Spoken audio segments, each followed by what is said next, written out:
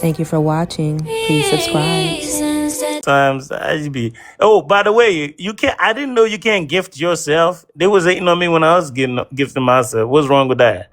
Well, I had never said that. I didn't never say a rule that you can't gift yourself, so it didn't bother me because I had Exactly. like saying a rule. Matter of fact, next time I come on, I'm gonna start gifting myself now. Now that I know I can give myself, yeah, they's gonna be mad. Make sure when you gift yourself, what you need to do is good morning, everybody. Good morning. When you gift yourself, you need to gift yourself with lions, tigers, and bears.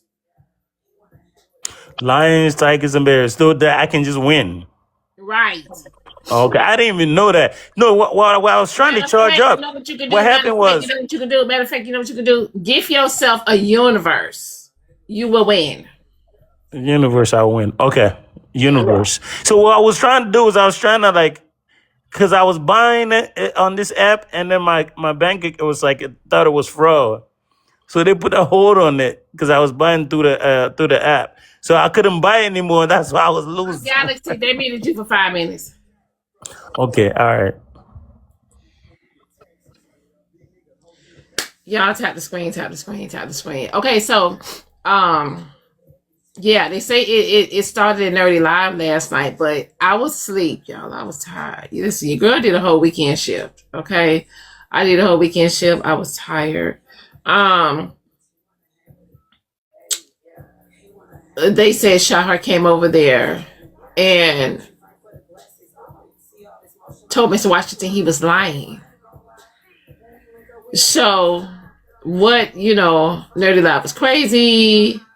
Okay, so who gonna give me a recap? Who gonna give me a recap? We gotta get a recap started before we get into the topic. Who gonna give me a recap? Y'all look at Blue Heart in the comments.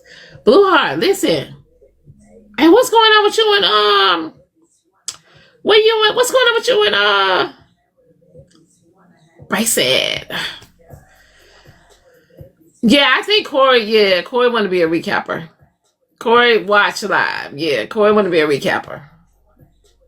Corey, where's the recaps? Corey, where's the clips?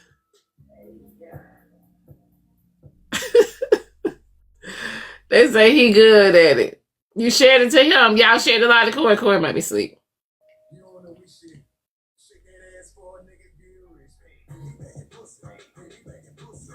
He got issues. Corey was there last night, so he got the recaps. Corey got about 5 phones, like somebody else. So he got the recaps.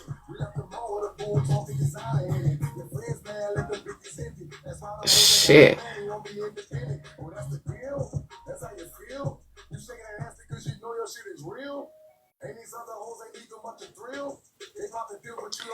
So you listen, y'all. So I'm in the group. So I'm in the group chat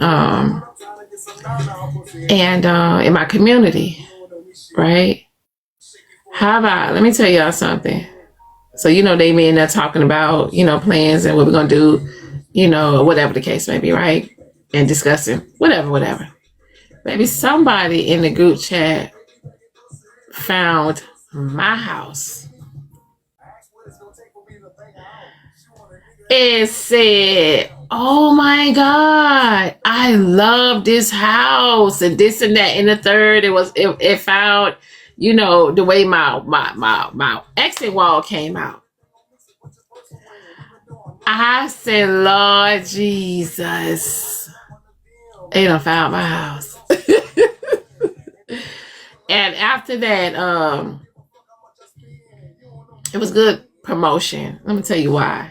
Because me, being an interior designer, yeah, baby, them folks went sending me messages by themselves. Like, how can I, you know what I'm saying? Like, oh, I need you to help me with my house. I need this, I need that, blase. So I got a lot of consultations because I don't be telling the folks what I do. You know what I'm saying? I don't be telling the folks what I do. So, yeah, that was funny because the guy that did the accent wall for me, he posted it And so, you know, when people come in and you know, people come in and do work in your house, they do their own videos. So he posted it. Yeah, so it was a caught off guard, right? I was caught off guard experience. Um, but yeah. So now I got to so shout out to them. She said I need help. I mean, you need help, speaks. Now I will tell y'all this. It can, you know what I mean? It just you do have to have a budget. And just remember your budget is, you know, the quality that you're gonna have for your house. Just remember that. So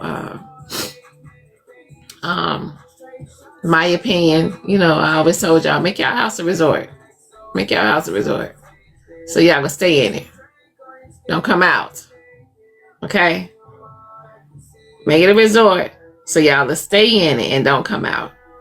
Some people's houses are depressed. Some of y'all houses is depressed. Yeah. Some of y'all homes are depressed. The house is depressed. So you know that's bad. You know that's bad. If you depressed and the house depressed too, you know that's bad. Ooh, child, yeah, some of y'all houses is depressed. You know, y'all got the doors closed. You know, there ain't no furniture in there. The pictures on the wall, and this and that. Third, y'all got to give y'all house. Give your house some life.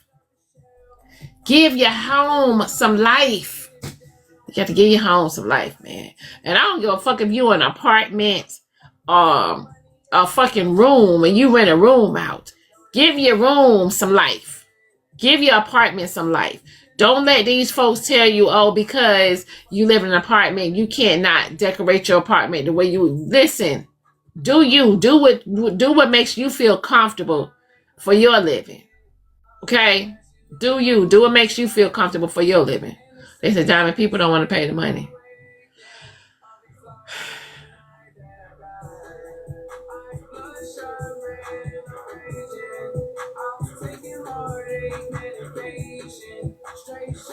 Then that's a them problem. That's a them problem. That's a them problem. Okay? Like, that's a them problem. I don't know what to tell you. That's a them problem. Like, we put our money into all this other crazy stuff. You know what I'm saying? We put our money into all this other crazy stuff. And you look at where we live at and it's not, you know what I'm saying? But hey, those are the walls you're talking about. What walls, babe? Oh, Dr. J ain't got no pictures on his wall. Dr. J, where your pictures at on your wall, man? Your house look depressed. I'm single. I'm a single guy. I don't need to do too much. When I get a wife, I know she's gonna switch this whole thing up. So I'm just waiting. I ain't finna settle for nobody. You can do it yourself. Guys, we don't really care about stuff like that. That's just ladies stuff. I don't really care about stuff like that. Oh, now I'm gonna tell you, I walked into one guy's house one time, baby. That house was laid to the gods. I was like, that's him. I said, who decorated your house? You know what I'm saying? You could tell it was like a woman. It had to have a woman's touch, like, you know. It did have a woman's touch. Women typically be doing a lot. Yeah, it had a woman's touch. So yesterday,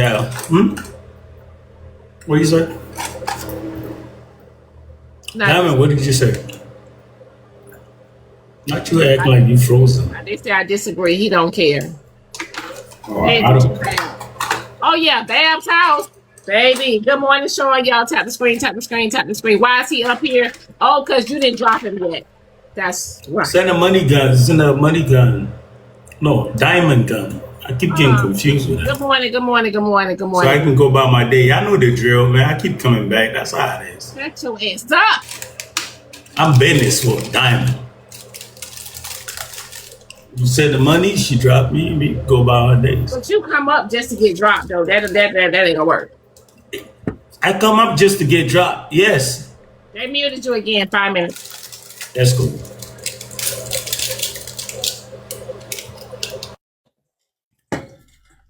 So, is he a I don't know what kind of doctor he is. I think he just graduated.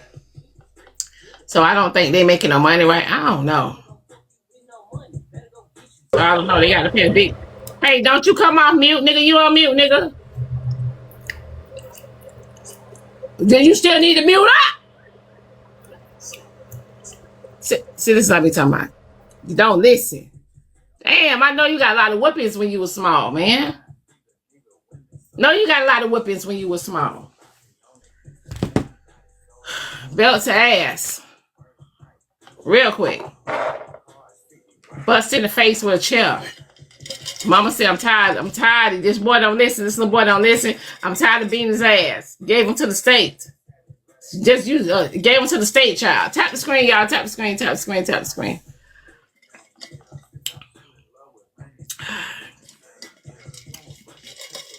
That's why he turned out to be a doctor, because his mama beat his ass. Y'all tap the screen.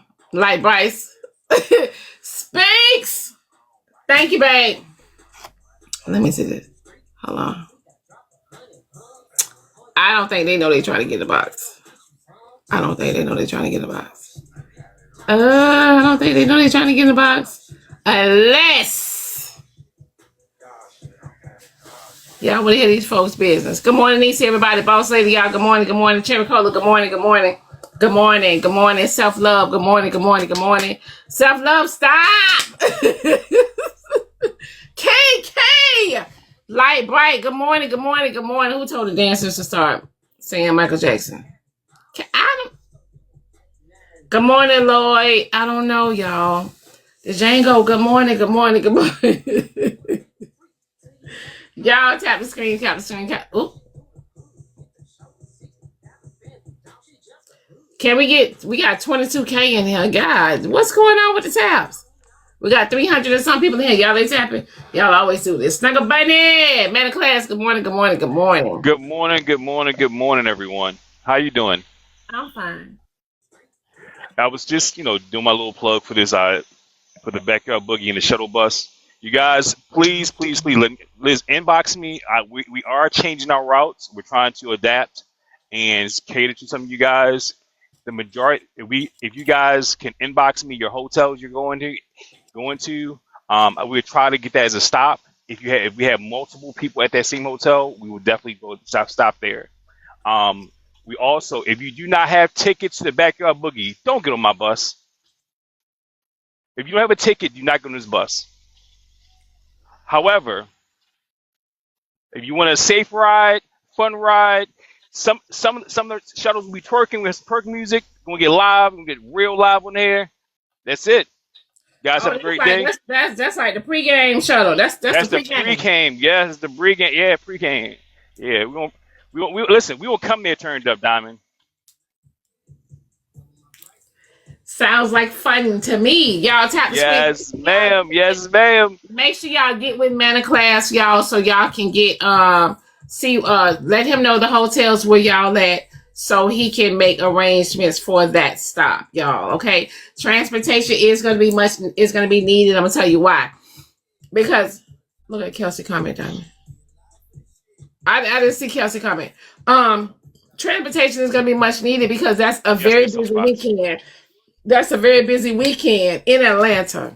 Okay, so y'all know the busier the weekend is, the more the Ubers cost. Sweet Mocha say Airport Marriott.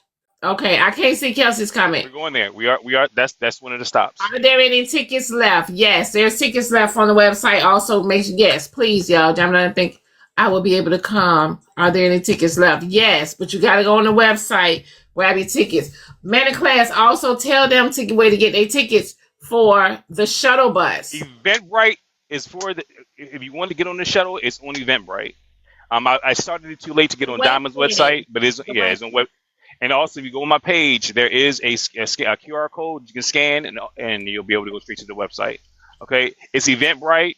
It's Diamond's Backyard Boogie, and that's it. That's all. Is anything else you need from me, Diamond? Huh? Do you need anything else? They in the comments are saying the West End. I think y'all here's my Guys, inbox me. So inbox me, and what I'll do is I'll do a count. There's no way I can look at this on the comments right now. Inbox me where you are, and if you have more than 15 to 20 people at your hotel, there will definitely be a spot. Okay, it will be a stop. Sorry. Yes, ma'am. Diamond, yes. you were saying something? Do I cut you off? Uh-uh. I said no, go ahead. Also, on the way back, we are offering water. It's gonna be hot. I'm gonna have water, and we're thinking about doing something else. But right now we have three routes in the beginning of this party, in the beginning of the backyard boogie, and we have 3 routes going back to your hotels so far. So you have beverages on the Water, we have water, water. water. I mean, I personally like Callaway Blue. I'm not saying I had that on there, but you know what? I would get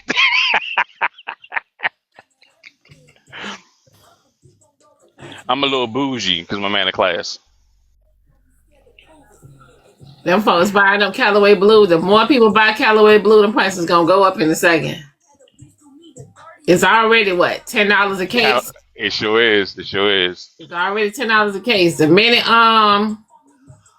everybody get a whiff of Callaway Blue, baby, Listen, they don't know.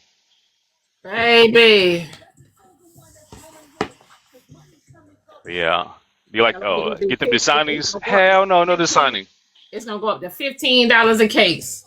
Lord, please, God, no. It's gonna go up to $15 a case, and guess what's gonna happen? They still gonna buy it. They still gonna buy it. Yeah, but guys, please inbox. Okay. What? Okay. Okay. Okay. Let's go, Miss Walls, baby. W's in the chat for Miss Walls, y'all. W's in the chat for Miss Walls. They say, what's the difference from the other water? Ugh. If you know, you know. That's simple. I can't teach old dog tricks. Already transformed. Yeah, this Nike. This a whole Nike set, baby. This is Nike. Go in the Nike store. That's it. What is it called? It's called Callaway water. Callaway. It's Callaway. It's royal blue. It's a royal blue bottle. Yeah, in case. Yep, it's Callaway water. They say, "Oh, I drink Walmart brand." Listen. That's what I'm gonna have. That's what I'm gonna have. I'm gonna have spring water. Yep, you got that. Let's go, Light Bright. W's room in the chat temperature. for Light Bright. W's in the chat for Light Bright. Light bright, light bright, light bright. Callaway, LV say Callaway is mountain spring water. It is. Somebody said I drink alkaline water. I like that too. Somebody said I drink Sprouts water. Never had that. She said I'm about to try me some Callaway water. Yeah, try it. Listen, Yeah. we just have talk. Listen, if they ain't paying us, why are we talking about this? They damn sure ain't gonna pay us. Yeah, it ain't no damn difference from Carisha. Carisha, baby, done made that song Spin That. Baby, when I tell you Go Yard, need to give her, because now everybody is finna go buy them Go Yard bags. Yeah, Everybody is finna go buy them Go Yard stocks just went up because of Carisha. Go Yard, a lot of people didn't know about Go Yard. Go Yard been around for a long time. Go Yard is the white folks be wearing Go Yard. So now y'all finna see the white people ain't wearing Go Yard no more. They finna, cause baby everybody finna go get some Go Yards. So yes, Go Yard need to get Carisha something. That's just my opinion. Diamond, can I talk about what I do in the afternoon for the shuttle bus? Go ahead. At 5 o'clock, I do go online for about a half an hour. I'm not a content creator, but I do have answers and questions around 5 o'clock every day. Saturday, Sunday. If you guys have any questions about shuttle bus.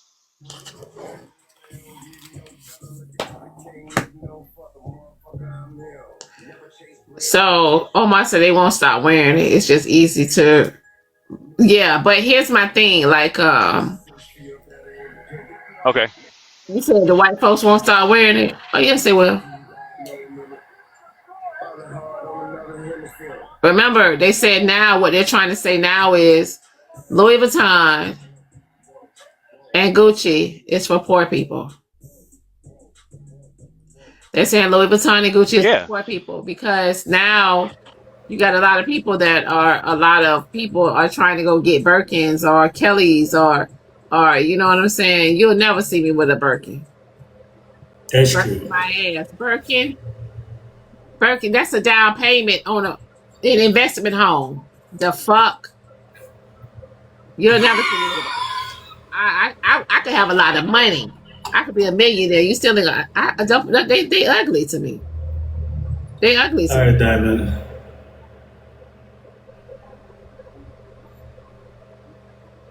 Okay, you finna go? Oh, I just sent your money gun. Just Oh, thank you for the thank you. Haven't seen y'all. Thank y'all so much. Right? They not worth it. that was from the other account that they don't, they don't like. The Birkin bags, yeah, they ugly to me. Like, They said, "Why you gifting yourself? That's not allowed." He was mad. Let me send a Galaxy or something. Shit, man. With a Galaxy. so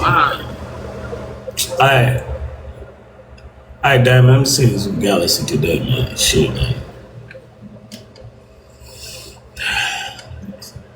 They say I'm broke. I'm still broke, but I'm still. the Dooney Bird bags. I bet we used to rock Dooney in the listen. Dooney and Bird back in the day used to be the shit. Now You know what hasn't gone down? Somebody said, send yourself a gift and mute yourself. Oh, go ahead. Go ahead. Minute player. I said, you I'm remember? about to mute myself. All right. Okay. Let me send you. So what that Galaxy do, Diamond? I just send you a Galaxy. What can I do for myself? You can say mute yourself for 5 minutes. No, hell no. Go ahead, man, class. I was just talking about the Cool G sweaters. That's all. Oh, Koji. Yeah, Cool G. Back Yeah, in the day. Koji used to be the shit back in the day too, man. I still, you know what? I like her. I have a couple. I had two. I don't got. I ain't gonna say I have a bunch. I have two, but I still like them. Did y'all see Brandy and Monica? Monica had the whole EMCM on. She looked so cute. And Brandy had the cross colors, the cross I think it's a cross color brand. Remember the cross color brand back in the day? They did a video shoot for that. I think it was nice.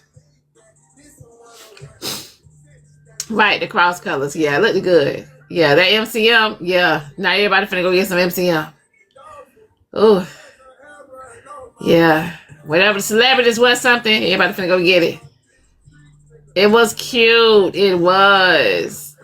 Monica be doing her thing, man. She's very photogenic. Y'all tap the screen, tap the screen, tap the screen, tap the screen. Monica outfit was cute. It was. Oh, they performed at the Roots Festival. Okay. Skywalker say invest in your looks and appearance, not things. What do you mean? What does he mean by that? Invest in your looks and your opinion. And I think he's trying to tell y'all. I think he's trying to tell y'all to go get his skincare. you know what? I get that. I got that. Yeah. Yeah, that's what he tried to tell y'all. Is there a skincare line for men? His skincare line is for everybody. Okay. Yeah, it's for everybody. Let me tell you what I meant. I did not exactly mean that, Diamond.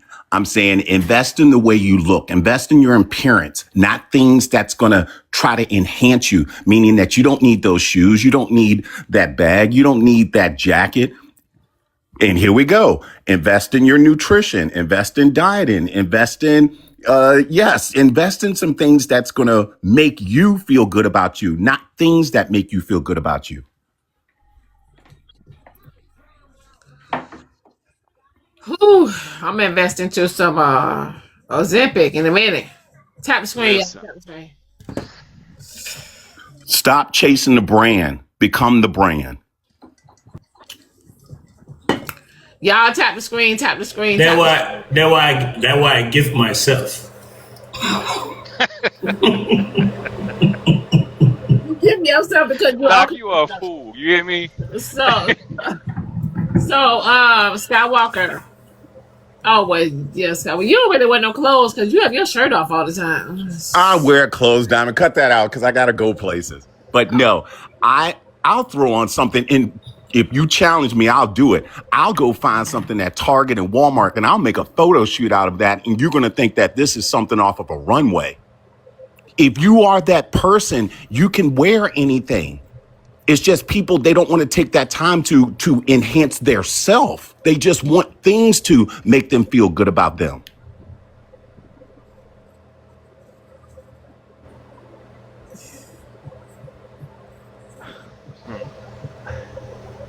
You listen. You listen. You can slap makeup on a pig, but a pig is still a pig. So you gotta work on the inside. You gotta work on the inside. Skywalker ain't tell them to work on the inside though. Diamond, you'd be surprised if that outer appearance is there, your confidence, your security, you're going to feel good about yourself. It's just so many people, that is a vice. I need to go spend money to feel better about myself. I need to have this to feel better about myself. You can bypass all of that and feel good about you all the time without having to purchase material things. I agree. Unfortunately, I agree with him. Yeah, he's right about that. You need to stop buying shit. That's all. Man. Well, Sending the diamond money gun just to drop me to feel good about yourself. yeah. Somebody drop me. No, not you, bro. I'm talking about Drop me. me. Send the diamond money gun. I mean, never say I love making my home beautiful. That's my voice. And Diamond, you saw the photos of my home. My wife let me design my home. The offices, the dining rooms, all of that stuff. She just let me have at it because I have an eye for things. So when you go back and look at those photos, you're going to be like, okay, Skywalker did this. Even her office, the one downstairs with all the coral and it looks like an ocean type room. I did that. Okay. I use ChatGPT and Pinterest to design for my place. Oh, too, y'all can go on Pinterest. Yeah. So you do. Also, y'all can go on Pinterest. Y'all can go on Pinterest. But y'all still gotta go buy the stuff. So, but yeah, y'all go get some ideas from Pinterest. Yeah, get some ideas from Pinterest, and then find out where the stuff is located. And y'all still gotta go purchase the stuff. Now that's the thing. Y'all gotta, you gotta pay for it. How do you get an eye? Like, it's hard. I'm assuming it's the same thing for the doc. Sometimes it's hard for guys to see the vision. Y'all women have that eye. In middle class, y'all don't see it because y'all don't care. I care. No, I want my place. I like my. I'll do it when I go live. I'll show my place. I'm doing my best to make it look nice. I just don't got y'all women got something I ain't got. So you never had a woman that put it. You never had a woman that y'all learned from. I will tell y'all. My ex, when me and him broke up, when I went to his place one time, when I walked in his place, I said, "Oh, okay." And he said, yeah, he said, I pay attention to you. I watched a lot of things you do. I said, oh, okay. Didn't know he was watching, right? Yeah, so that's why I give as much help as I can, right? So because I was with someone who was a clothing designer. She had an eye. Everything was always art. My house was nice when we were together. Um, my house is nice now, but it's just taking time for me. That's all. So I got a new place on Valentine's Day, so I'm just trying to take my time. But I'll go live. Hey, Diamond. Say again.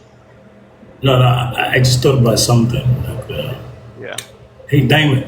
You know, people just give themselves, they buy themselves like watches, clothes, different things, right? I'm Other a people timepiece gift you person. on your I like birthday, right? timepieces. Yeah. Yeah, so they was mad because I was gifting myself. Good morning, But I just thought Diamond. about it. I work hard to get some money to give myself. There's normal. I'm That's not just gonna be what here I for too thought about. long. That's it. All right, Queen. What's up, Queen? How you doing? Good morning, Queen. I'm not gonna be here too long. I just wanted to say, everybody, please watch your teenagers this summer. I know Diamond, you're from Florida, but in Clearwater yesterday they had a pew pew happen, and a couple of incidents in Clearwater Beach. So everybody, the kids decided, the teenagers decided they wanted to go to Clearwater Beach and ambush it, and which is good. I mean, but it was just too many people. They had the popo out there, so y'all No, you tell them please. they need to watch their kids now. They need to whoop their kids' asses. Yeah, what Diamond said. To whoop their I'm not kids' gonna asses. say that, but Stop letting y'all kids go out their damn door terrorizing other damn people. Beat their asses. Make them stay in the damn house. You know they ain't right. what Diamond said. I'm just saying, y'all watch where your kids go this summer. I want our kids to be safe this summer. The teenagers got to, they're going to want somewhere to go. They're going to get bored. So just please watch where they go. YMCA is good. If you can get them a summer job, give them a summer job. I just want our kids to be safe this summer, y'all. Watch where y'all kids are going this summer. That's all I'm saying. The popo was out there, was a mess. It was a whole bunch of fights down. You know how Florida can be. Florida, as they say. Y'all know how we can be in Florida. So y'all just be careful, be safe. I'm dropping down, y'all. Just be careful this weekend. Watch your kids.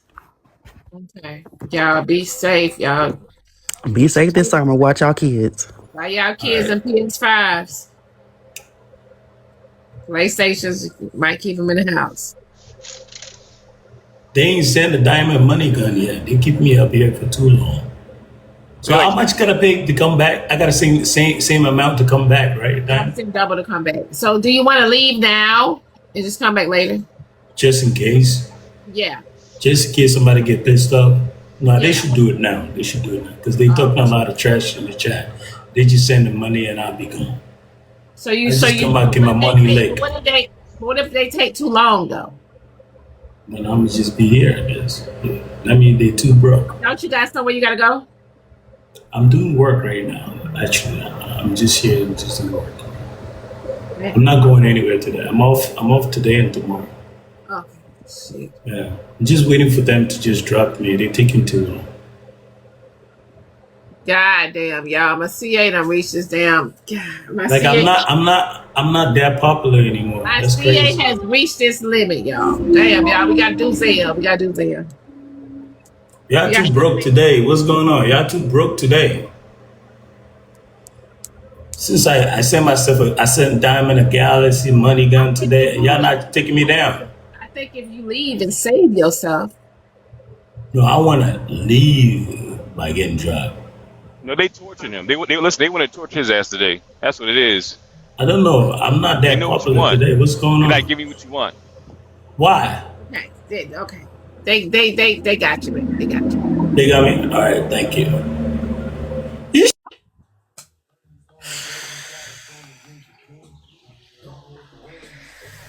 They say What's the your topic for wishes. today, Diamond? They say fake ass doctor. Oh Jesus. What's the topic for today?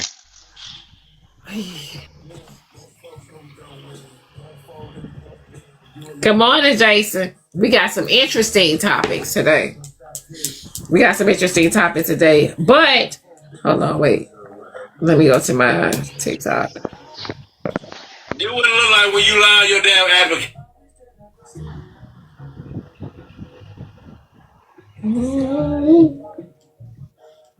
Tap the screen, put FYP, hashtag FYP in the comments. Tap the screen, tap the screen. Welcome to the best morning show on TikTok. Get your ass up. All right. Let me know when y'all ready. Y'all ready?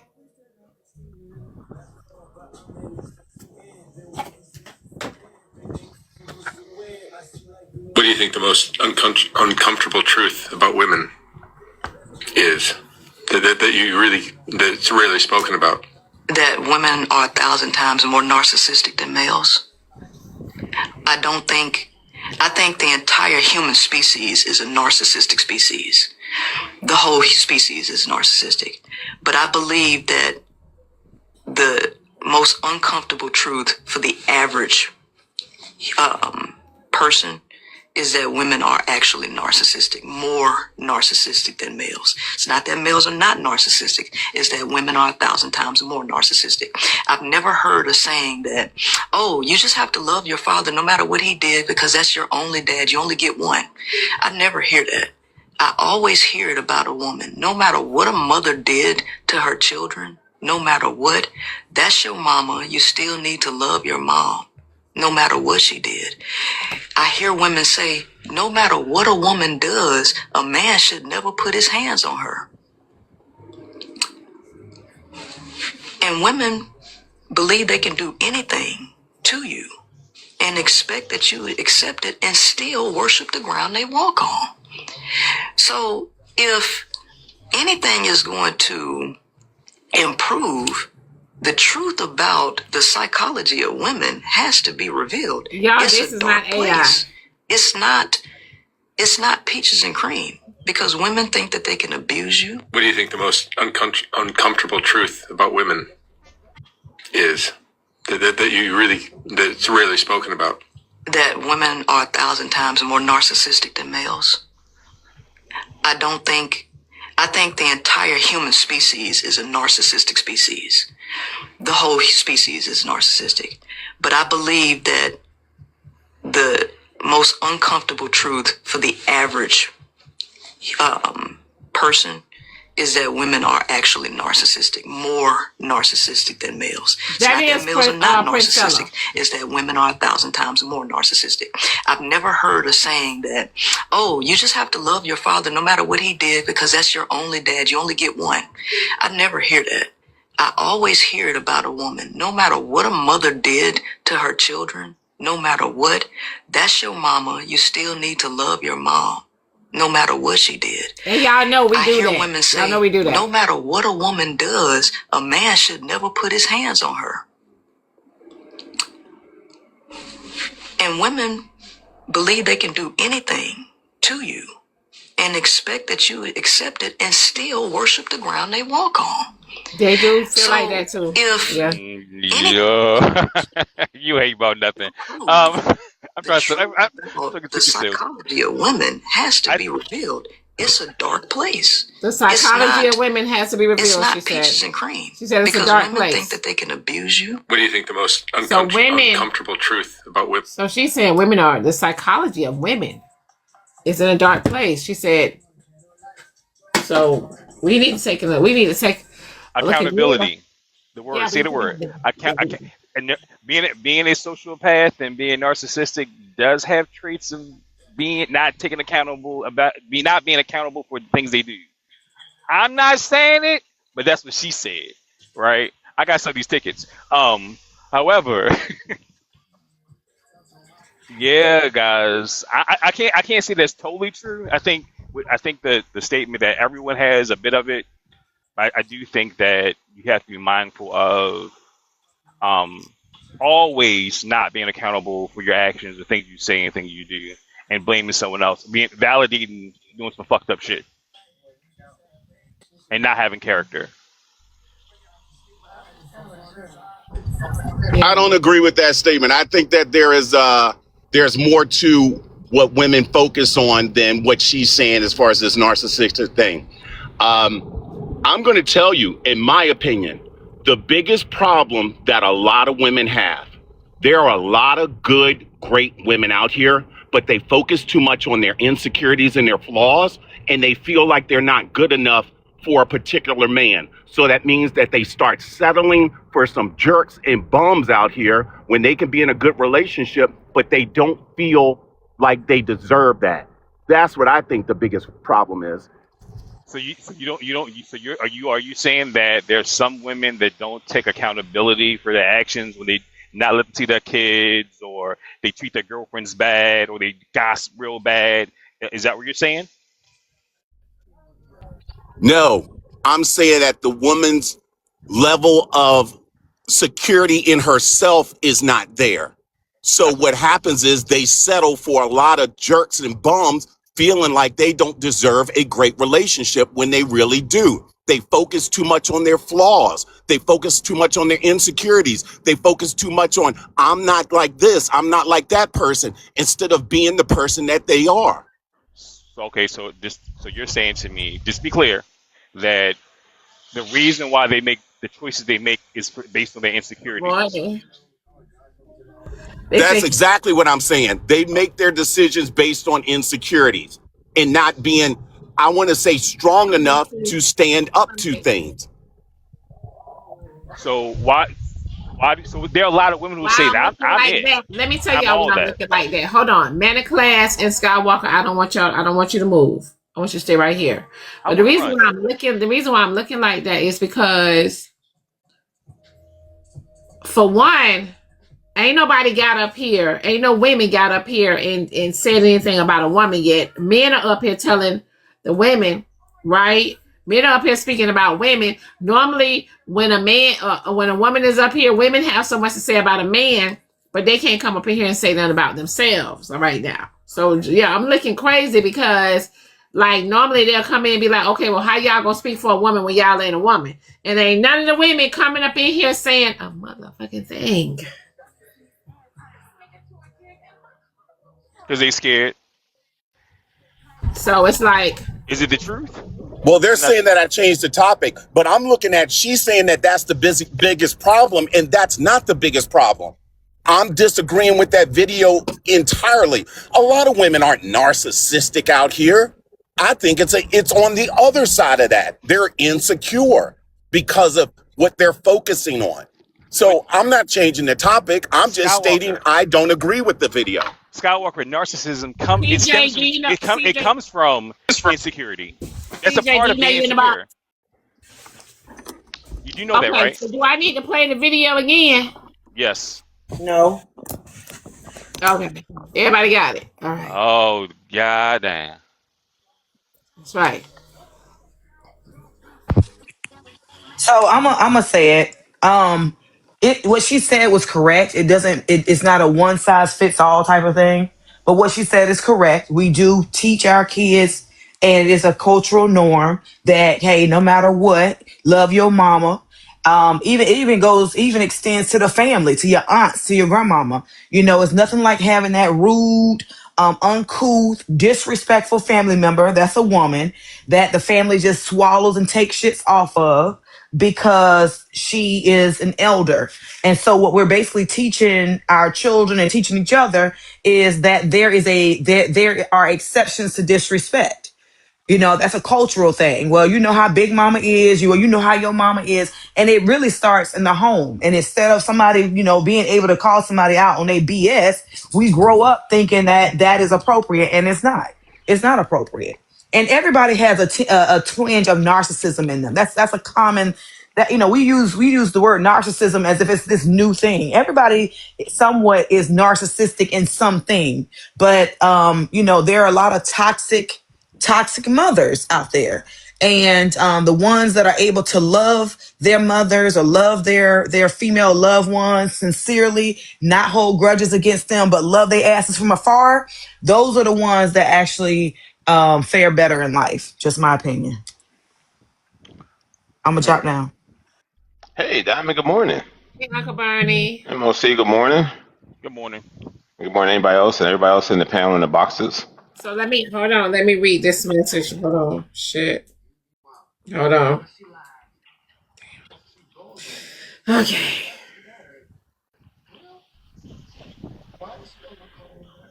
This nigga clown. All right. Skywalker does not know shit about women. His ass barely has any experience with women outside his damn wife. What that lady said is 1000% true. And I have sent messages stating this several times over. The studs are even sick of the selfish mindsets of these women. That's a fact. I don't want, well, wait. I think he's saying, I don't know what the hell Skywalker is talking about. Yes, yeah, I have to use Zelle. You have to use Zelle. I don't think about women maybe Diamond, but I would say this. I think the only thing that I would say that separates that maybe not be true is that usually narcissistic people also have a lack of empathy, a great lack of empathy. Usually women don't lose that empathetic A lack of what? value, lack of empathy. Narcissistic people Diamond, have a they lack of asking you play it empathy. again, the Uh, videos. Oh, they want me to play it again. So uh, you have to I pull you have to pull it up, sir. I'm not saying. I mean, research it. I mean, I've been identified as being narcissistic, so I have no empathy whatsoever. Like I could walk, your mother could expire. You work for me, yes, ma'am. Basuda, yeah, but Basuda, just wait. Thank you.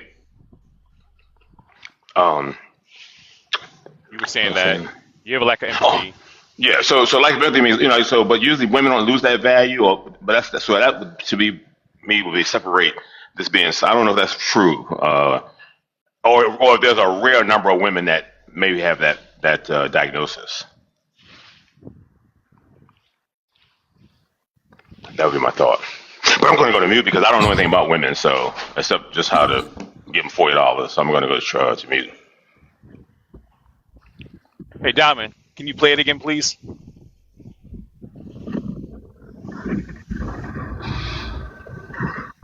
But before you play it again, can I say one thing? I think it's beautiful the way she put that and stating that everyone is equal as the blood to bone to dry to the skin that they carry or all of it within.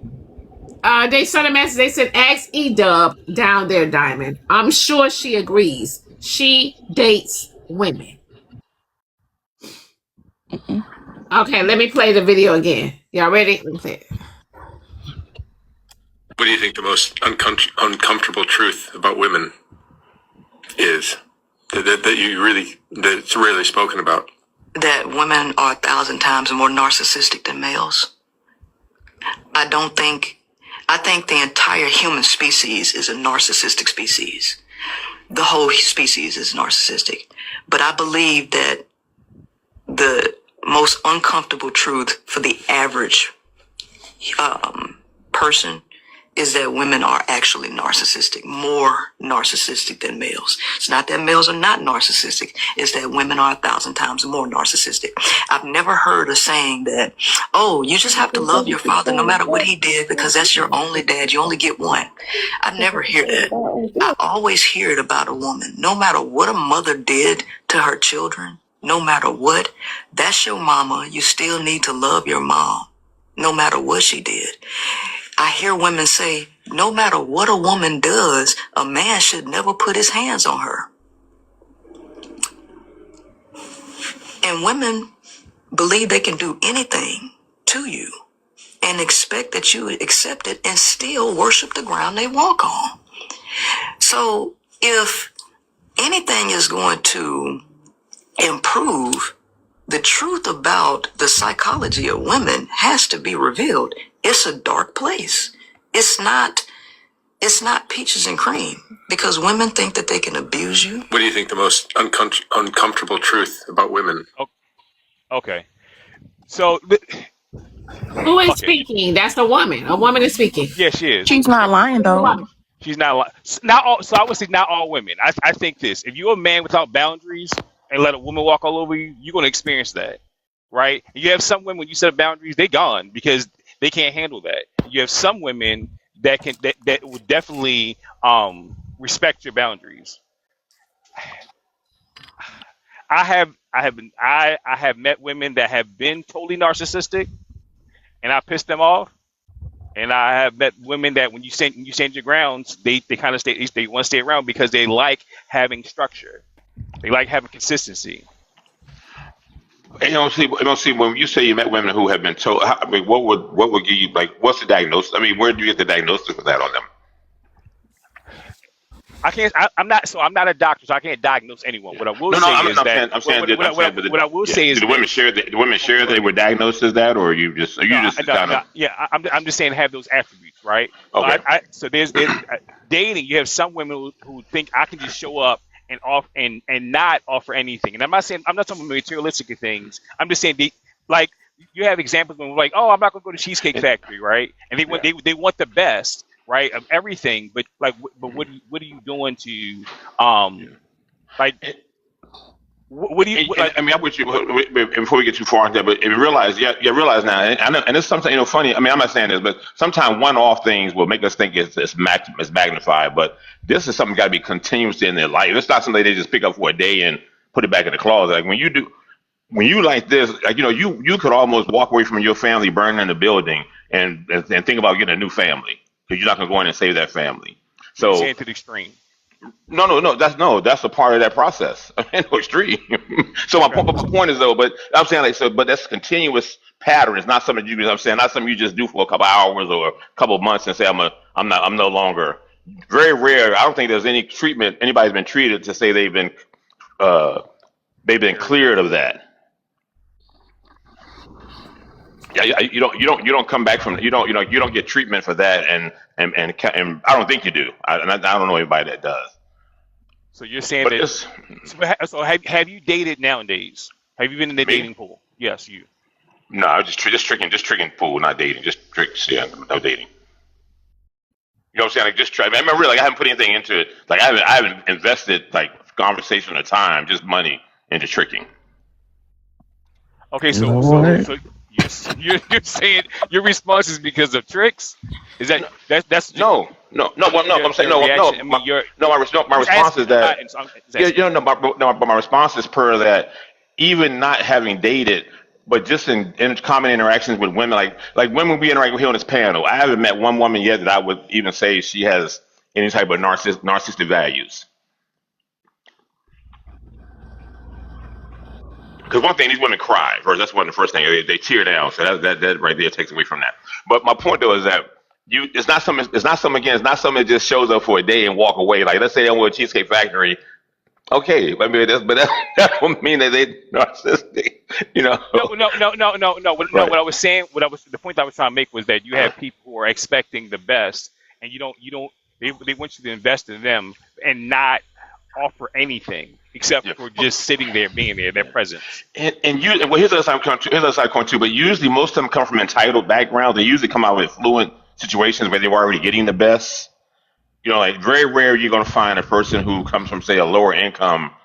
I mean, I'm not saying you don't, but it's more of an affluent process where that person never had to rely on waiting for mom to bring bread home. There was always adequate food and stuff in the house. You know, they came from a well-stable, continuous.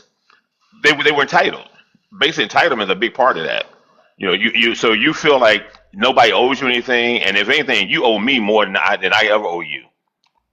You know, like you should always be glad I'm in your space or your presence. You should always accommodate me. If I get there and I don't have the front seat or front table, it's gonna be something. I'm gonna turn that table over because you should have a front table. I should have a front seat. You know what I'm saying? I guess it's a continuous there are people expectation. On this app, there are people that has been the experience. Yeah, but I don't. You met people on this app. I haven't, but I mean, that's a continual process. Not just a one day process, but it's every day of their life. That's how they live. Like for example, I could run you over the street, right? And I would hold you responsible because you got to wear my car. I'm not at fault. You in the wrong place, wrong time. I'm trying to get somewhere. So that like you say. Just in the case of that, what the lady said, what the topic was, the lady said they are. So you're saying to me, they're not people on here, or they're people that you meet every day in life, feel as though even if they did something wrong, you're the one in the wrong, and they validate doing some messed up things because of that. But I don't think the people we interact here are continuous. They may have it in Like I in said, I segments. am wrong. I Yeah. am wrong. I grew up. I've grown. I stopped being grown in thought and being in will. We said Look, wrong. I quit. We said wrong. It's wrong, wrong, not grown. Wrong. Wrong. Yeah. Right. Yeah. Okay, my bad. Wrong. Yeah, But again, look, I am definitely wrong. And I quit. I quit in my wrong you can to make it my apologize. right.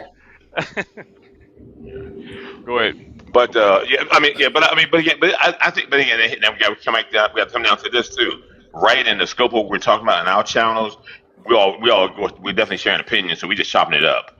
But so I'm going to go to mute. But I'm just thinking that again, I don't know. I can't see women in that scope because to me now we're also going Hey, to say Black women are very Diamond, what's up? we're going to say women are masculine also. So we're going to equate them being You losing masculine. weight, girl? You losing weight? Hold on You one lost. second. I'm You losing weight. lost some. That's a You good thing. lost some weight. That's a good thing. Yeah, I ain't seen you about maybe 2.5 months. Oh, 2.5 Well, that's months. just in your picture, because that right now you're interrupting our conversation, sir. Oh, this her panel. You looking good. You lost weight, baby. Keep it up. I'm peace. Yeah, it's her parent. That's just in your picture. That's all. I mean, Peace out, we're love. talking, sir. All right. But Y'all anyway, talk to me, talk to me, So talk to me. What the you're saying hell is going on up here today? Oh, help, What Lucky Libra, help. what the fuck? Oh man. Do you think that She women, must some be women? talking about little girls. Cause I ain't met too many narcissist women now. You kind of lucky. I'm a bust your bubble. Women are great maskers. You probably have. We learn how to mask and manipulate from little girls. So you probably have, you just haven't realized it. If a lot of women actually go sit down and talk to somebody, a lot of us will end up on medication because we're great maskers. We learn from young. ooh. We learn from who? The world teaches us how to. Women, we're taught how to manipulate from young to get what we want. Little girls, oh, daddy, can you give me this? We learn from young. Ooh. Good morning, Diamond. I feel Morning. like there's a problem in life when we feel like asking our father for something is manipulation. His job as our father is to provide for us. He sets the standard for us. I also think that to have Princella make a statement and to have women judged by what this woman says, that's the first problem that we're having, because her job is to prey upon women the same way men prey upon us. Anytime people don't fall in line the way that she wants, she's going to be negative toward them. Her other motive is compensation. She wants to say the most sensational things she can to remain relevant. That's not the person you look to for opinions about women in general. The last thing I would say is this. There are so many women in the world who are kind, who are quiet, who are reserved and poised. Those are the women who get overlooked. You can't take those women and apply the standard of people who are loud and boisterous and say that all of them are the same. A lot of times also women are the product of their environment. If I could finish, a lot of times also women are the product of their environment. Even isn't there a song that says even the sweetest woman in the world can become the meanest woman in the world if you make her that way? People forget that your kindness is oftentimes rewarded with the harshness and narcissism of the world. When there becomes a moment where you choose yourself and not that foolishness, that doesn't make you the narcissist in turn. What that makes you is somebody who put their priorities about self. There's nothing wrong with wanting happiness or to be treated well. The man was talking about how women expect everything. So do men. Fat, ugly, funky men expect to get a dime all the time. But you don't talk about that. Or some ass. If I could finish, Chelsea, please. I'll be done in a moment and I'll be gone. Fat, funky men always have the expectation that they should get the dime that's among women, even if they should get somebody 20, 30 years younger than them. And nobody talks about that unreasonable expectation. But the minute that a woman chooses herself, not someone else, just chooses herself to be treated well, let me just sit and wait until I find someone who's kind to me like I'm kind to them. Y'all want to call her a narcissist. I think that the problem is the people who are making the judgments, the people who talk the most and make the most noise, are the people who are least qualified to look for or partner with anybody. Well, that'll do it. No, I Is she married? Let me shut. well, so what I heard her say was, I heard her say a couple of things. I heard her say that the lady who was giving the information was she's doing it just for likes and for money, right? She's also saying that um, that when a woman tries to dive within herself, that people call her narcissistic. But I don't think, I think it goes back to what Uncle Bernie said. I don't think they were talking about those women. I think they were talking about the women who do wrongful things when Big Mama is disrespectful to people and crossing lines and being extremely hurtful. And then when you say that, you're being told, well, that's Big Mama, that's your mama. She can do no wrong, even though she's doing some wrong things to you. That's what I heard that's what I heard the video say. I think two things can be true at the same time. I think what Jordan said is true. First of all, it's not every woman, right? And I so agree. I think there's a place, for different situations that people fall into. On the same token, she's right. I mean, Priscilla is that woman that brings about, kind of like hard to hear conversations, and it can be clickbait. With that being said, it doesn't, even if all of those things are in fact factual, it doesn't take away the fact that what she said was true. There are narcissistic women. I think we go undiagnosed a lot of times, especially old school. We talk about mental health now in this era, in this generation, because of the millennials and the Gen Zs. I think the Gen Xers are now talking about things that we never even heard of before because our parents, didn't discuss those things. And I think, it should be said that a lot of the Gen Xers have dealt with narcissistic ass mamas, grandmothers, aunts, cousins, you name it. We just didn't know what it was, but we were told to shut our mouths and just take the abuse no matter what. And so that's what we did. So I think two things can be true at the same damn time.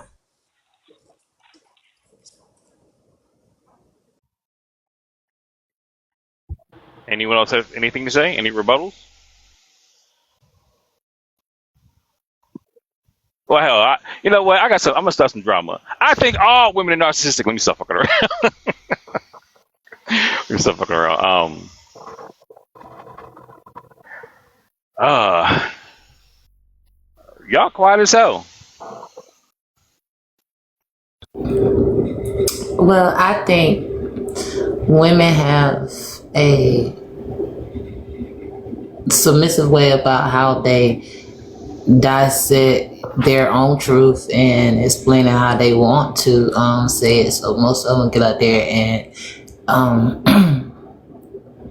overlook all the greatness within themselves. Because other than that, they would say how great they are being they carrying others,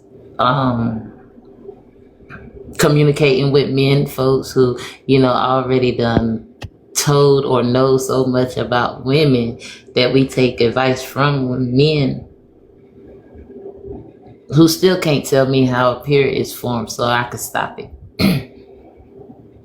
But other than that, that's my narcissistic trait. I still think about the reality, and I go and spirit it everywhere I go, like I'm dropping blood everywhere I am. Period. Are you okay? Yo, Are she you don't. okay, baby? Yo, she is not even worth it. It's not okay. Okay, I'm just She's talking. Listen, at least she's talking. Y'all being quiet. Yeah. I think I said enough in the chat. I think I need to get down. let the spirit move you. Listen, they with you. Let the spirit move you. Listen to the ancestors. Jesus. For me, I think this is an uncomfortable conversation for me because I don't have the space to tell a woman what she is, what she's not. I can only go by what I experience from the people that I encounter. I can't say that all women are narcissistic, but I can say that I have met some women who have some of the traits. To respond to what Uncle Bernie said, I can't say they do it consistently all the time, but you have to be mindful of not being accountable, validating doing some wrong things to people, and expecting to be in the spaces where you feel entitled to get everything when you have not contributed anything.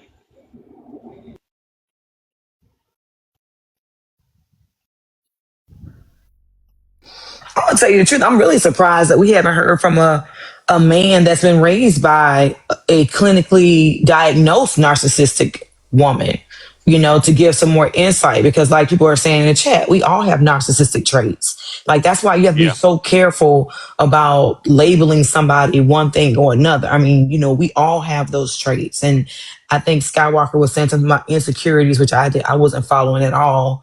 Because we all have insecurities. So what does that mean? What does that say? But I think based on how a lot of our men treat women, that's indicative to how their mothers did or did not love them. I've never met a man who had an amazing relationship with, well, that's not true. I met one dude, but I think she was sick too. She was sick too, so I don't think he qualifies. But I haven't met a man who had a healthy relationship with his mama mistreat women. You know what I'm saying? I've never seen that before. But I think you also, I think why we have some of the traits, but I think you have to have, let's say, 5 of the 7 the cadre traits that bring that into, right? Yeah, that would be my thought. And again, you gotta have man. You have to almost have like who this guy in Kennedy guy, the one that said he used H. Use all types of thing. He was smarter when he was on H anything else. So he would fit that parameter of what we're talking about here.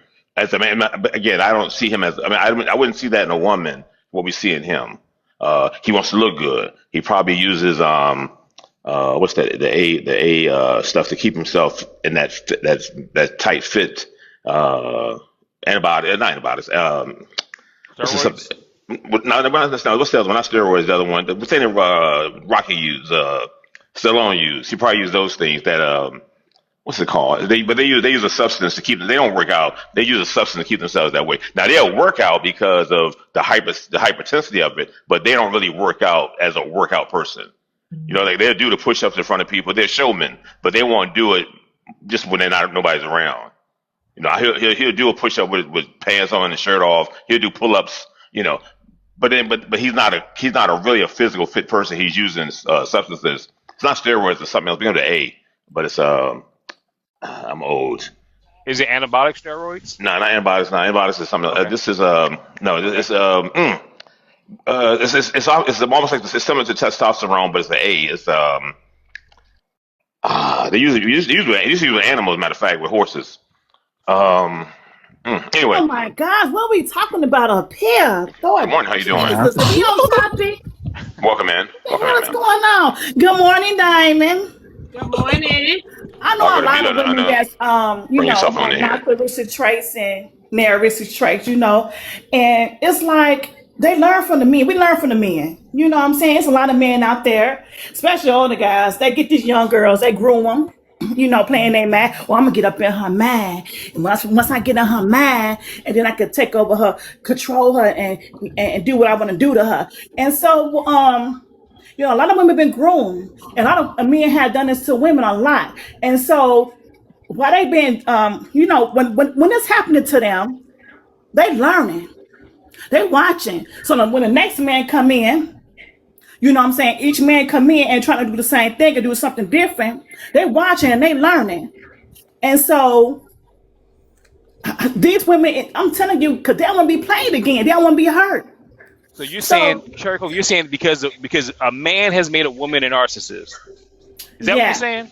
Yes, because they've been through a lot of things with different men and they tired. And so we learn from the men. And we got so good at it now that, hey, I could be your buddy now. We could talk to men, whatever, get up in their head, whatever, and stuff like that. And men start telling on themselves. Like, I was wondering why men sit around women and they tell everything. I'm like, how you get this man to tell you everything? Man, because, you learn from, the other men, how the other men manipulate other women. You learn from that. So I'm sitting there. And this man telling this woman everything he could tell her. And I'm like, how that could happen?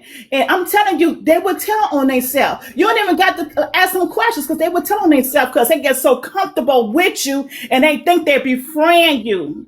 And us women think that, okay, he liking me, he into me, but all the time he just wants some coochie, he just want to be friend, he just want to, you know what I'm saying?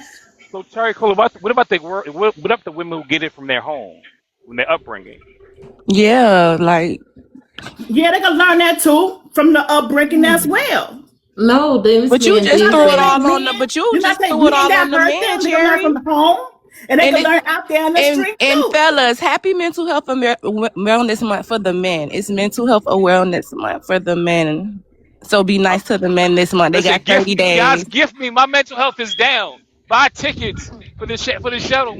I need help, please, Lord. Can I read something real So, quick?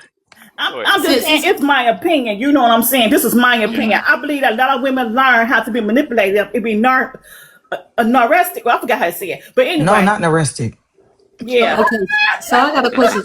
So if I forgot how to say it. I got tongue twisted. But it's Narcissistic, baby.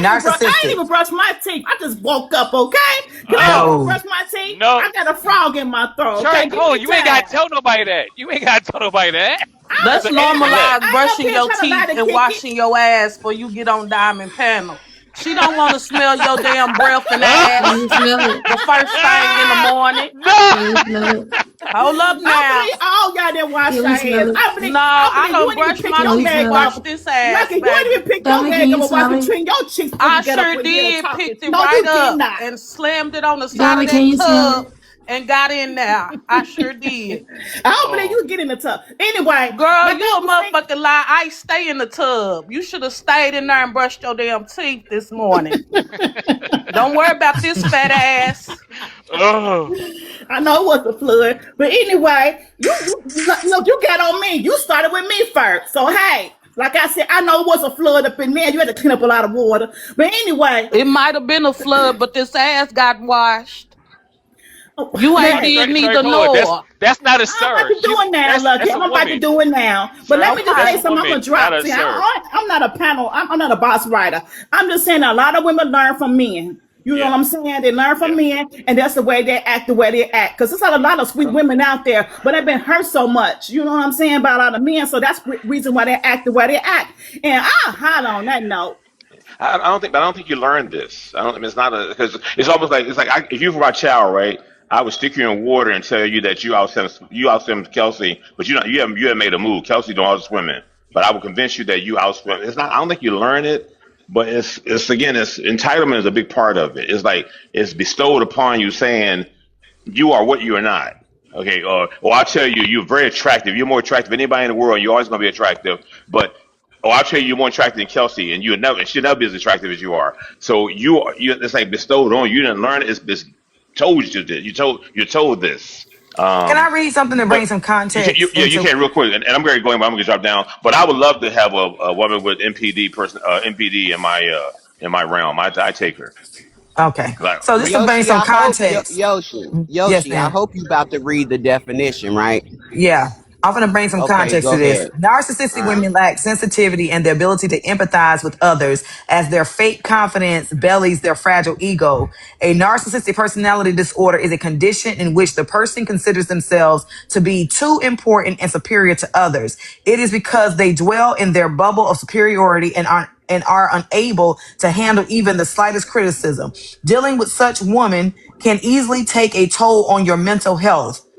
14 characteristics. Number 1, she refuses to accept interpersonal boundaries. Number 2, she takes pleasure in your pain. Number 3, she tries to ruin your other relationships. Number 4, she talks. Oh shit. I'm sorry. Number 4, she Stop. talks only about herself. Number 5, she plays the victim card. 6, she blames you for her mistakes. It says a narcissistic woman believes Damn. she never makes a mistake. So when something goes wrong, it most certainly has to be the other person. 7, she cannot tolerate slights. 8, she has no regard for your feelings. 9, she swings between idolizing and devaluating. And 10, she is materialistic. 11, she believes everyone envies her. 12, she withholds sex as a punishment. No, 13, 12 she is is set the up. 13, she's addicted to social media. 14, she's passive aggressive. Now, Yoshi, that's why I said I didn't. Well, damn. No, she. Wait. That's what they're saying. A narcissist is. It says Yes. characteristics. It Yeah. says Yeah. Yeah. characteristics of a Yeah. narcissistic No, Listen. woman. Li- wait. Restart. So Oh. start the list all over again. Start the list all over again. Okay, number one is, hold on a second. I'm sorry. I gotta go back. Number one is she refuses to accept interpersonal boundaries. A narcissistic woman does not respect boundaries in any relationship. Number two, she takes pleasure in your pain. And underneath it says she suffers from low self-esteem, and to feel better, she tries to put others down. She makes snide remarks and overly criticizes to make you feel inferior. For example, after you miss out on a promotion, she says, honestly, I saw this coming. You've never really had the drive for something like that. Number three, she tries to ruin your other relationships. A female narcissist would like to keep you under her control at any cost, and so she ensures to create a rift between you and your dear ones. She does this by spreading rumors about you or by causing misunderstanding and miscommunication between you and others. Number four, she talks only about herself. Talking highly of herself is what a narcissistic woman loves to do. She is so self-absorbed, smug, and self-obsessed that she will exaggerate her achievements and create a grand but false image of herself. Number five, she plays the victim card. For a narcissistic woman, her life struggles and pains are bigger than anyone else's. She may not be boastful of her difficulties in life, but when you try to share your problems, she will divert the topic to her problems and make herself look like a martyr. Number six, she blames you for her mistakes. A narcissistic woman believes she never makes a mistake, so when something goes wrong, it most certainly has to be the other person. She will never admit her mistakes and look for ways to push the blame on someone else.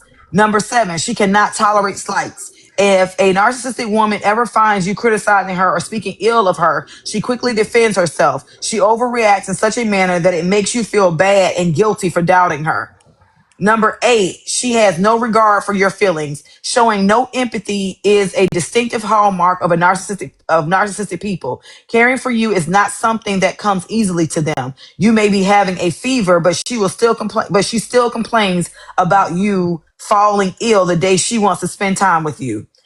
Number nine, she swings between idolizing and devaluating. During the initial days, a narcissistic woman will love bomb you and get you addicted to her affection and attention. Once she feels you have grown dependent on them, she will swiftly pull the rug from under your feet. She enjoys playing the emotions by idolizing and devaluing you. Number 10, she's materialistic. The outer appearance and public image are extremely important for a narcissistic woman, and so her love is also concerned with only material benefits and taking advantage of others. Once the benefits dry up, so does her love. She does not get involved with someone who has nothing beneficial to offer. Number 11, she believes everyone envies her. Maintaining long-term friends and relationships is difficult for a narcissistic woman, as she feels everyone is jealous of her. Since she is vain and considers herself superior to others, she refrains from acknowledging others' achievements over hers, which often damages her relationships. Number 12, she withholds sex as a punishment. As a partner, if a narcissistic woman feels that you have let her down, she will find ways to punish you. Giving you the silent treatment or withholding sex is her way, or SMEX, withholding SMEX is her way of ensuring that you do not ever try to make her feel unimportant or inferior. She is addicted to social media. Social media is an excellent platform for self-promotion, so narcissists are bound to be fond of it. The likes, shares, and followers satisfy their grandiosity. The attention-seeking behavior of narcissists reaches full flurry on social media, and they are often found to be addicted to it. And number 14, she's passive aggressive. Some narcissists are passive aggressive, which means they show aggression indirectly. They may keep ignoring your calls or texts after a trivial disagreement, give you the silent treatment, or let you know about their disgust through others. And Yoshi, that's why I was saying it all boils down to an insecurity. If a woman showed her vulnerability, society would walk all over her. So she has to have this tough exterior. She has to have a tough mindset. She really can't be who she wants to be in society. And that's why I was saying it comes down to insecurity. That's what the whole thing is, what I was saying. Majority of women do not meet this criteria. I'm sorry, they just don't. They don't. But Pearl, there are plenty of women who do meet this Yoshi, they criteria as say well. read the men narcissistic. Read the men one. Okay, hold on.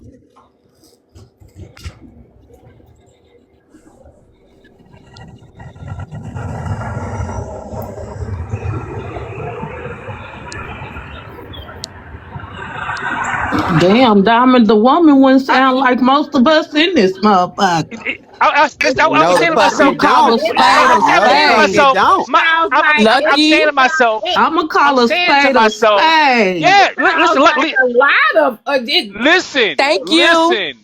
and right now, even in that comment, they're saying, "Oh, let's change the topic off of us." I'm not saying men aren't. They're We're not. down here in the comments blaming the men. Y'all are proving That is points. crazy. Thank you. Well, I think I just wanted to hear what the men version was because I feel like It's that's not about the men, but it's not about the men, Diamond. okay. Listen, Well, they we said can what do a they day said on the in the men. We comments. can They do a said day it on in the the men, but it's not comments. about the men. Okay, they said in the comments. All right, keep it on the women. Go ahead, y'all. Okay, so with those statistics, do you agree 99.999% that is Let's go, accurate or TYC. false? Thank you, TYC, babe. I agree.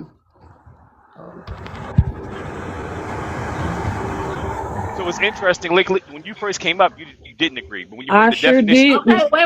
I sure didn't. Caramel But said, now I know. I just want to hear what the traits are. Not trying to blame men. Stop being emotional. I just wanted to hear what they were. They listen. That's manipulation right there. This ain't Right there. about Let me know them. when This you're about ready. the women. Exactly. Listen, that's just the topic. Listen, and I'm not in my feelings. I'm saying on topic. Look at you. Look at I don't manipulation, gaslighting. What the hell are you doing down there? Shut up. I don't Stay watching. listen. And your mammy is too. If you had to have Your all mammy them is too. traits, if you had to have all them traits of being a narcissist under a female, it's only a small amount that could fit that criteria. Because otherwise, a lot of these motherfuckers are hyped up and built up by maybe those narcissist type. Right? Y'all gotta realize, because a lot of these chicks ain't built like that. So it can't be a lot of them as y'all trying to make it now. That's one thing I'm gonna say. Cause shit, What? a lot of them ain't got that ego. I'm sorry, they could the way the women have to boost other women up. They don't tell other women the truth about themselves in this day and age right now. So we already know. You got women walking around here thinking they the shit because other The women only have time told them you are the shit. the only time a woman really tells some of the women, my opinion, some of the women that do tell the truth is the ones that don't like that. They don't like you. Well, that would be the narcissistic woman if that's the case, damn it. But let's be realistic. A lot of women don't tell women the truth about themselves. They will not tell women the truth about themselves. So I don't believe what she read fits majority of the women. Now that's me battling for the women out here because I already know a lot of y'all don't fit that fucking criteria. And Corey, that's why I said I didn't agree with what she was saying. That is not the biggest problem, women being narcissists. That is not it. I was agreeing with you. I'm agreeing with you. Because like when Yoshi went and made that 10-minute video about that, that's narcissistic right there. Ooh. That's the bullshit. Let me go on mute. That was some narcissistic shit. What? So I'm being real about this shit. That was some manipulative shit because somebody was trying to say that I was coming for her because she had a job. And I wanted to clarify it because I understand how you motherfuckers understand and try to misunderstand stuff like your pussy ass. Don't worry about it. I'm Man, not. y'all gotta All realize women are shit. narcissistic. I don't even think the majority of women are They narcissistic. not. I really don't. They not. Majority of the women are not. They're not narcissistic. I'm telling you, women have Men to. would not Y'all look have for a to boost other narcissistic women woman. head up They looking in for a this day and submissive. time. Y'all won't tell women when they wrong. Y'all the accountability part or whatever the case may be, but y'all damn sure don't like. Come on, let's be realistic. Because a woman don't think she wrong or whatever, don't mean she narcissistic. I'm sorry, I just don't see it that way. So you guys are saying that it's a small percentage of women who are narcissistic. Is that what you guys are saying? Right? Because I'm saying exactly that because, man of class, the decision making is not coming from that narcissistic attitude or mindset. They're not that. It's coming from a different place. So you're saying women are being more reactive than this is who they are. This is their character. They're just reacting to. It's a defense mechanism. Okay. Those actions are a defense mechanism for something else. It's not that they're narcissistic. right. Because a narcissistic woman wouldn't care who it's for, but they will boost women. This women society right now will boost another woman head up, knowing like she don't fit certain criteria. Anybody who women out say here running around talking about they baddies and they butt fucking ugly. anybody out here who say their mama was a night walker shouldn't have shit to say about no woman and her Who characteristics. said You are who said that? unqualified. Who said that? You heard? Because I said something. I Yeah, never you said that said about it. You Taz, are bitch. I unqualified. You never just said said your mama that was. stinking You said booty your grandmama was asshole. a night I ain't walker. never You said that coming from. about my mama. You That's your said your. bitch I ass said that your keep bringing my grandmama. I mama up said in your it. grandmama. You You dumbass bitch. non-hearing. I Your said mammoth my one, and grandma your was a grandmama hoe, is a loose and I'ma booty stand because on she what is the fuck I community said. property. You You said your grandma was dumbass hoe. community property. Damn, You your low-level dumbass. bastard. What You you need to do still is go ain't get find it your right. daddy. And Go people find your that daddy. told As a your matter of fact, stupid go ass dig up what your the wife. fuck I Let's said, go you find. Let's go stinking ask your bitch. wife what kind of person you are. People Let's dig told that you bitch what the up. fuck I Let's said. dig that You bitch Yoshi, up. come back and Let's forth dig watching that Yoshi, hoe me. up and hold let's on, get her Corey. a People better. Corey, telling 1 you what I second. Let's said. dig Hold on, that hoe Corey. up. Let's dig Corey, her up 1 and find out what second. kind of man you are. Corey, 1 second, Raggedy ass Yoshi. grandma. But what? Hold on, Yoshi. What I'm saying is, I believe the majority of women are loving. They are caring. They are emotionally available. They're not all of those negative things of a narcissistic woman. You I hear agree how with you. narcissistic coming out. You hear the shit. You went to put down another woman in the video. It's just I don't You like put your it down when trifling you ass. made the It has statement nothing about to her. do with being narcissistic. You You put it are a down. cancer. You I know. are the worst I got liver vaginal spots too. disease there is. You are the worst I got liver BV spots ever too. known to a woman's anatomy. You are the problem with society. Okay, Yeah, that's what I'm I'm a saying. menace. I'm a menace. But straight up and down. It is what it is, young lady. You the one that did the bullshit. You the one that came Sir, forward when listen, you what was you in the never, what battle. you never want to do with That's me the ever point. on your You best not day trying to is spar understand with me, what okay? you You have did too many to be motherfucking holes. You narcissistic. understand? You Do tried you to spin it. understand? Do you understand? How You about we tried dig to your, spin it. how You about we tried to dig say your I wife up and wasn't coming ask for you her? that How way. about we I dig that wasn't hoe up and doing ask this. I her? wasn't doing that. Let's You was let's doing some dig that bitch up and narcissistic ask her shit. her point of view on narcissism and being married to your pussy ass. Let's dig that bitch up. How about we do Damn. that? Nah, you hurting because Entertainment. you did some shit that was narcissistic. And when I called it out, because I'm pointing out what is a narcissist, You and ain't you pointing out still, shit. you What I look, did was you brought won't take context to a accountability. conversation, you You lame won't take duck. accountability. Why won't you take Accountability that? for That's a what? What narcissist am I right trying to be? there. What am I not taking Take accountability for, accountability. Corey? Can you take accountability? Kari. What am I She not taking thinks she's responsibility for, better than Kari? other women. She Bitch, thinks I'm she's better me. than Bitch, me. I'm me.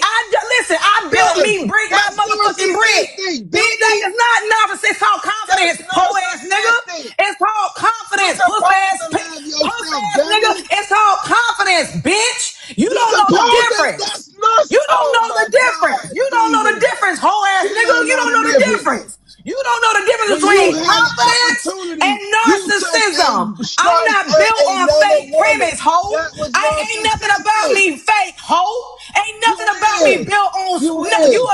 you a damn You lie. is. That's what your Why are grandma you mad that's at what your me? grandmama built her Why are foundation you mad on. at That's me? what your Why grandmama you built. look? She That's what doing your way grandmama built back her to another listen, can't argument. no nigga who She was went raised way by a back to mother, another can't no argument nigga who was when I raised only by a pointed woman out what who was she did community was property say narcissistic nothing to because she me. tried to take Thank you. another woman down. And then tried to lie about it. She played Galaxy, victim. somebody y'all She too. played victim in her own statements of them traits. She played victim. She the one that turned around and made a whole video. No, I wasn't talking about her like this. You made all excuses, but in the moment, you did not take credit for it. You did not Who the Galaxy was for? apologize and go there. And then you made a whole It's for video Yoshi. as the victim. Yoshi, you got 5 minutes. Y'all gotta realize when she did what she did, she came out striking. She went at her and putting Dab down. And then she turned right around when it made that video and played victim. Every trait she named, what she said, she actually exhibited. She did it. And now she want to say, no, that's not what it is. And look, right now, I'm pointing out what she did. And first thing she want to do is go back and try to attack me. So she gonna play the victim next, like I'm attacking her. That's all in the same thing. You're being a narcissist. Of Like, let's course. be realistic. So you literally call her out for being a narcissist, but literally 4 women came up here and just did it in 4K. You and Skywalker are speaking to one of the 9 traits. You only have to be 5 of them to be considered a narcissist. Narcissist. You Yeah. guys are only speaking to one specific trait. Y'all not speaking to the whole as the characteristic. What that woman said is true. And she didn't say men aren't. I think but y'all talking about the video where she said that women just are 1,000 times more and better at it. Like, what are y'all not But hearing? Pickle Rick, all right, this is what I'm hearing. Out of the 930 people in here, you're trying to tell me that the majority of these women are narcissistic women. I can't believe that. I can't believe That's not what that he they said. are that way. Now, What he said I've run was, across some, but you're trying to tell me that the majority. That's why I can't go with that video Yoshi, because you she's trying to say, unmuted. hold on, wait a minute. Hold on. She's trying to say that all women are like that. I can't even see all or half of women being narcissistic. Keith, what you got, Keith? So Keith sent 2 galaxies. What you got? He said to unmute Yoshi. He unmuted Yoshi, Yoshi. you free. Yoshi, you So you're free. free. Hey, Well, So again, Yoshi, do not get the page took down, okay? I'm No expression. not even gonna All right. address. I'm not even gonna address Kari because Kari, his No, do your thing. grandmama. Look, do your No. thing, y'all. No. All I'm She gonna not say is, addressing it, but she still, all I'm gonna say They go is, to attack. I'm They not go to gonna attack. address Kari. I'm not They gonna go to address attack. Kari Look because where Kari the has attack already, Kari has already told us exactly who he Right, is. So why would I right. sit up here and waste my time trying to get somebody to understand who is committed to be misunderstood? So yeah, it is what it is. You got it, bro. You got it. I'm gonna do a seance so I can talk to your wife to get some real dirt about you. Play the better than, play the victim. Come on, keep playing all the roles. I pointed out What what she did. victim? What victim, Kari? Kari, what victim? Exactly. The victim is where you went on the attack for what I said when I pointed out your narcissistic Sir, traits. I didn't listen. See, the difference is that you don't meet too many real women in your life. That's the fucking problem. You meet scallywags. You spend your time with the bottom of the motherfucking barrel. They ain't Okay? narcissists. So when you actually are having a conversation with a woman who can actually have a conversation based on facts and not motherfucking emotions and literally tell you what it is, this is what you do. You know what I'm saying? You are a weak link. And anybody who procreated with you, I feel sorry for them. Yeah. See, Pickle Rick. they go to attack. Wait to They go to respond. victim blame. Let them get it all out. Yeah, exactly. Yeah, I just want to say this to you, That's what I Pickle said. Rick. Let me get it out. That's exactly what I believe, Pickle Rick. I'm just pointing Pickle out what Rick, the hold on. narcissistic shit she doing. Let me say, Pickle Rick, I believe mama and everything. this was just my opinion, and I believe in humanity, and I believe in there are more good women out here than what they're trying to say negative about them being narcissistic. That's all I'm saying. And it's my opinion. I'm not basing this on fact, but the majority of women that I meet, they are, whether they're on my panels, whether I'm talking to them in real life, I don't see all of the negative that they're trying to say the majority of women are. I just don't see it. So Skywalker, so there are a lot of women that are connecting with those 14 traits. They're saying it. They're saying it in the comments. They're saying, like, even like Libra said, I can see myself in that, right? Some women are actually taking accountability for that. What do you say about that? And again, you literally seen the last 3 or 4 women come up here and blame men, right, for what they're doing. So again, you're speaking to one, and you and Corey are speaking to. Corey just said he don't believe it, and then he goes to call Yoshi a narcissist. So like he even contradicting himself. There's more than one trait. You should read the traits. Yoshi just read off a list, and then and I Lucky Libra called was her just like, that because damn, of that her sound like me. actions. I said it because of what she did in one instance. And it was to another woman. It had nothing to do Corey, with you a are a man. liar. You are a liar. You snaggletooth, beaver It had face, nothing. raggedy, I got funky, my teeth. fucked I'm up missing ass, one side sitting on tooth, your but I got motherfucking my ass all teeth. day, calling your ass a motherfucking I truck got my driver. teeth. You need to go sit your ass down. You a goddamn lie. Look, Rick. You a Look, goddamn lie. Okay? you don't What we hear need to it. be talking about is how your mama You should have don't swallowed your hear it. ass. Come What we on, need to bro. be talking about is how your mama should have swallowed you and saved fucking humanity from Look. this She bullshit. That's hurt. what we need to be talking about. She No, it's hurt, not bro. her. A You black are man hurt a her. problem. Now you can You say are a that. You know what problem. you want to You say? are a problem. And my thing Because is I this: you pointed always out trying to where come she back to a being motherfucking narcissistic, video. bro. You got what 20,000 motherfucking pages? What the fuck you look like, ho? Yeah. Butt Exactly. hugger. Let me say Oh so shit! Hold again. on, y'all. Okay. God damn it! I walked away. Okay, Galaxy's coming. Who is the Galaxy for? All I heard was "ho." Who? Okay, Keep is it sit Corey? back. Okay, Corey. Corey. Corey, mute up. Okay, so who's a hoe? Go ahead. It's Hey, a go lot. ahead. You missed a lot, Joe Diamond. I Chi. don't know if you Kari. walked away. I Go Kari. Joe missed Chi. Get it out. a lot. Listen, you not listen. She gonna get it out. Go ahead, you Joe Chi. Go get it Go out. ahead, No, Yoshi. Go ahead, no. Yoshi. Corey's the hoe It's and his currently grandmammy. Corey versus Yoshi. You know, Dead Yeah, they Wives going was at talked it. Yeah, they going about, at it. Yeah. hoes and all kinds of shit. You missed a lot, Diamond.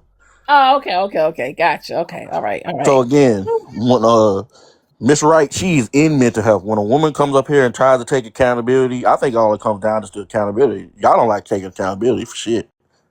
I'm just gonna go ahead and say it.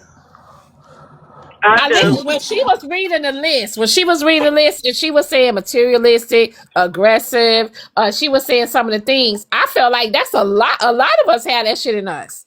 That's all I'm But saying, That's what I Diamond. said. but she said that in the video, Dom. She didn't say men weren't it. She said just the women were 1,000 times more. She's well, no, basically I'm y'all talking about better at I'm it. talking She about basically said y'all Yoshi, better but at I'm it. talking about Yoshi's list. The Princella didn't go into Talking details as about much. Yoshi's list. Okay. Yes, I'm talking about Yoshi's list.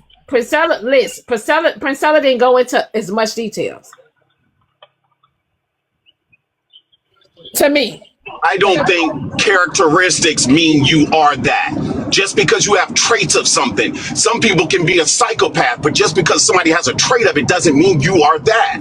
That's all I'm saying. What would you say to that, Miss Yeah, that Wright? list was long. That list, I mean, there's traits that all of us may have in that list, but it doesn't mean that that's who we are. Okay, so hear me out, y'all. We're gonna keep the topic about women. However, please, Yoshi, just read the list for the men, please. I just want to see something. Just read the list for the men, Yoshi, please.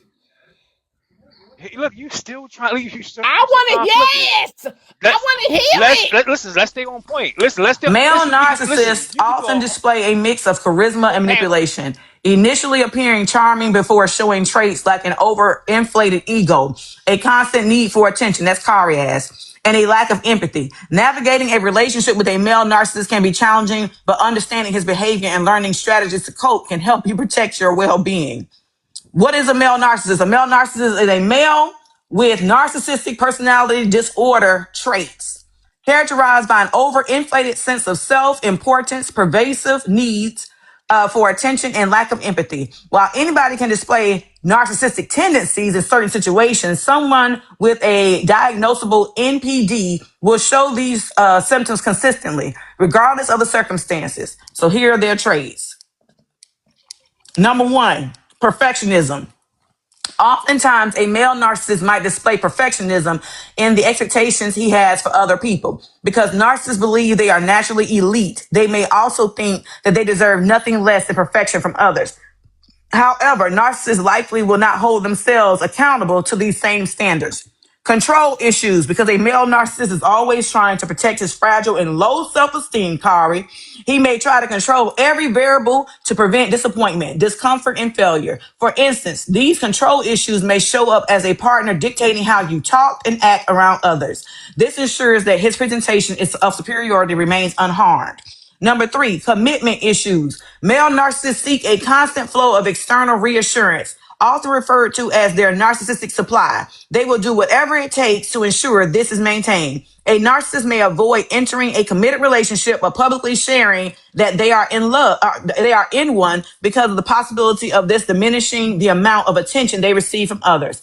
Pathological liar.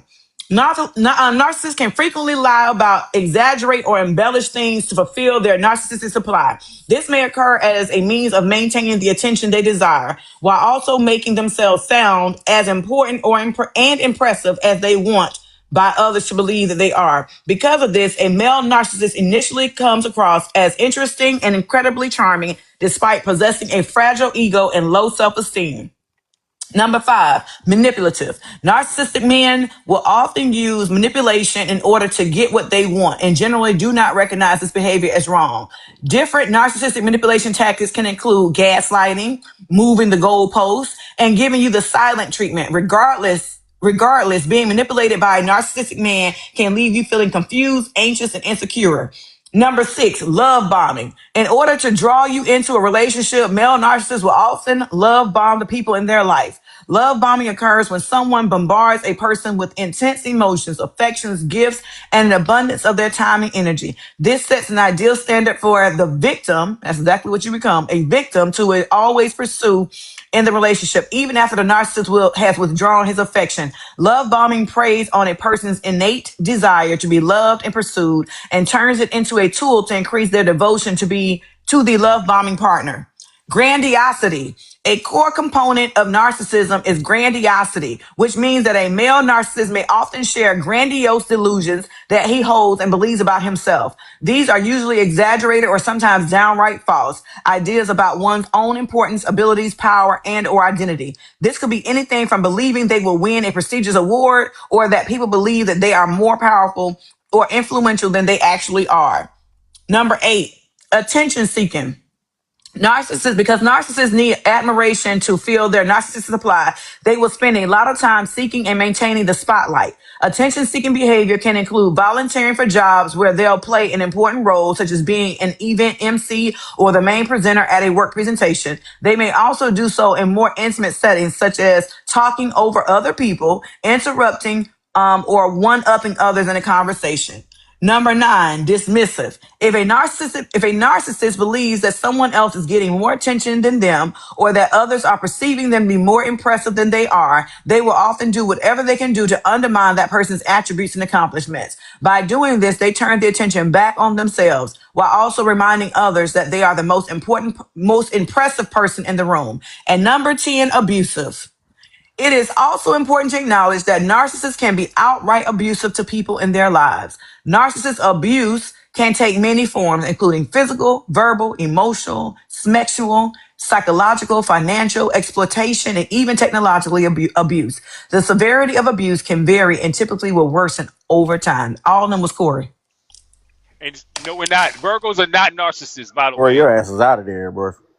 How? We're not abusive When at all. I don't take no leadership over no one. Because when the Dusty started, guess what I said? I'm not nobody's leader. So where do you get that from? Listen, me having a conversation up here, this is a panel to have a conversation. It is what it is. If we talking, we talking. And I'm going to swing it whatever which way. It is like, I don't need that. G-Red, I can see a couple of the traits in me. I can admit, I got a couple of those traits. So it is what it is. I can take accountability.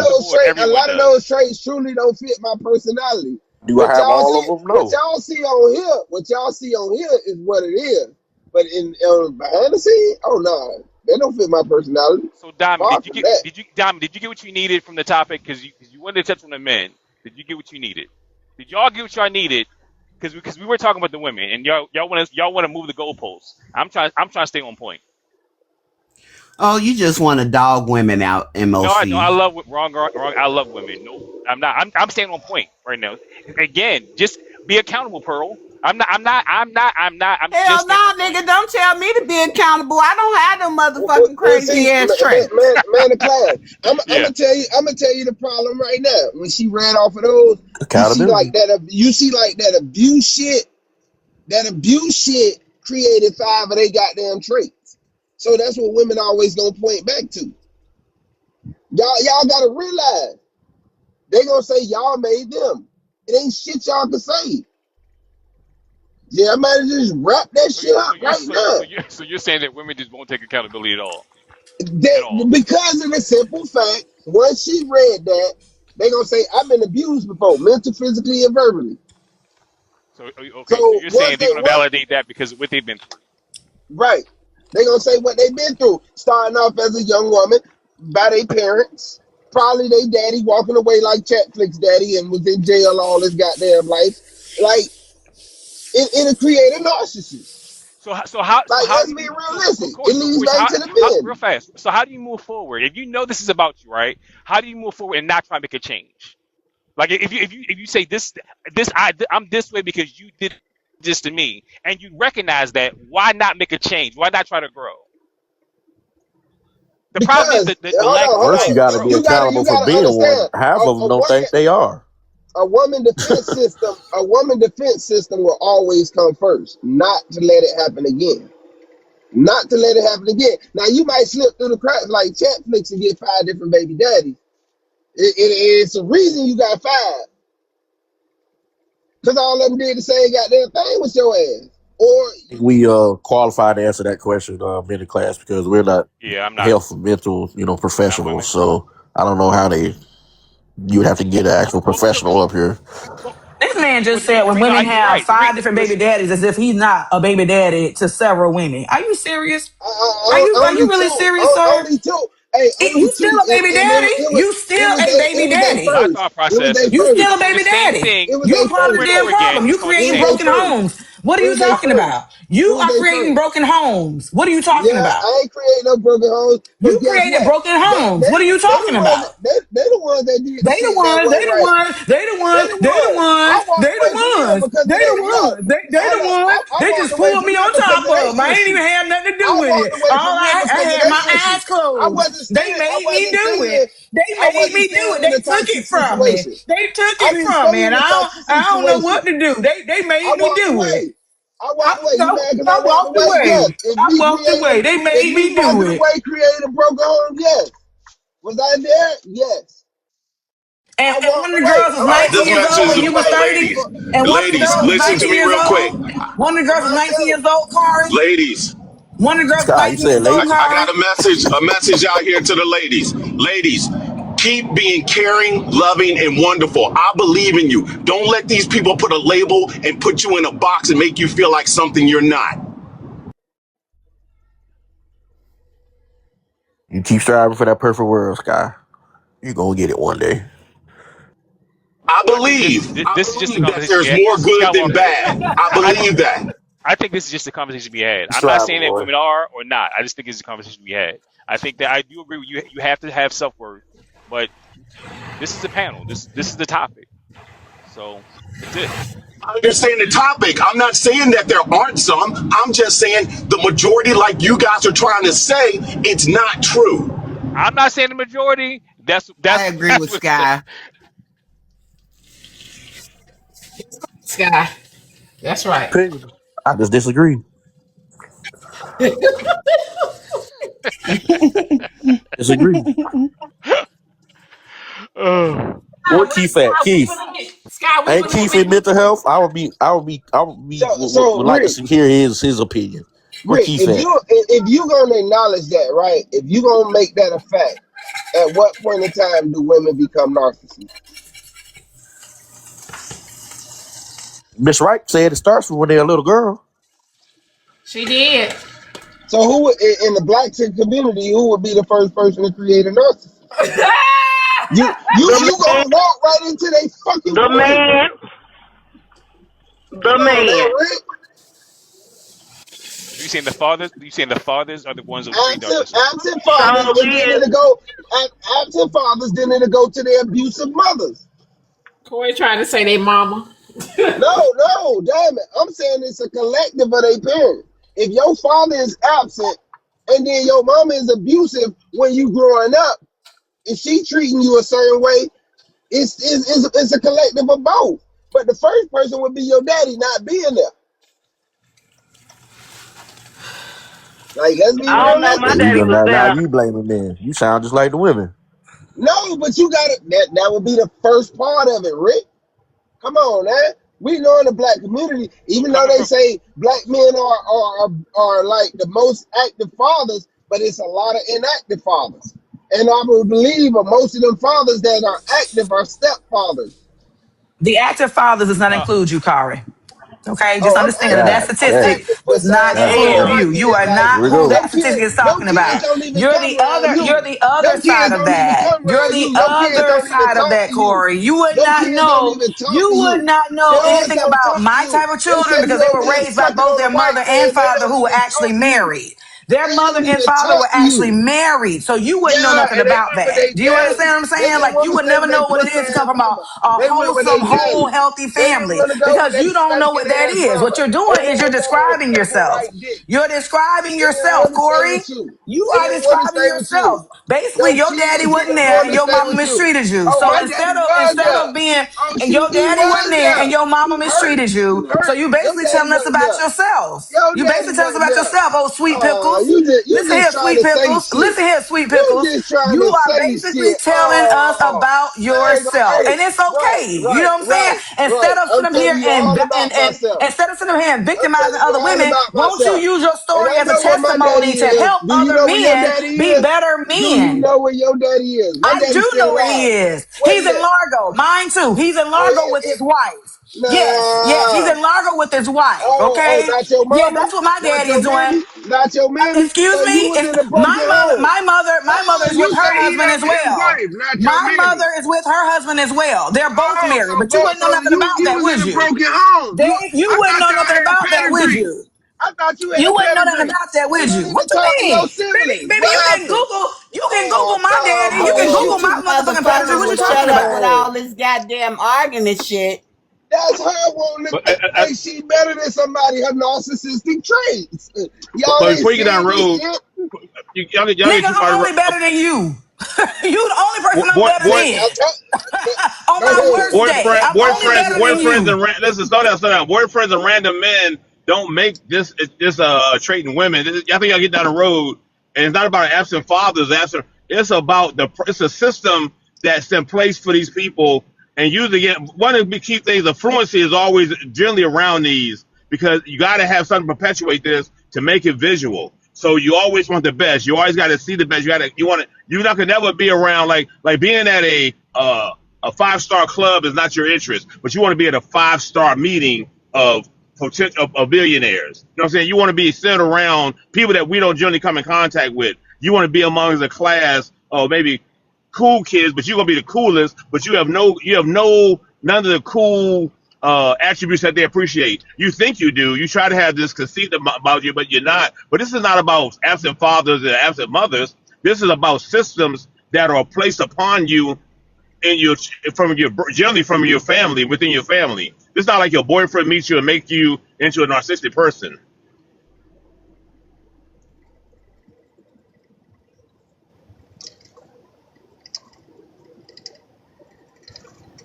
No professional, but I think, it all comes down to accountability. People don't want to hear don't want to admit to the truth, the bad characteristics about yourself. I think it comes down to accountability, but I'm no professional. You'd have to get a professional up here.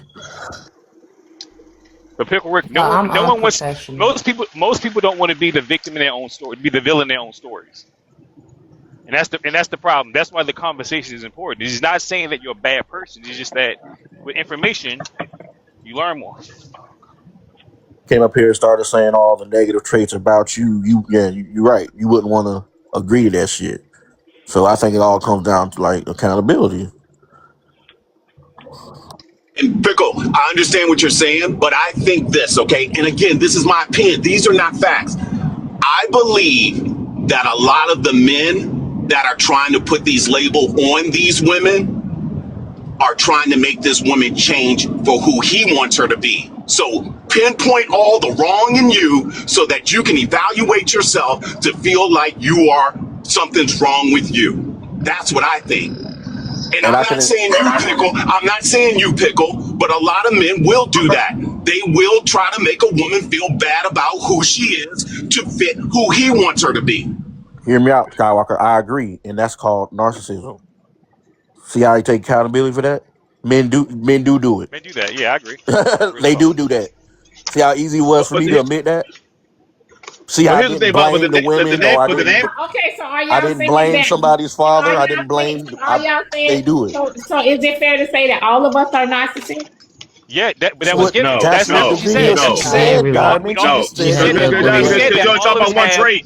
No, you don't talk about one trait. That's a trait. That's not a consistency of five or more of the values to being NPD. But I think what's most important, NPD is this. NPD is not about name calling. You can call them names all you want. That never impacts these people. But that's what she said in the video. She said everybody basically exhibits traits, but women do it better. That's all she said. No. But you need five. But to be NPD, you need five or more traits. That's what I'm saying.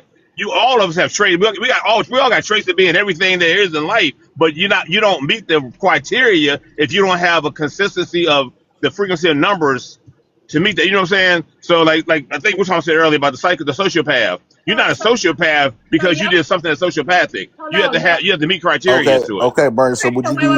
Wait. So Yoshi, honey, read the women narcissistic traits again. Okay, hold on a second.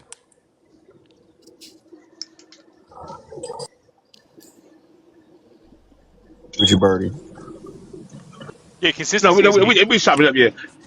And while Yoshi's searching for that, another thing too, again, you got to have you almost got to have a track record. It ain't just like because you disrupted some people at a visitation or hanging out with them, or you done jumped out their car and called them all kind of names. No, you got to have. Would you agree with this statement, Birdie? Everyone. Okay, I got him. Okay. So I'm just gonna read them off in the order. Number 1, she refuses to accept interpersonal boundaries. Number 2, she takes pleasure in your pain. Number 3, she tries to ruin your reputation. Hold on. This thing is playing commercials. God damn, hold on. She tries to ruin momjunction.com. Momjunction.com. She tries to ruin your other relationships. Number 4, she talks only about herself. Number 5, she plays the victim card. Number 6, she blames you for her mistakes. Number 7, she cannot tolerate slights. Number 8, she has no regard for your feelings. Number 9, she swings between idolizing and devaluating. Number 10, she is materialistic. Number 11, she believes everyone envies her. Number 12, she withholds smecks as a punishment. Number 13, she is addicted to social media. And last but not least, she is passive aggressive. So, Birdie, would you agree to this statement? Everyone exhibits traits of a narcissist? Of course. Everybody has narcissistic traits. Everybody. Anybody who's human has a trait that would fit into the narcissistic, list. But someone who possesses all of them, that particular person is clinically diagnosed. But look at that list though, and what's strange about that list? Social media has been added to that list. Right, because one part narcissism was more prevalent before social media. Hold on, because one aspect of it says that she's self-absorbed. So and she's seeking for attention. So social media gives a person that, right? We see it all the time. The likes, the comments, doing things for attention. That's why social media is attached to that. Right. Yeah. But I think these people move so much. They don't have time to be on the screen because they're grifters. They're trying to grift. They ain't got time to be sitting in front of the screen to get big. They're not small grifters. They big grifters. Like a million a day is not attractive to them. They want 10 million a day. You know what I'm saying? They really going hard after what like this, and they're gonna take it from anybody or be around anybody who has access to it. Y'all remember the little girl? Remember they did a movie on a little girl from overseas. She was going around and she had the men in America getting her money to get a hotel and all that stuff. You remember that young lady? Anybody see that? She had the traits. She would convince these men that she was solvent enough that her father was very affluent, and they would donate. They put money, like they put $50 million down for her to build a hotel in New York, I think, or Chicago. That was never going to occur. That Anna movie. Right. Okay, so she would fit that. That would be the woman that this thing would center around, because she was going after large amounts of money, and she was doing it. She had the mask and everything. That was, if you get a chance to see that or look that up, she had but she had the number of traits that you needed. She was doing it based on, and I think it was a true story. I'm saying I can't remember, but my bottom line is, but she was always on the take, getting money from everybody. Everyone, not just one person, but she was grifting those who had it, and she wasn't asking for 100,000. She was asking for millions. A white T woman with an accent can do that. She Well, created. a black She woman created can too. herself. Yeah, Well, a black woman can too. I'm not Yeah. saying that a black woman can't. I'm just saying the reason why that person was able to do it. Number one, she was a white T woman with one of those European accents, and she created herself to be able to say she's a part of those circles. Yeah. Well, black men can't too. Africans do it. Africans grift the world. We talking about so African men that tore this world up. The problem is this. When you're talking about black people in those types of circles, in America, you got to understand the reason why she was so sensationalized, because she came from another country and she literally enveloped herself within the white supremacist environment, culture, in order to come up. Black people can't do it like that. We know where we live. We know what it is. No, but here's how we do it though. But we do it through not being seen. We do it through documents. We forward documents back and forth to people. We build our character off of resumes and vitas. That's what I'm saying. And Africans do that, and we've done that over the years. So I'm saying we do it. We still can do it. We've always taken the system and made it better than what they knew it. So we can get money, and they never saw our face.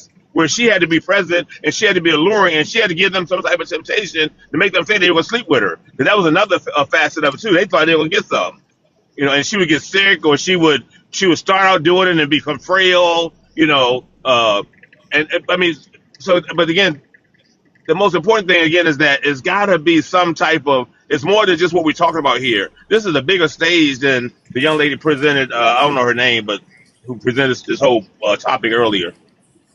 Somebody said Omarosa did it. Yes, Omarosa did it to a degree by perpetuating self-hate. So she had to really like make herself make her race or her ethnicity small in those circles in order to appear as if she wasn't like them. You know how white people say, "Oh, you ain't like them, you different." That's what Omarosa had to do in order to navigate those circles. The girl Anna didn't do none of that. And you can say Candace Owens. She just flat out lied. Yeah. Well, I mean, you say Candace Owens too, but you got to look at the things of what's involved in it, and you got to remember this: some of the stuff that we're talking about you don't see, because a lot of the stuff again too they do behind paperwork. A lot of stuff is on paper. A lot of stuff is presented through another contact. You might have somebody vouch for you. They don't even know you, but they were in your presence one time. Oh yeah. I remember Yoshi. She was a wonderful extreme woman. I spent maybe a few minutes with her, but I never forget her. They don't know you from Canada, but they vouch for you, and that's what you're looking for. But it's basically a grifter. I mean, a big time grifter, and they usually come from an affluent environment. That's what I was saying. Usually, influence is really behind some of this criteria.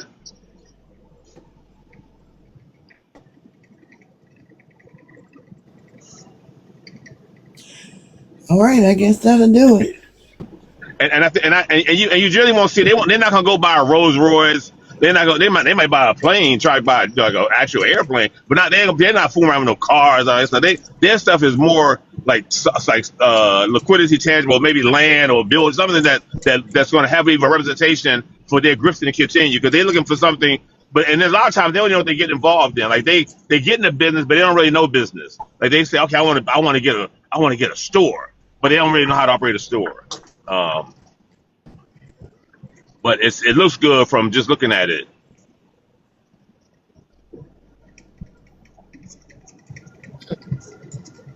I know that's right. Period. So my narcissistic trait is Are y'all weaker ready? than my narcissism Yeah. or the inability to act of the narcissism. And because so, I put them both in and jump it up into a pot of soup, and I get up there and feed it, and it still don't taste the same as the way it's idealistically formed into others' eyes, and I still carry all this narcissism in walking around with me, and I start smelling like it. Is it a great That's a good smell? question. Or That's the question that I saw. Man of class, man of Yes. class. All right, you're right. Go ahead. You're right. All right, y'all. I'm finna play the next topic. Here we go. Hold on.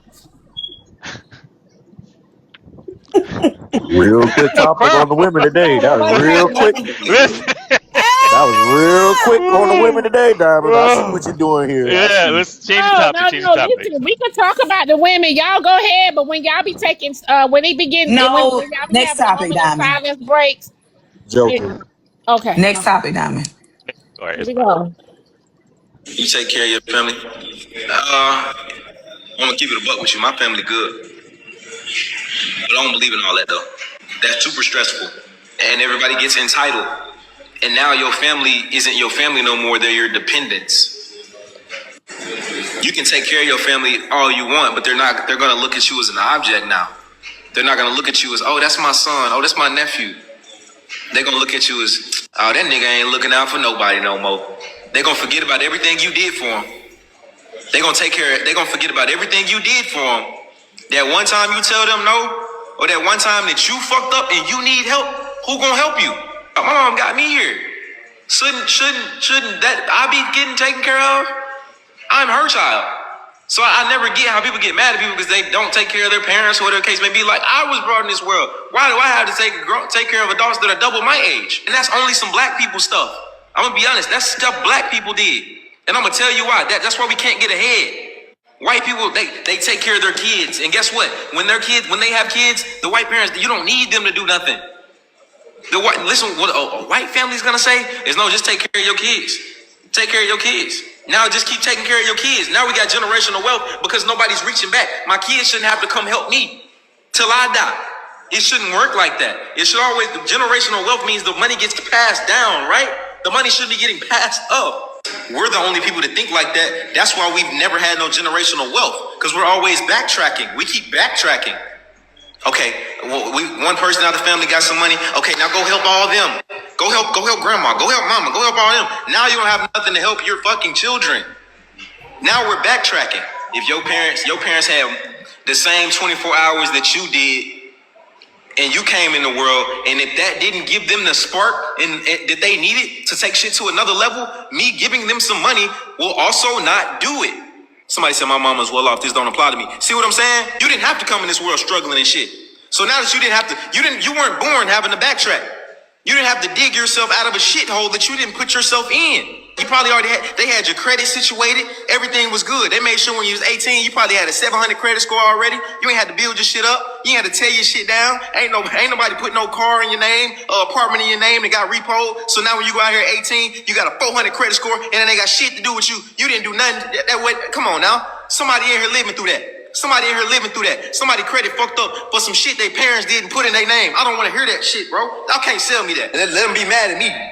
I don't give a fuck. Be mad at me. I'd rather you strangers be mad at me than my motherfucking kids since I didn't put them in position. You take care of your family. I'm gonna keep it a buck with you. My family good, but I don't believe in all that though. That's super stressful, and everybody gets entitled. And now your family isn't your family no more. They're your dependents. You can take care of your family all you want, but they're not. They're gonna look at you as an object now. Okay, y'all need to hear the video again. Oh, I don't. No. Okay. Look, I don't know why black people think majority of white people rich or well off and got all this money. Y'all compare every day and say majority of white people are on stamps and food stamps, they lead and all that. But this ain't a black thing, you know. And your kids don't owe you shit, really. this ain't a black thing. I think a lot of black people are speaking from trauma and proximity because they see it around them. But this ain't just happening in black people's household. Like I don't know. I don't see why we think that. I don't. Your kids don't owe you shit. I disagree with the video. I think giving back, it's a thank you. It's an appreciation for what you did to make me the person that I am. Because I do that to my parents. I give back. Do they need? No, they don't. I paid off their home. And it was a thank you for making me this strong person that I am. So I disagree with the video 100%. As a person who has worked in the nursing homes, spent 13 years working in nursing homes, from high-end nursing homes to low-end nursing homes, tell me how many Asians you see in nursing homes. Not many. Tell me how many Russians you see in nursing homes. Not many. Oh, okay. Because you know why? They taking care of their parents. Parents, yeah. Their parents Indians live at either. home with them, and they're taking care of them in their old age. Why we always talking about, oh, this is only a black people's thing. Only black people do this. No, a lot of people take care of their elderly. We throw our elderly in a motherfucking nursing home. Them Russian Asians protecting that money. They protecting that money. They ain't taking care of people. They keep that money at home. They ain't putting people in no nursing home. Yeah, but they protecting that money. See, they know once they go to nursing home, that money does what? That money gets taken. They protecting that asset. I know. Hey, okay. They know the game. They put them in a nursing home. They know if the parents have not moved the values over, they're gonna be taken up by the program. So that's not I would like to be in a position to where I could take care of my mama or daddy if they get old and they got to be in a nursing home. I would love to take care of them without sending them to a nursing home.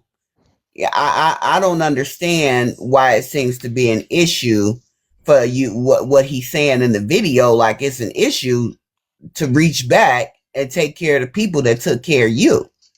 I don't understand that. Granted, as a child growing up, I didn't ask to be here. But once you go ahead and finish taking care of me and you make me out to be the person that I'm supposed to be and I become this great success, hell yeah, I'm finna take care of my mom and daddy for sure. But why? What y'all gotta realize, it was two parts to the video of what he said. Basically, like, you having these kids, not leaving them anything, not setting them up for life, but then expecting them, once they get out in the world and become successful, for them to reach back and take care of you. I disagree because of this reason. So can I chime in, y'all, real quick? I want to chime in. Okay, go ahead, man. Go ahead. Thank you. I disagree because I think that people are spending their money on the wrong things, right? If you're living within your means, within your budget, because you talk about it a lot, making sure that you have a savings account that makes sense. Living outside your means, overextending yourself, doesn't allow you the space to help your parents. And still invest and leaving something for your kids. One of the things you can get is a real easy thing to leave a legacy is a life insurance policy. A real one. I feel like this, and this is my opinion. If your parents are sacrificing everything for you, busting they behind, right? Making sure you become a doctor, making sure you are in position to do this and do that, making sure that you know your life is not as hard as their life was. Why is there a problem with taking care of your parents if they put you in position? You understand what I'm saying? Like, I just feel like when your parents get old, even if you're not able to be in the house with them, if the parents is in the house, you'll still be able to afford to pay for somebody to come out and do, give them a certain care, for them. So I just don't understand, like, why is it so hard for children to give back to the parents if the parents put you in positions? Because if you go ahead. It's not hard, but you utilize the services that are available first. You don't never take the money. That's where you talk about your legacy and all your what y'all use the word, the money that money doesn't go to taking care of those who are going to expire. You try to use all the services out there first. The money is used last.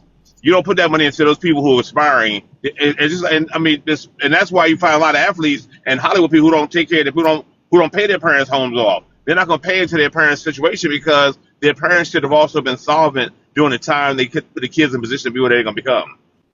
So, but the money, you don't take money from the family wealth and take care of the family. That's what I'm saying to you. Use all the services available. Use all the parents' Social Security, what's that, Medicare, whatever. Look at God. All started before you started taking a general. You breaking up, Bernie. And Diamond, what you said is 100% correct. I look at it the same exact way. I could give my parents everything I have, and it still won't be enough of the appreciation that I have for what they did for me. So I'm gonna speak personally. What I told my daughter, Diamond, and this goes to what you said, because I believe, kids don't owe you shit. It is my job to put myself in a position to be taken care of in the future. It is not her job. I told my daughter, if she needs to put me in a home, put me in a home and go live your life. I don't want her missing out on her life's opportunities, worried about me. That's what I told my daughter. I said, it's not her job to take care of me. I told my daughter, it is my job to put me in a position to make sure I have the proper health care, to make sure I have what I need when I get older. That's not her responsibility.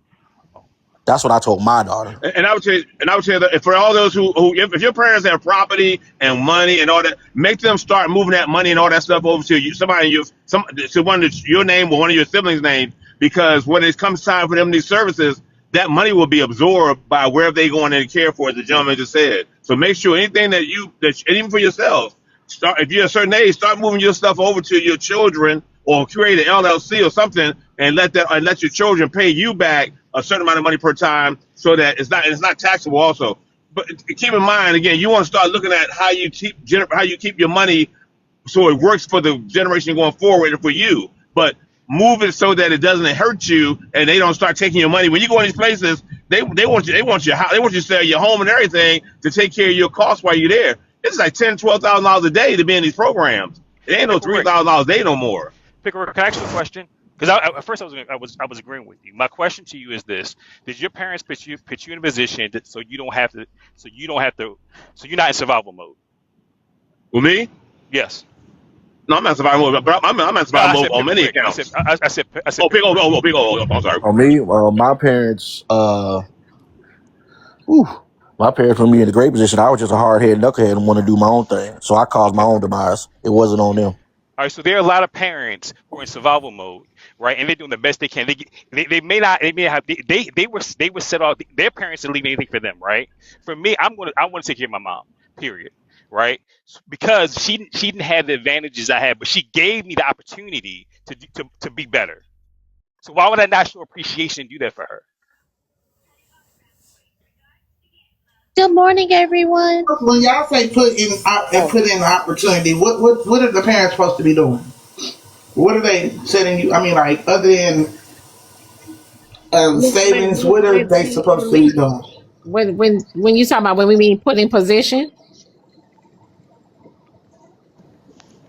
that's what you're talking about. We're talking education. Education or other things that they did, correspond, whatever they did that was financially. But remember, as a child, you're depreciating assets. What? Even spaces like even.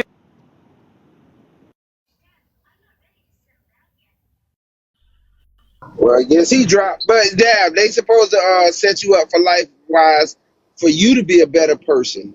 That's in all ways, like financially, mentally, spiritually.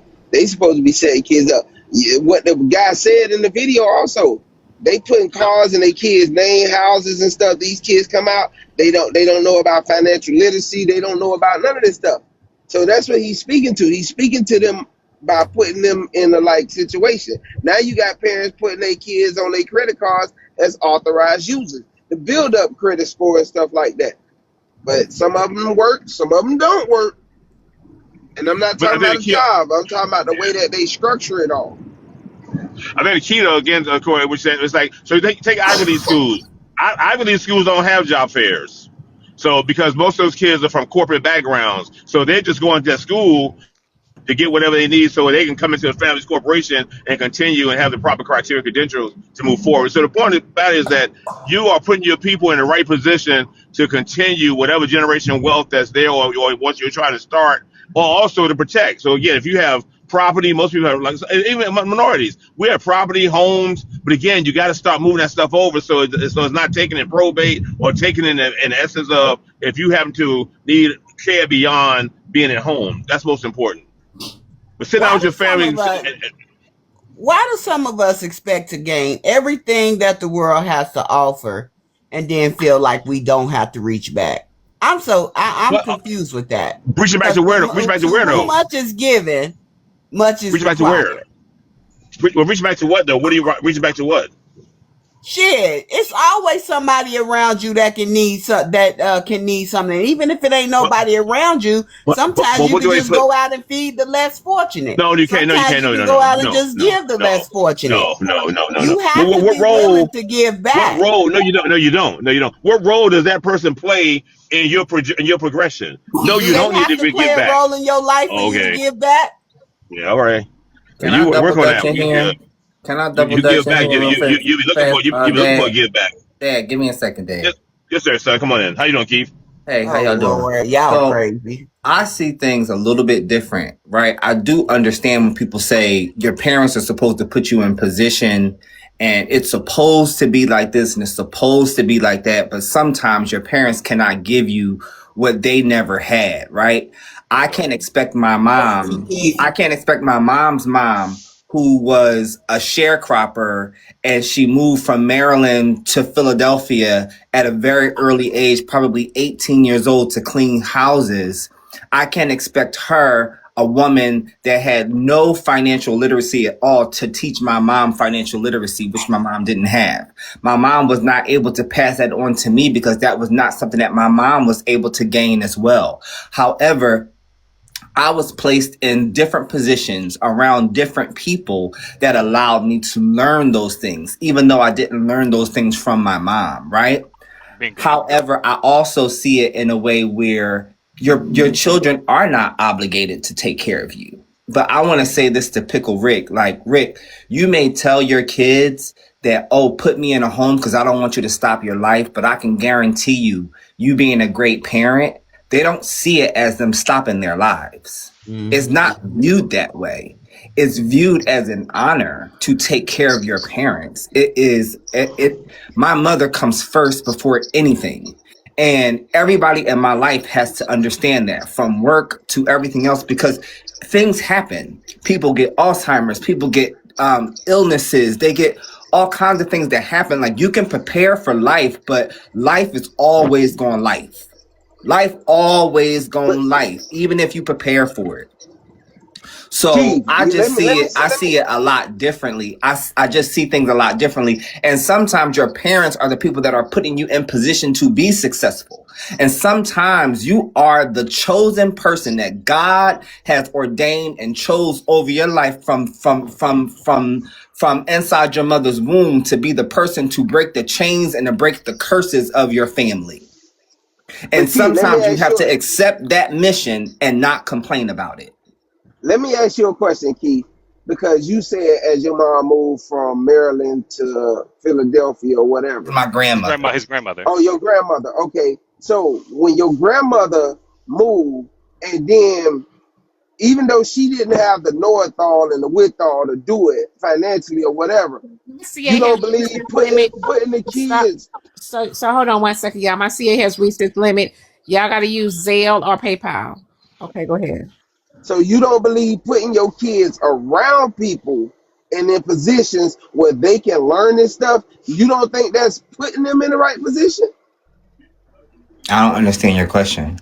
I'm saying when your grandma didn't know these things, she put her kids around people and in position to learn it from people that did know it. No, she know who to put you around. Right. So because the person lives a different life Wait a minute. So So let me get there. You. It's hard for people to offer something that you never had or never seen, right? So my grandmother wasn't around those kind of people because, mind you, this was the early, 30s, 40s, 50s. And she just wasn't around those type of people.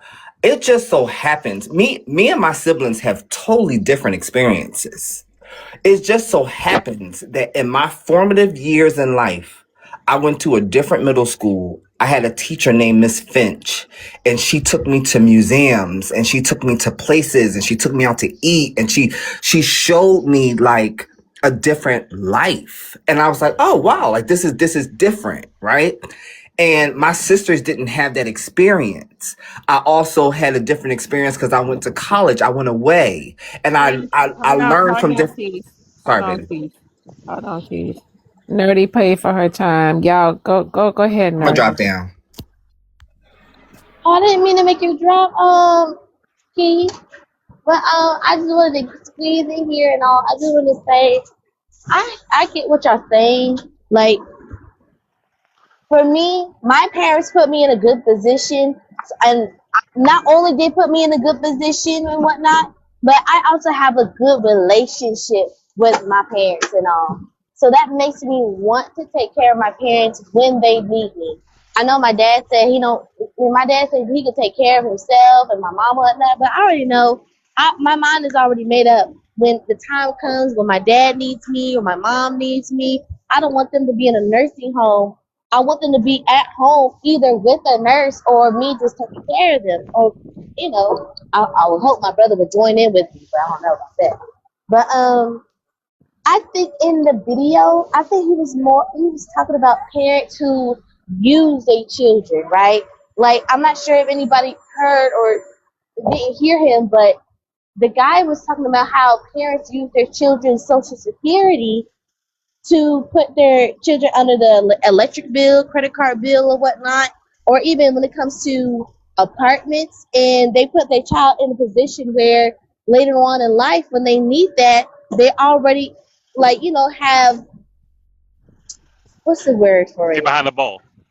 They Yeah, have more challenges to be successful. right. They already have, exactly. Thank you. 'Cause I think he was talking more of that. Now we can already have the understanding that when you have your kids have a good upbringing, when they're doing good, whatnot, and have a good relationship with your children or your kids have a good relationship with you, that's a no doubter. But when you put your kids in that type of position and not tell them until later on what happened to their credit score, what happened to their social security, I think that's when the chaos starts to happen. Now it's like once they get themselves out of that position that you put them in, now all of a sudden they expecting you to pay them back, or if they expect their children to pay them back for something that they put them in. You get what I'm saying? Let me finish saying this to Keith. Keith, when your grandma was cleaning people's houses, Damn, fuck me then. she could eavesdrop on the conversations that people have. She see the lifestyle. She could just, they living Corey, hold successfully on. Let me this read way. this mail. Hold on, Corey. Let me read this mail. This person said, like I said in the comments, some of y'all think it's easy to take care of elders. Try taking care of one that has the advanced stages of dementia or Alzheimer's, or a parent that has any type of illness dealing with the brain.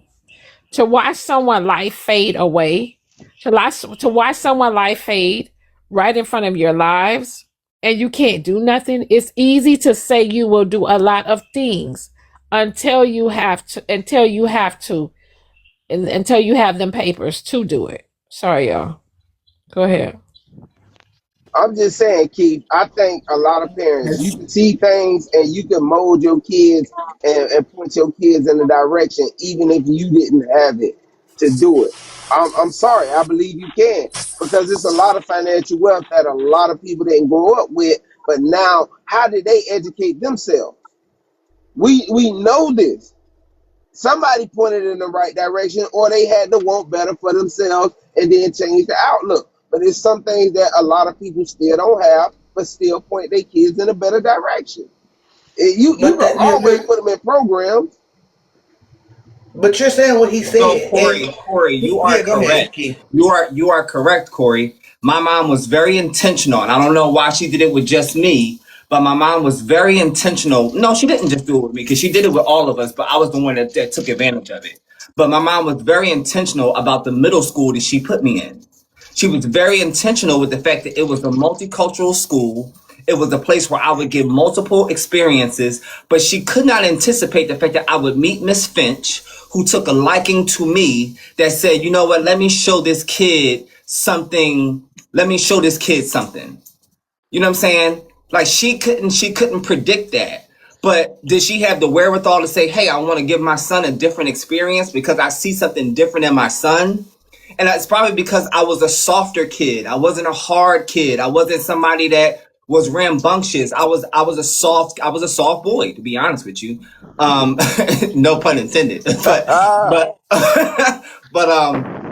my mom just saw something different in me. So yeah, she did put me in different environments and gave me a different experience. But I can't say that my grandmother, who did not have the wherewithal, you got to understand it's a different day and time as well. Like it wasn't, I mean, I'm not gonna say you couldn't eavesdrop, but that wasn't the job. You know what I'm saying? Like, I don't know, like, I don't even know what the extent of what her stuff was to clean homes. I'm not saying that she even did that for a long time because she did work in a tobacco factory too.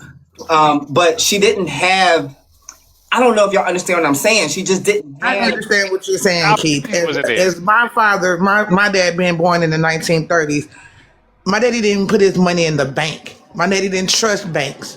My daddy basically paid for everything cash. You know what I'm saying? So me growing up, there was no conversations about banks. There was no conversations about credit because he didn't do any of that, right? All his money was in his savings somewhere, locked up in his house somewhere. Nobody knew other than him and probably my brother. Not until when my daddy started getting sick, my brother made him put his money in the bank. My daddy was damn near 60 when he started putting money in the bank. So growing up in my house, the financial literacy that we got was take your ass to work every day, you can pay your bills. That's what was taught in my house. Now, granted, my brother, on the other hand, who is 30 years older than me, my daddy didn't own a house. My brother owned his house. My brother had credit cards. My brother did all this. But the age difference alone between me and my brother, we never even had those type of conversations. So everybody's household, everybody didn't get those financial conversations. And then as black people, we talk about, I know I'm making excuses, but when did credit come along? I'm not saying all black people, but majority of black people, not majority, let me say some black people, because y'all gonna go on my head, never even had the financial talk. When I was growing up in school, there was no financial literacy. There was home ec, making, baking, and all of that. Nobody talked about credit. Nobody talked about trust. Nobody talked about insurance. None of those things were talked about in school. Somehow they are. But as a whole, most black people didn't even start working on their credit until they was 30. Like, what we say and act like we all knew this information up front when we didn't. A thing until 1989, and putting it in the comments. It didn't become a thing until 1989. Prior to that, wasn't no such thing as no credit that you had to get right. All these little different moving the goalposts and institutions. But my situation is a little different, where I was raised with two sets of parents, which I'm so thankful for. But my father and I call it my mom, my stepmother, they're financially well. However, being financially well actually hinders them from receiving, like if they live on their own. But my father has like a variation of MS, if that makes sense. And so, being that his ability, his motor skills, his ability to move and do things for himself are being impeded more and more every day. My mom cannot, because she's like 84. My mom can't take care of him the way that he needs to be taken care of. And they've done, they have like home health nurses come in and that kind of thing. And so they made a decision, the both of them, to go into a nursing home together, which I'm like, it breaks my heart, because I'm like, you don't want, I didn't want my parents to have to go into a nursing home, but I do understand that my father needs more care than I or anybody else will be able to give him. And so for these two people who've been married like damn near 50 years to decide to go into the nursing home together is also choices that our parents tend to make in order to stay together.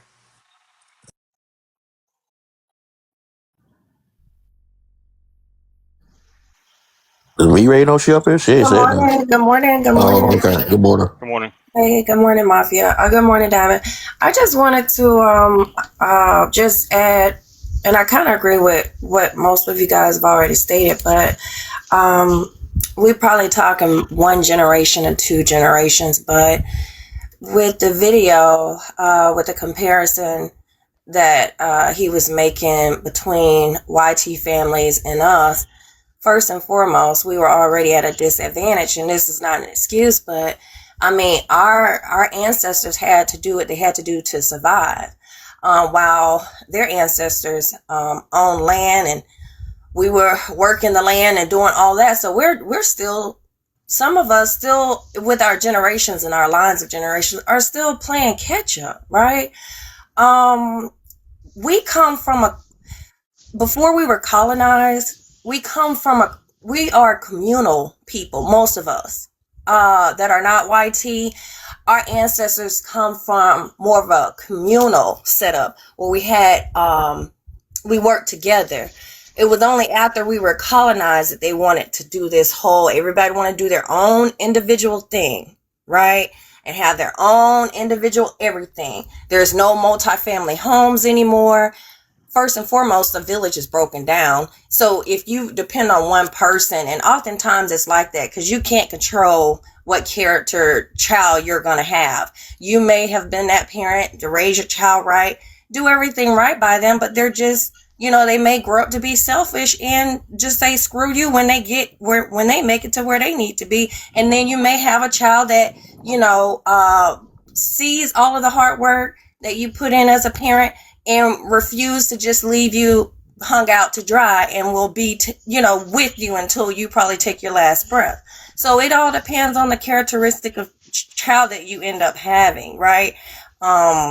It's a lot of factors that play a part in it, but I will say that we need to get out of this mindset of this whole individualistic type of thing, because not one person can just care for their family member if something breaks down. Because that's going to be too much on one person. The dynamics of the family the village is already broken. And the reason why oftentimes we have to put our loved ones in nursing homes, because the way that this corporation of America is, you have to live to survive. So you're either going to go to work, make a living, or have your career, or you're going to have to not be on a fixed income and be a caretaker for your loved one. Sometimes it's like that, or if you don't make enough money to put in the resources to have someone take care of your loved one while you're working. So it's just a lot of things that plays a part in it, and I just feel like it's unfair when they put all of the burden on one child and the other children are off doing what they want to do. I think that I'm lost. What are we talking about? I think we're talking about the different factors that plays a part in this whole subject that we're talking about. There's so many factors that play a part in it of why. Can you play the video again? Because I'm lost now. Well, you want to be funny, but I hope somebody got me. My whole point is there's so many factors that play a part in why we are where we are. Why we're where we are now. Let me go to the video. I think, I'm sorry, real quick, I think people fail to realize how the universe works, right? So what you put out is what you get back. When we're talking about children who take care of their parents, there are some people, some kids, some young adults who had really good parents. And although our parents did the sacrifices that parents do willingly, they willingly fell on the sword. I know I fell on the sword, since the age of 15 for mine. So, who willingly fell on the sword. When those kids get old and they realize what their parents have given to them, they want to make sure that their parents are okay. And there's nothing wrong with that. And there are some that have had some horrible experiences with their parents and don't feel like they need or they're obligated to do so. But I feel like this, when whatever you put out is what you get back. So the same way you treat your parents is the same way 9 times out of 10 your children would treat you. That's correct, Yoshi, because the way I take care of my mother, and there's no way possible that I would take care of my father the same way. Not There in you this go. world or the next. Some kids that's put in a position to take care of their parents at a young Sorry. age. I mean, I have known people to take care of their parents at the ages of 15. Because look, it was a video I shared at a Diamond. This girl get up every morning cooking for her goddamn mama and shit like this. All the siblings around the house, like for real. I'll send it back to her and let her play it again. Now, won't you play it, Corey? Shit, you got 2 phones over there. You play. Diamond, I'm busy. Yeah, ain't that home? Well, listen, I got a tummy ache. No, don't snitch on yourself. Just I got a tummy ache now. Hold on, let me play the video. Need some ginger ale. That cures everything for black people. I had to lay down because my stomach hurting. Hold on, let me play the video for y'all. You take care of your family. I'm gonna keep it a buck with you. My family good, but I don't believe in all that though. That's super stressful, and everybody gets entitled. And now your family isn't your family no more. They're your dependents. You can take care of your family all you want, but they're gonna look at you as an object now. They're not gonna look at you as, oh, that's my son, oh, that's my nephew. They're gonna look at you as, oh, that nigga ain't looking out for nobody no more. They're gonna forget about everything you did for them. They're gonna forget about everything you did for them. That one time you tell them no, or that one time that you fucked up and you need help, who gonna help you? My mom got me here. Shouldn't that I be getting taken care of? I'm her child. So I never get how people get mad at people because they don't take care of their parents or whatever the case may be. Like, I was brought in this world. Why do I have to take care of adults that are double my age? And that's only some black people stuff. I'm gonna be honest, that's stuff black people did. And I'm gonna tell you why. That's why we can't get ahead. White people, they take care of their kids. And guess what? When they have kids, the white parents, you don't need them to do nothing. Listen, what a white family's gonna say is, no, just take care of your kids. Take care of your kids. Now just keep taking care of your kids. Now we got generational wealth because nobody's reaching back. My kids shouldn't have to come help me till I die. It shouldn't work like that. It should always, the generational wealth means the money gets passed down, right? The money should be getting passed up. We're the only people that think like that. That's why we've never had no generational wealth, because we're always backtracking. We keep backtracking. Okay, well, one person out of the family got some money. Okay, now go help all them. Go help grandma. Go help mama. Go help all them. Now you don't have nothing to help your fucking children. Now we're backtracking. If your parents had the same 24 hours that you did, and you came in the world, and if that didn't give them the spark and that they needed to take shit to another level, me giving them some money will also not do it. Somebody said my mama's well off. This don't apply to me. See what I'm saying? You didn't have to come in this world struggling and shit. So now that you weren't born having to backtrack. You didn't have to dig yourself out of a shithole that you didn't put yourself in. You probably they had your credit situated. Everything was good. They made sure when you was 18, you probably had a 700 credit score already. You ain't had to build your shit up. You ain't had to tear your shit down. Ain't nobody put no car in your name, apartment in your name that got repoed. So now when you go out here at 18, you got a 400 credit score, and then they got shit to do with you. You didn't do nothing. Come on now. Somebody in here living through that. Somebody credit fucked up for some shit their parents didn't put in their name. I don't want to hear that shit, bro. Y'all can't sell me that. Let them be mad at me. I don't give a fuck. Be mad at me. I'd rather you strangers be mad at me than my motherfucking kids since I didn't put them in position. You take care of your family. All right, yeah, there it is. Diamond, can I call bullshit on something he said?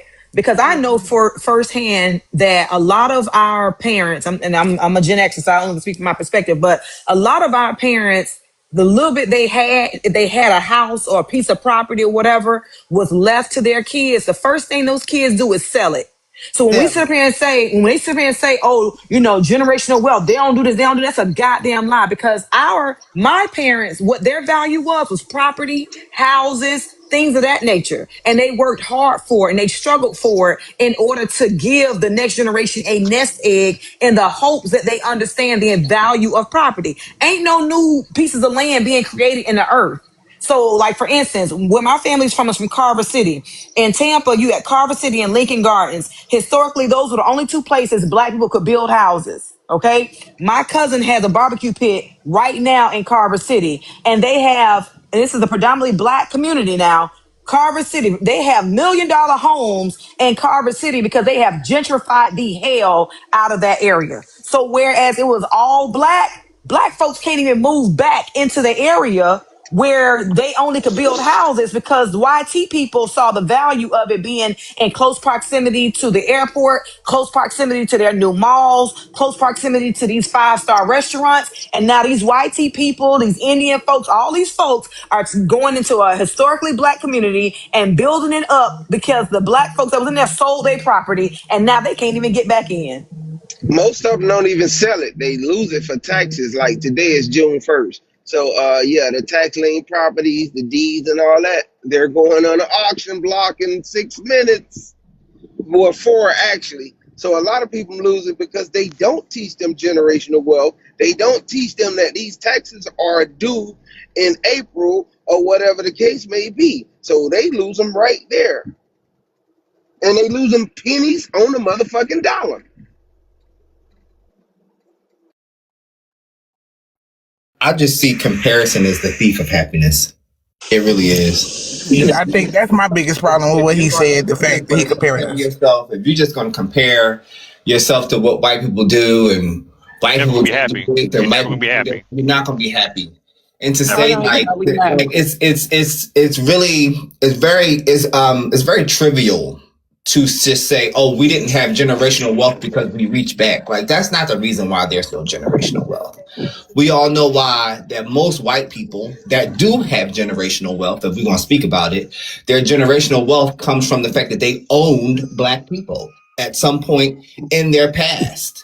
And they was able to take land through urban development or through that whole expansion that they did in the Midwest, and they were able to get land in that way, and that's how they grew their generational wealth. Black people have been held back from creating generational wealth on a large scale. We already know that. So I don't like the whole comparison of white people because most white people are poor. Most white people, and it's not just black people that take care of their families. It's white people that do it. It's Asian people that do it. It's Indian people that like. It's just, I hate that shit. Okay, yeah. Hold on 1 second, y'all. We got an Instagram caller. Go ahead, caller. Okay, this is a great conversation, and it's important that we do teach our children and our grandchildren about generational wealth. However, if your grandchildren and your children can't read above a 3rd grade level, it won't mean anything. We have to give them the foundation. Our children are falling behind very quickly. We have kids that are graduating that cannot write a sentence. So at this point, we're in the red zone. And so if you want them to comprehend anything, you're going to have to teach them how to read, to comprehend, to think critically, to understand mathematics, investments, and all of that. You have to have a certain type of intellect, at least enough to comprehend. And so until we address all of those issues, we're going to keep having these other conversations because our kids aren't keeping up. We haven't done our due diligence. That's it. I really like the way Keith talks, man. You talk with so much intelligence. I appreciate you, brother. I don't know, nor do I care what white people are doing or anybody else, just being 100.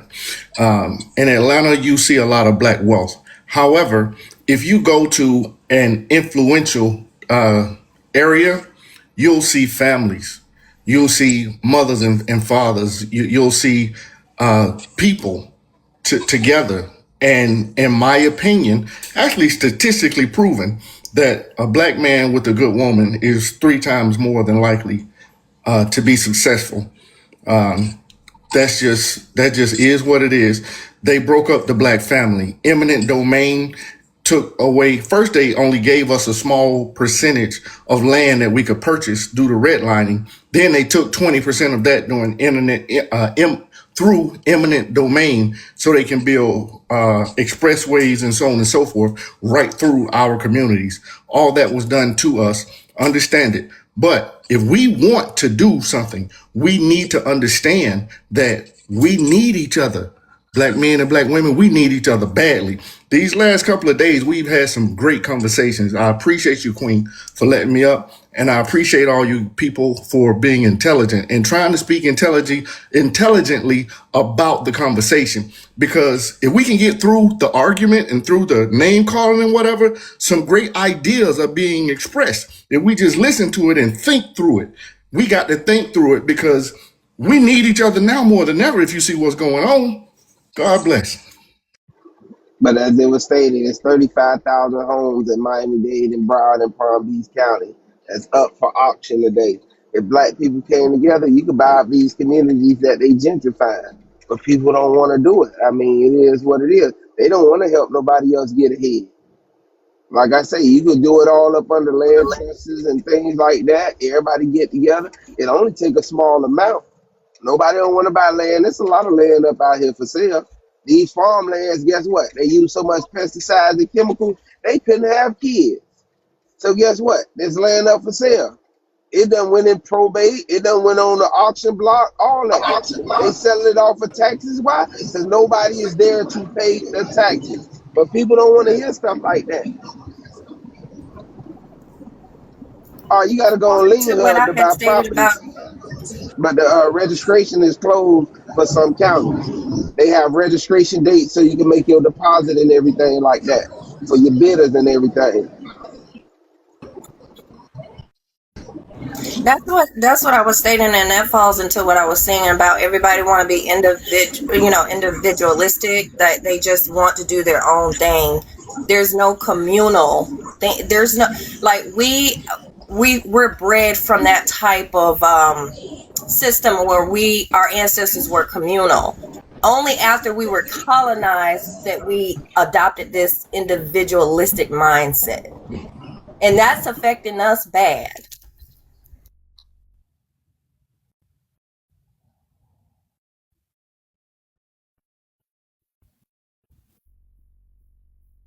Why y'all so quiet? Honestly, I think everybody can do it. Everybody Got a picture up. I mean, because this conversation, it's a legit conversation, but I'm with Keith. Once you compare us to other groups of people, I don't even give a fuck about nothing you saying no more. Go ahead, Because I think these other group of people are so better when they out here struggling just like black people. They mad at Trump right the fuck now. Like, but we make it as if white folks is just so much better than us. Dab, I think they only because Just they keeping see it the on. 1%.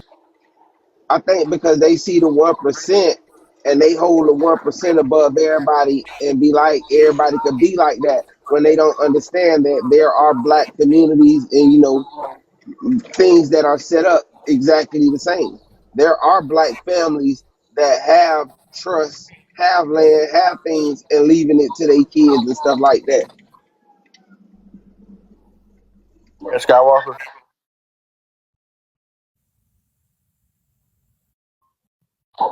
Yes, sir. That is Mr. and Mrs. Skywalker. And Pickle, what I was going to say is, it doesn't matter where you are right now. Every decision that your parents made led you down a different path. I don't care if you had both parents, if you were single growing up, single parent growing up. So you can't say that who you are was based on just you. It was based on decisions that they made for you. So I have to look at it like this, Pickle. If it wasn't for my parents, I wouldn't be married. If it wasn't for my parents, I wouldn't have kids. If it wasn't for my parents, I wouldn't be where I am right now. Because all of those sacrifices, all of those decisions that they made put me in a position to be who I am. So you think that I'm not going to give back because I am married to a wonderful wife because of my parents? All of the decisions growing up came down to that. Pickle, he talking about when you said that your parents did what they were supposed to do, you just was hard-headed. He's saying that. I'm saying this, everything comes from intent. I don't think you should give back to your parents because you feel obligated. You should want to, because they put you in a certain situation or a certain position to be whatever you are. I mean, that's true. I mean, I agree with you on that. But I was talking about as far as my case. Like, yeah, my parents put me in a position. I just chose not to. I was hard headed. I wanted to do my own thing. So, and I wish I didn't do that. But I was young, and I thought, when a man turns 18, he think he know everything. So I didn't take advantage of what they put in place, and I paid for it. But that's a choice I made. That's all I was saying. You can lead a horse to water, but you can't make him drink, kind of. Right, but that's the only thing you can do. You can only guide your kids, show them things in life that may take them on a different path from where you come from. But it's not guaranteed. If anybody think it's guaranteed that your kids gonna follow in your footsteps, shit, some of them follow in their footsteps on crime.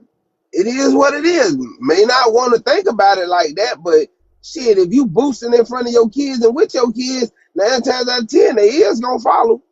So you got to put them in something that does catch their attention, catch their mind to go another different route. Whatever it was didn't catch your attention. You chose what you wanted to choose. That's what I said that fell under the category of, you don't know who you're raising as, when they're young. You don't know what, character they're going to develop once they become an adult. Parents could have done everything right, placed them in the best environments, and if that person is not a good person, they will hang their parents out to dry. How many situations where the parents have done all that they could do for the child grows up, becomes an adult, and just have zero respect, no regard or anything. So you just never know who you're raising. It all falls on the character of that adult child, who that child becomes. Point blank. That's what I said earlier. It's all about your relationship with your child and all. Well, what I really say is it's about the relationship that you have with your child. Because it's cool and all to set up your kids for success, but if you don't have that close, not even closeness, but that connection with your child and whatnot, and not know what's going on, what's happening, see what's up with them, then, you really don't know what to expect from them. Because it's like one day you're saying you're doing all this stuff for them, but the next day they did something so out of whack, you don't even know where that come from. But it's like you didn't have that connection with your child.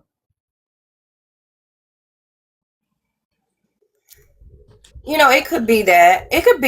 And it also could be where you do have a connection with your child, but you overcompensate. You give your child everything, and that child end up, as a child being entitled, and as an adult, becoming an entitled adult as well. You get what I'm saying? So it's so many different variations in different factors that it could potentially be. That's all I was saying. It's so many factors that play a role. Not that anybody is wrong with the point of views that they've stated, but it's just so many. So can factors. I segue this real fast? So I understand what all of y'all are saying, right? So what do y'all think about those 3 kids that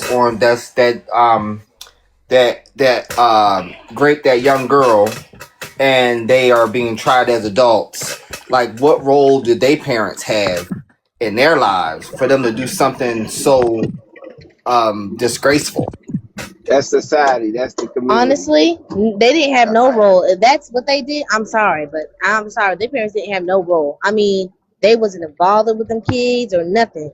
If them kids did that crime, that outlandish crime to that little girl, them parents was not around at all. They were probably around, but not around to really do anything. They weren't hands-on. They wasn't speaking to the kids. I don't know what they were doing. But to me, they did nothing with them kids. They just had babies and just call it a day, and that's it. I think they're a product of their environment.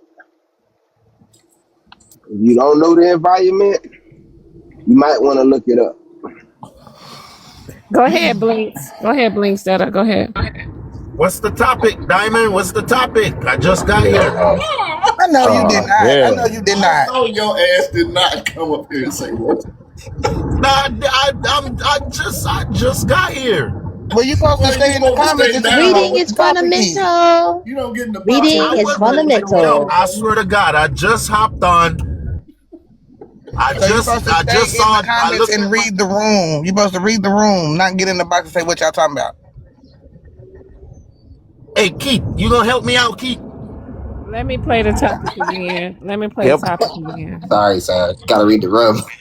Hold on, let me play the topic again. Damn it, you gotta play that video I sent you on IG. No, you gotta play it. No, you gotta play it. No, damn it, your hands are free.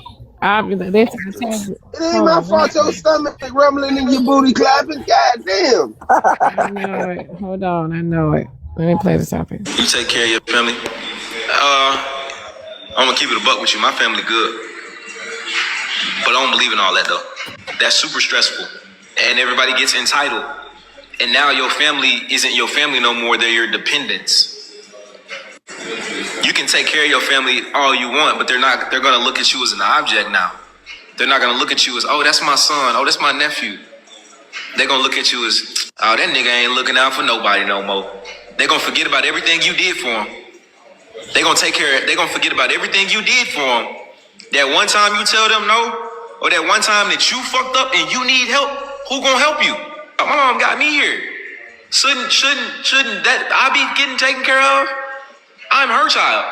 So I never get how people get mad at people because they don't take care of their parents or whatever the case may be. Like, I was brought in this world. Why do I have to take care of adults that are double my age? And that's only some black people stuff. I'm gonna be honest, that's stuff black people did. And I'm gonna tell you why. That's why we can't get ahead. White people, they take care of their kids. And guess what? When they have kids, the white parents, you don't need them to do nothing. Listen, what a white family's gonna say is, no, just take care of your kids. Take care of your kids. Now just keep taking care of your kids. Now we got generational wealth because nobody's reaching back. My kids shouldn't have to come help me till I die. It shouldn't work like that. It should always, the generational wealth means the money gets passed down, right? The money shouldn't be getting passed up. We're the only people that think like that. That's why we've never had no generational wealth, because we're always backtracking. We keep backtracking. Okay, well, one person out of the family got some money. Okay, now go help all of them. Go help grandma. Go help mama. Go help all of them. Now you don't have nothing to help your fucking children. Now we're backtracking. If your parents had the same 24 hours that you did, and you came in the world, and if that didn't give them the spark and that they needed to take shit to another level, me giving them some money will also not do it. Somebody said my mama's well off. This don't apply to me. See what I'm saying? You didn't have to come in this world struggling and shit. So now that you weren't born having to backtrack. You didn't have to dig yourself out of a shithole that you didn't put yourself in. You probably they had your credit situated. Everything was good. They made sure when you was 18, you probably had a 700 credit score already. You ain't had to build your shit up. You ain't had to tear your shit down. Ain't nobody put no car in your name, apartment in your name that got repoed. So now when you go out here at 18, you got a 400 credit score and then they got shit to do with you. You didn't do nothing. Come on now. Somebody in here living through that. Somebody credit fucked up for some shit their parents didn't put in their name. I don't want to hear that shit, bro. Y'all can't sell me that. Let them be mad at me. I don't give a fuck. Be mad at me. I'd rather you strangers be mad at me than my motherfucking kids because I didn't put them in position. You take care of your family. All right, there you go, Blinks. I hope God makes him the white man that he deserves to be in his next lifetime.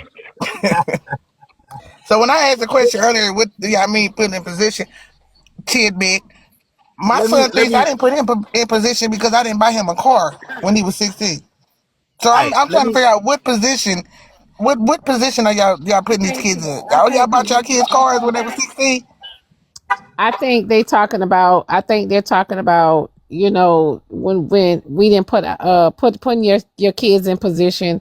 I think they talking about financial wise, you know, making sure they go to good schools, making sure, you know, they make sure they go to college or, you know, something, get some things up under their belt so they can be out here making money instead of struggling with you if you already struggling. You know what I'm saying? Like credit wise, right? All of that stuff financially. Like if your mama walking to work every day to go to work every day and she's struggling and she busting her ass walking to work every day just to make sure you get a certain education or you get, you know what I'm saying, a certain education so you can get a good ass job and you ain't got to worry about certain things or whatever these white folks, boomerangs throw our way. They throw it our way all the time. That's what I think. And maybe I'm saying I'm fumbling my words, but I mean, that's what he said, but I'm saying as a whole, like a lot of times when they say we didn't put like in for this example, position. like for example, my grandson. Like I started molding my grandson. I started molding him like around like 5 or 6 years old, and I said, so what do you want to be when you grow up? He said, I don't know, Grandma. And then I said, you want to be an engineer?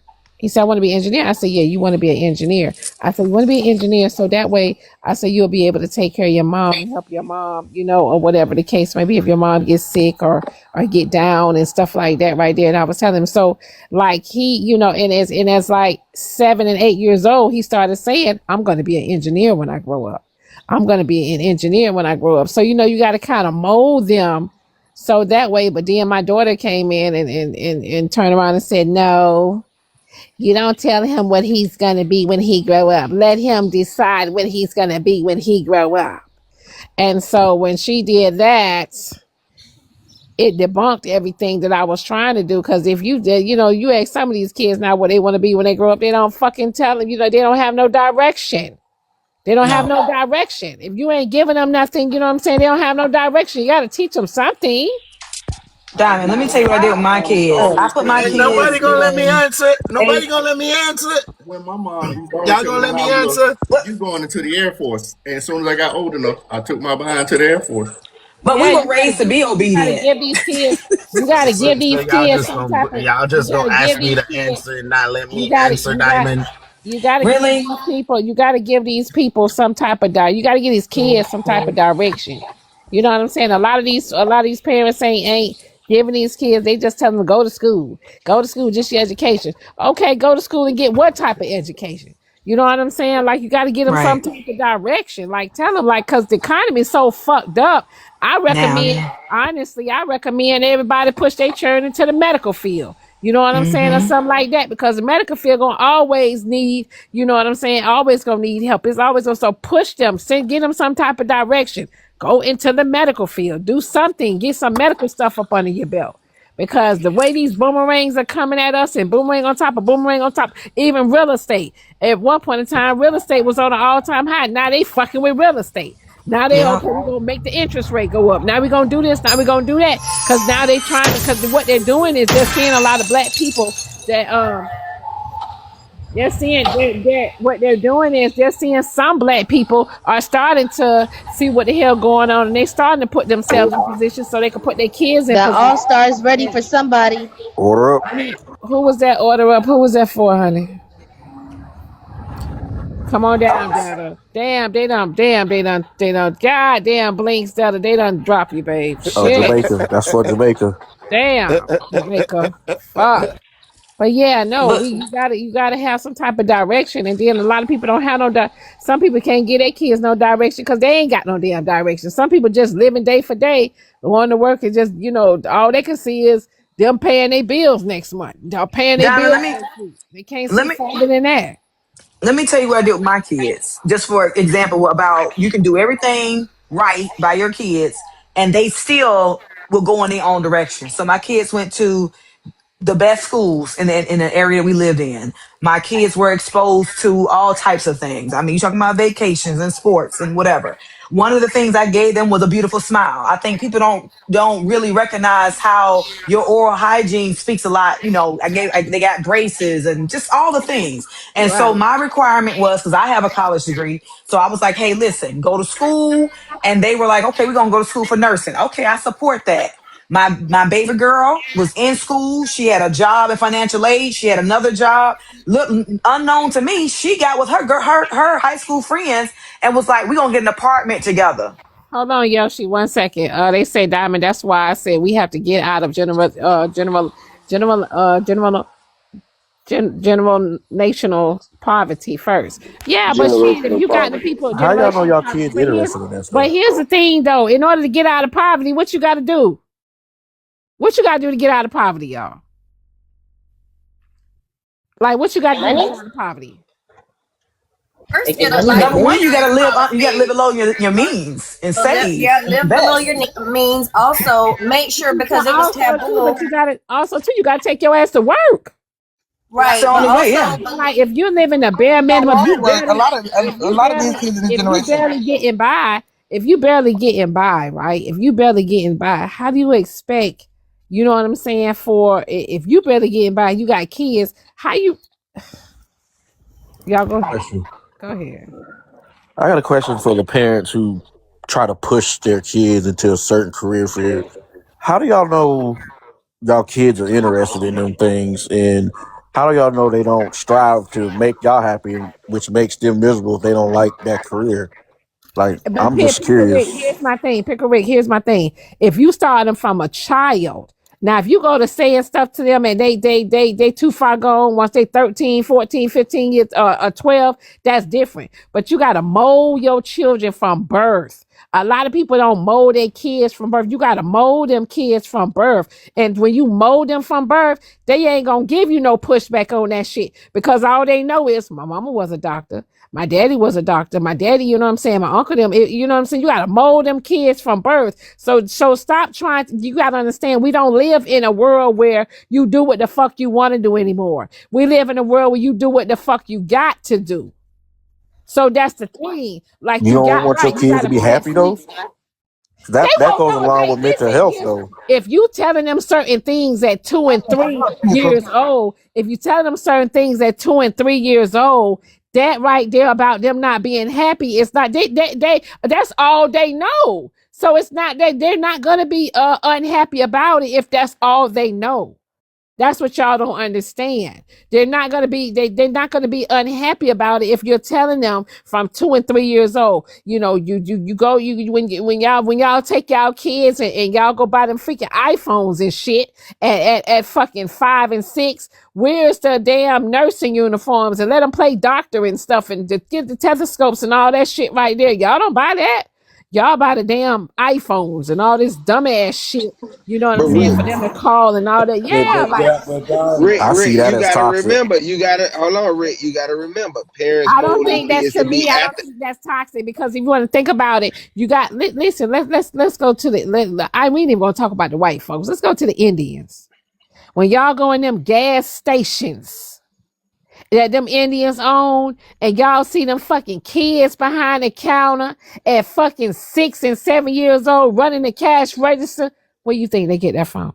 It was molded in them. Damn, y'all It got was 6 and molded 7 in. year olds running y'all cash register. I never seen that shit. Diamond, I have hold on, seen that. Yes, can listen, we I can have we went be into gas realistic? stations. I have went into gas stations and I have seen them kids behind Yeah, cash registers. I have That's they be not. I'll let say counting. me that. tell y'all something. The man that owns what's the name of that Marco Pizza. Let me tell you about the owner of Marco Pizza. He's a black man. Let me tell you something. He got a grandson.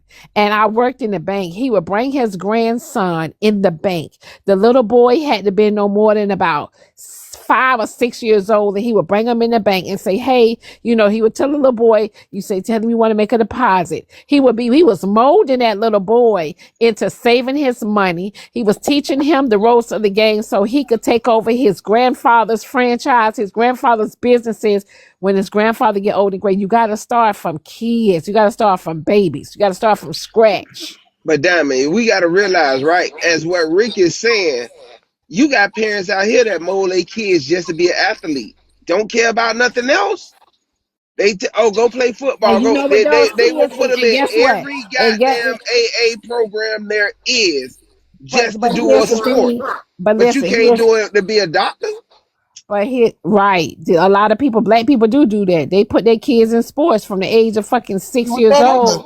You know, little leagues and stuff like that, hoping they gonna go to the NFL. You know what I'm saying? But yeah, they molded them then. But I'm not going to accentuate the few. I'm accentuate the many. Diamond hit the nail on the head when she was talking about mold your child into being something successful, as in doctor, lawyer, engineer, so on and so forth. Yes, put those ideas in their head and know your child. I ain't trying to be funny. Everybody ain't going to be a doctor, just being 100. But there's nothing wrong with giving them the mindset of look up and try to achieve something that's greater than you. Try to achieve something that is successful, and that you ain't necessarily. If you break your arm, you still could be a doctor. I mean, if you break your arm, your basketball career could be over. I ain't saying anything wrong with being a basketball player. If you're good at ball, do your thing. I hope you make it. But still understand you got to put something in your mind. When y'all on earlier when Diamond was talking about her house and people saw her house and was like, wow, you're something wall. I'm sorry, Diamond, I don't remember the kind of It wall. was an accent wall. They done spotted the accent wall on social media because the person that did the wall done posted it on social media. Yeah, but they were looking at Diamond's accent wall and then they hit her up. How can you help me do blah, blah, blah, blah? Diamond is a hustler. Diamond said, hey, I got you. Call me and we can set up consultations, so on and so forth. That mindset, family, listen to what this lady's saying. It's genius. She's giving you business ideas. If somebody admires something you do, then hey, pay me and I'll help you out doing it. You understand? That's what I'm talking about. And then her teaching her grandson. Come on, man. You can't. That is. Hey, ladies, please listen to this mindset. I'm gonna tell y'all something. My daughter, right? She didn't have a sense of direction. I pushed her. This is what I said. I said, well, listen, babe, I think you should get into the medical field because the medical field is going to always be there. You don't have to worry about this and that with the medical field. Now, don't get me wrong. She got older. She went to school for the medical field. She said, Mom, I did this because you wanted me to do this. I don't like this, right? Hear me out. So wait. So she gave me some pushback. And guess what she did? She did what the fuck she wanted to do for the first couple years. And guess where her ass at now? Back in the medical field. I got a niece like a cousin. Because I told her, I said, get something under your belt.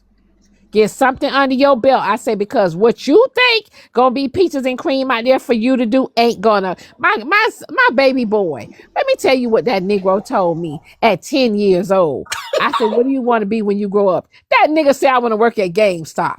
You think I'm finna sit here and tell this nigga, okay, go ahead, baby. Go ahead, son. Go ahead, get you a job at GameStop.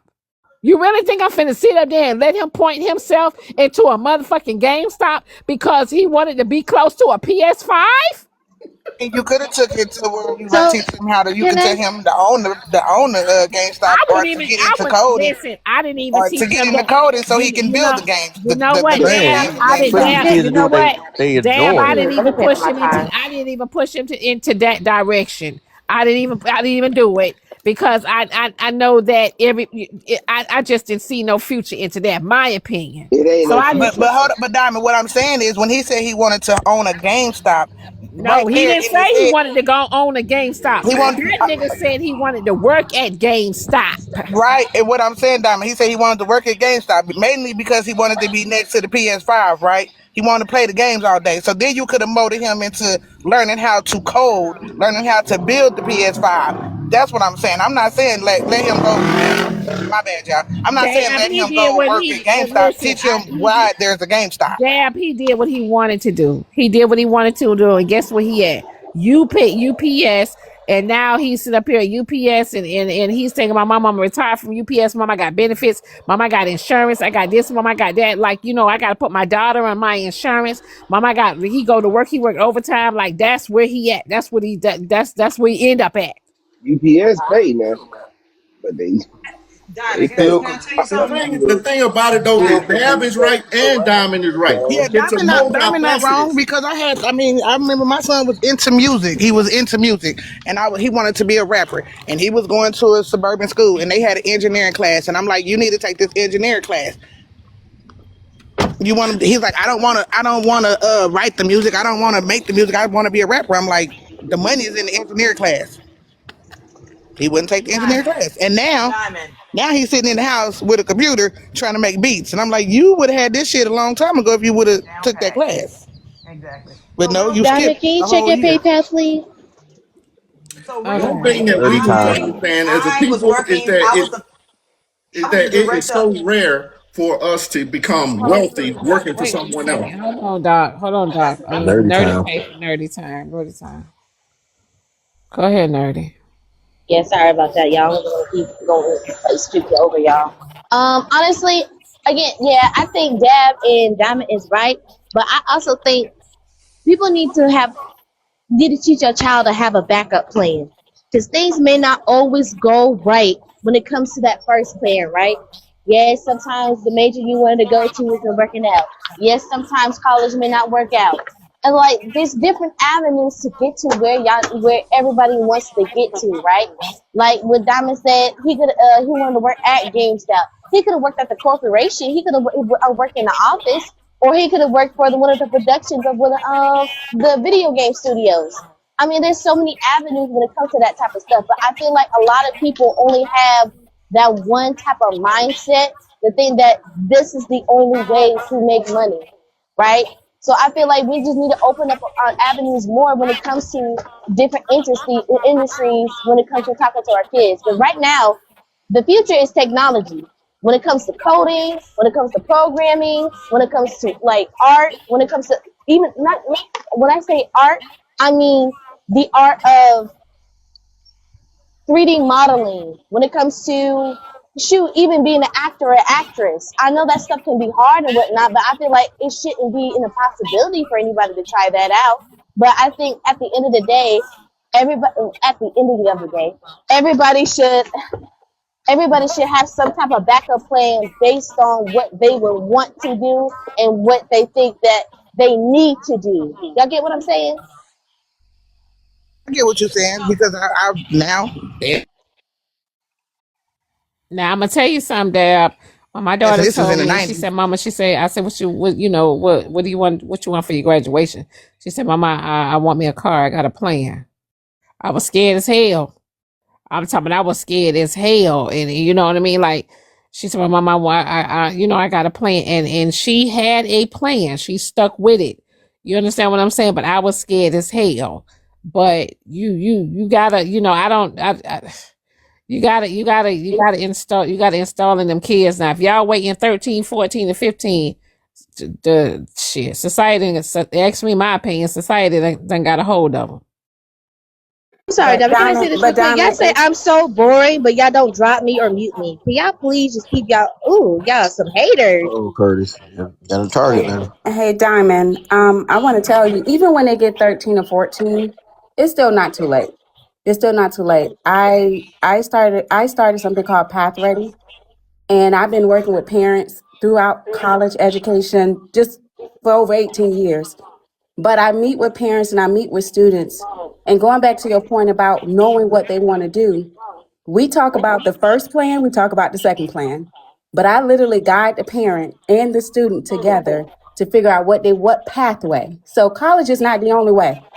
We talk about entrepreneurship. We talk about trade school. We talk about military. We talk about workforce. Even to your son, I think you said about GameStop. GameStop offers a free tuition. They partner with University of Arizona Online. He could have worked at GameStop and went and still took a class and got them to pay for it. Tuition free. So it's like, regardless of what they want to do, we as parents got to take a step back and like let them just do it. It's so many different pathways. College ain't always the only path, but they could still go in a different path and still get the education along that path and still get the corporations to pay for it. Yeah, I just A lot of the people that we praise today. Back off of what she said. I felt like he was literally, close to the PlayStations. I literally was a PR director for a global technology company that specialized in cybersecurity. So the company literally taught people how to go into the cybersecurity industry, right? So when I was working for this company ran by East Asians, I realized that I was the only Black person in the C-suite. And that was very typical for for my job and all that kind of stuff. So when I left that job, I said to myself, how can I incorporate what I was doing in that cybersecurity company and, what I know as an entrepreneur? Okay. So I created a curriculum called Empower You Tech. And so Empower You Tech literally teaches young people how to be entrepreneurs.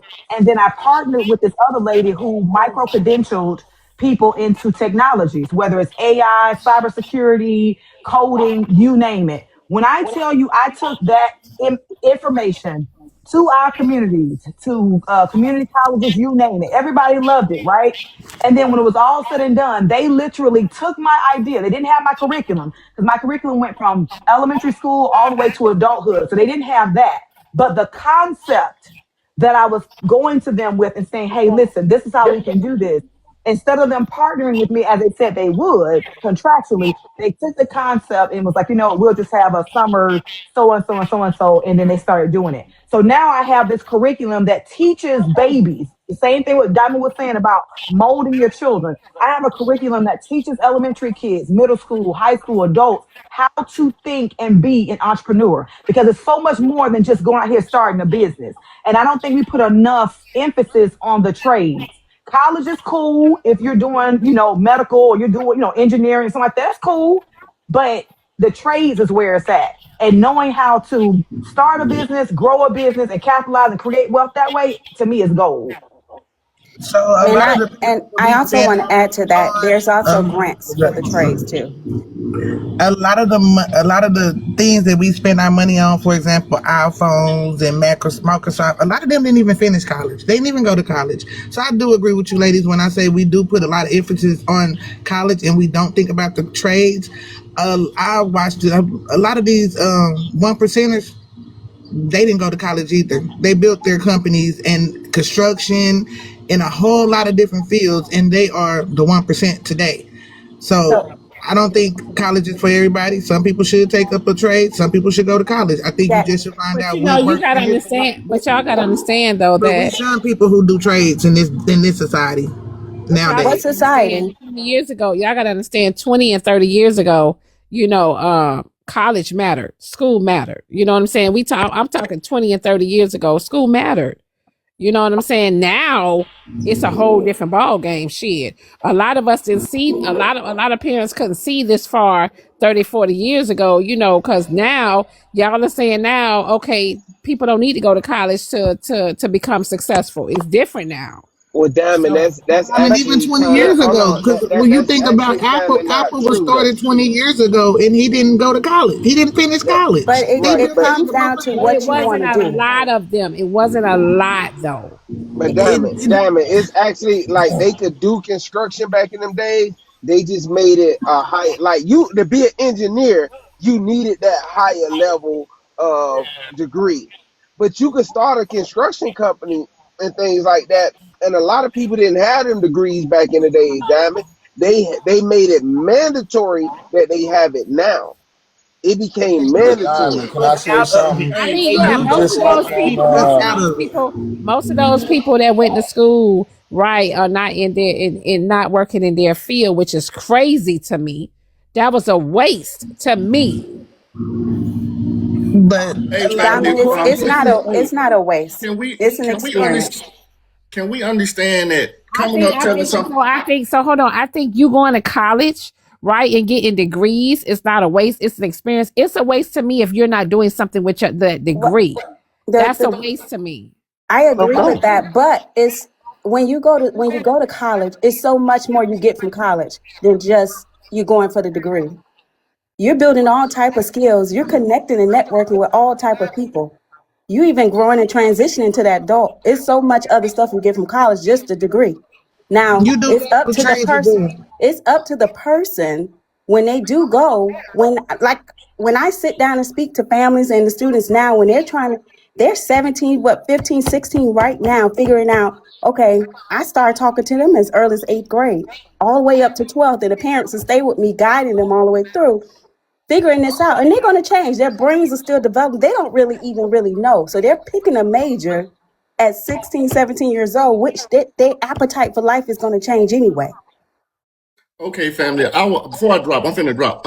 When you come up, please don't come up telling people they wrong. Just give your point of view, because everybody's right. It's multifaceted. So even though Dab and Diamond are on different spectrums, what both of them saying is correct. So come up and give your point of view. Don't tell people they wrong. So an argument and nonsense don't start. We don't want to derail the conversation because this is wrong, dog. God bless.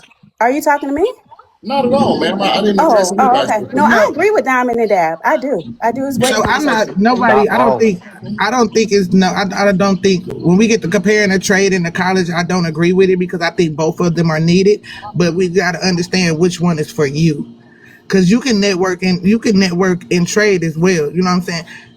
Yep. I can tell you, I got a trade, but I never did it. I got my CNA license, but after 13 years of doing it, I got wore out of the BS in the field. You know what I'm saying? The field that I was in as a CNA.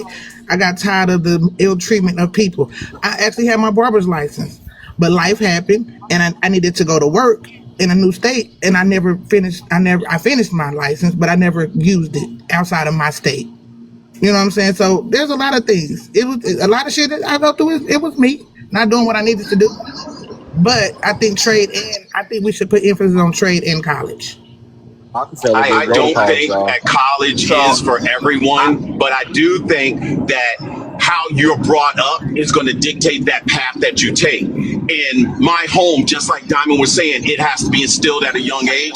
Going to college was no different than me going to high school. It was just the next step. There was no thoughts of not going to it because that's how I was brought up. So I'm not saying that college is for everyone. Trades are just as important, but I think how that parenting style is going to determine where was the emphasis. Was it on the education? Was it on getting out here to go to a higher level of that education? Say something. That's why, if you remember in the Biggie Smalls movie, when the teacher told him he wouldn't end up as nothing but a trash man, and he went and found out and calculated that a trash man made more than a dumbass teacher. So we got to understand trade schools are very important. That's why they took them out of high school. Now, when you talk about the video, the man said, well, the white people do this, the white people, but you can't use the YT experience as our measuring stick because they control everything. And this is what's set up. And then you ask the question, you say, well, how do you get out of poverty? Well, you dismantle the system that created it because poverty is man-made. Mandela told them that. Everybody knows poverty is man-made. So once again, we're trying to navigate a crooked system. Now, it's okay because we understand that money is a tool of trade and a store of value. But once it got weaponized and everybody say, well, just shut up and dribble, get your money right. I got my money right. You got to get yours. I got to get mine. You know, that mentality, that's what messed us up. And another thing, like they say, well, it takes a village to raise a child, but it's once a man, twice a child. So if you strip away the ideal of, oh, I got to spend this money to take care of them or this or that, you would want to take care of your elders. Like we say in Africa, when you lose an elder, you lose a library. So once again, money became the measuring stick and it messed up everybody's thinking. And for you, Homar, it was a time after the Civil War that we used watermelons for commerce. We used watermelons for commerce and they vilified it. It's a whole video floating around from Deontay Cal, the young brother that be breaking shit down.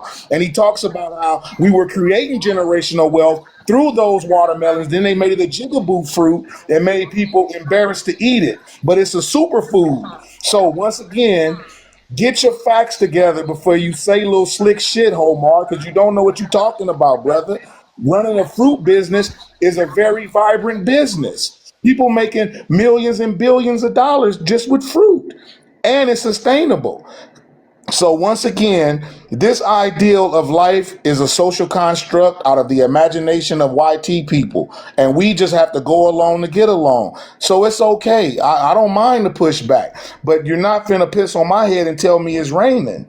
You know what I mean? If you really, truly want to get out of poverty, you're going to eventually have to dismantle the system because this is not sustainable.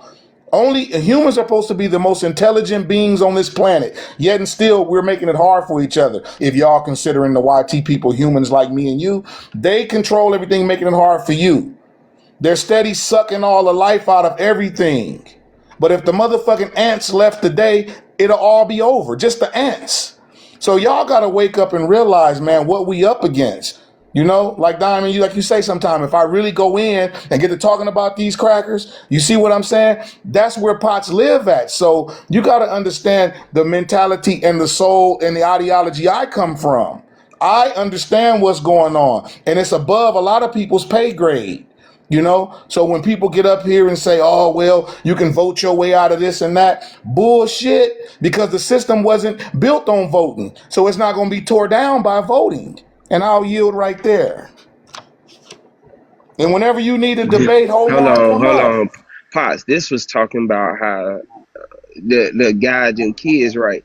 You don't win in the goddamn voting, bro. Man, I God went damn. back to the video with my talking points, nigga. I don't have to start No, where no, y'all at. no, I went no, back to the bro. video. God. Well, I Where'd went you back go? to the video, cockeyed Corey, and I'm expressing what It he ain't my said fault about you the squeezing YT juice in that shit people. that squeeze your fucking Corey, I brain. don't give a fuck, nigga. I'm Bro, talking about the video, and I didn't cut you damn. off. The man in the video said Just simply, a doctor. YT people don't do that. They take care of their people. They pass down the generational wealth. They don't have to go through the shit we go through. He said a lot of nonsense in the video. Some of the shit he was right, because your family will lean on me when you're not strong and overdo it and lay on your pockets, as we say in LA. A nigga try to lay on your pockets, and family could be your first and worst enemy. I get that part, but that's not always the situation.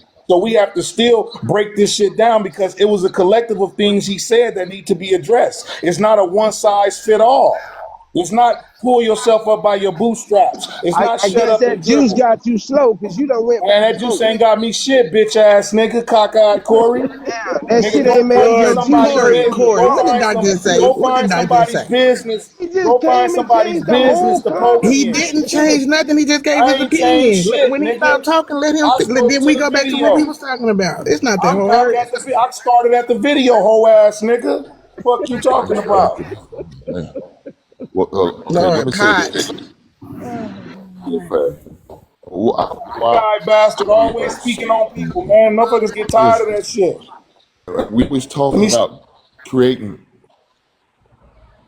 we always talking about Potts, you creating got a resources. violation. You Potts, know what I'm saying? Potts, And you then got a that's violation. important. Potts, you got Resources a always violation. been You gotta come back. on my fault, damn it. No, I was saying, Potts, you got a violation. Go ahead, Heem. Okay.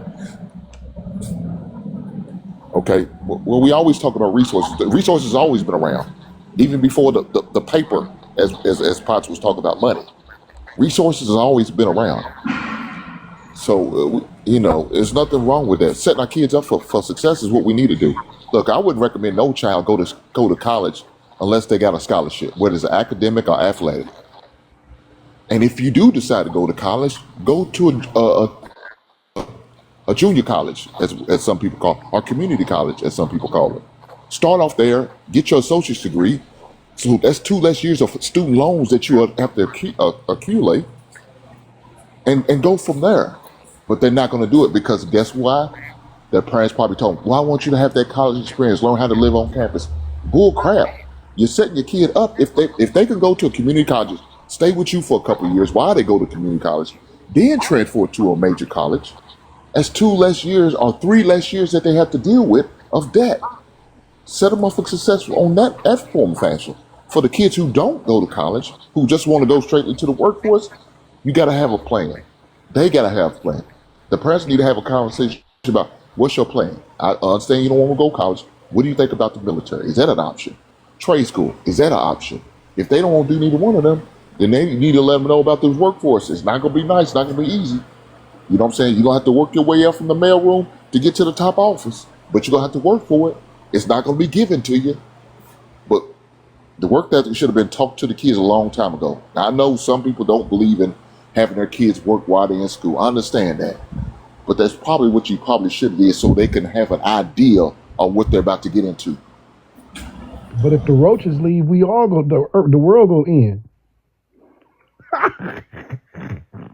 Oh Lord, what does that mean? 2053 is coming. If the bed bugs leave, we all go perish. And Hank, I push the philosophy that my parents and my dad mostly pushed to me. Instead of chasing the money, chase the knowledge, the wisdom, chase that. Because if somebody gives you $100,000 right now, once that $100,000 is gone, it's gone. But if you have that knowledge, that wisdom to be able to get $100,000, you will never be poor. You will always have that ability to get that type of money that you're looking for. And I'm pushing that education on my kids. I'm pushing that knowledge, that wisdom. But so many kids are pushed into a maturing or an adult situation as a kid, meaning that they have to take care of their siblings because mom or dad may have to work, or they have to not go to college because they have to take care of bills in the home. So it's certain situations that they may not even be able to control, but they don't have that option to do certain things. You got to remember, we did work back in the days. We had summer jobs starting at 14 every year. It was that summer. We went to work. So, I mean, this day and age, kids don't understand what it feels like to go to work.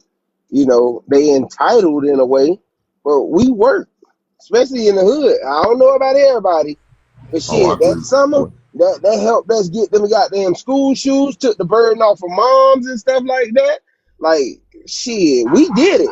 It's a group of us that did it. So some people didn't have to do it, so I'm not addressing Yep, y'all, I was one but of them. it's Shit, a we went group to that summer did it. school.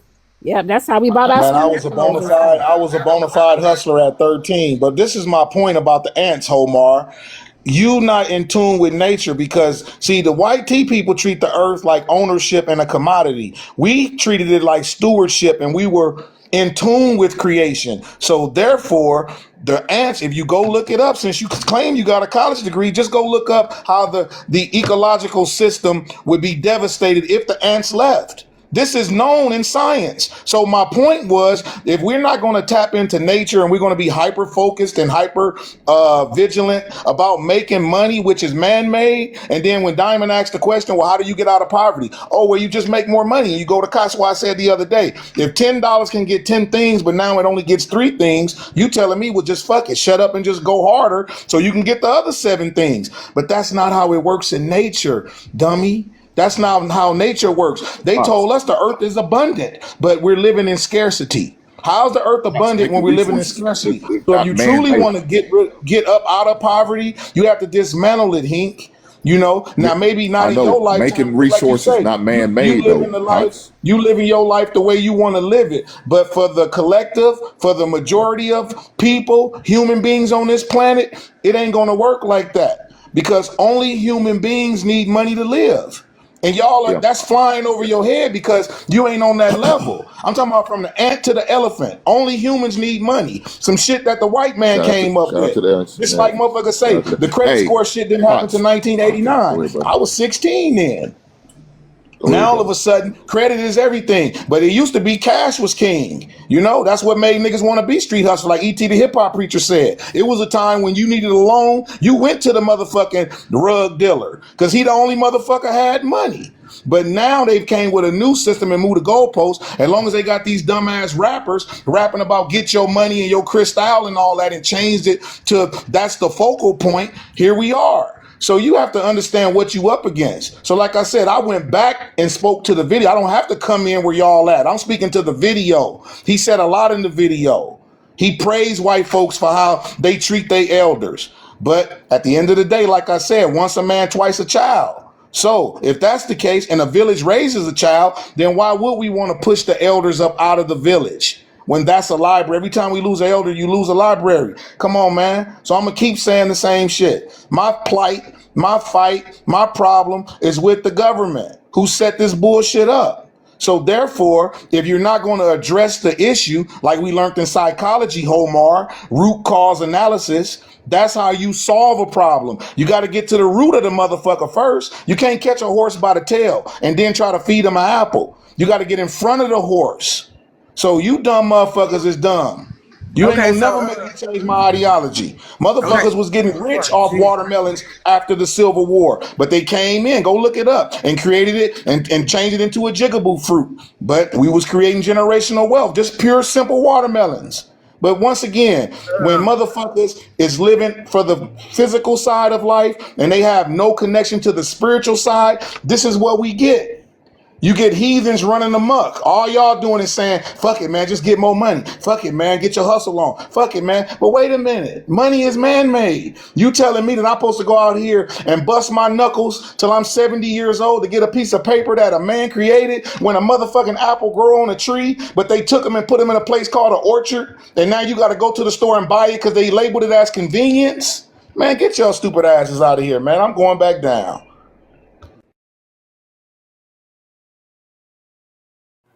Hey y'all. Shout out Hey, to how the you ants. doing? I'm just saying that wealth came from a lot of pillaging and stealing and unaliving. So y'all want that same wealth they got? Hey, go ahead. Um,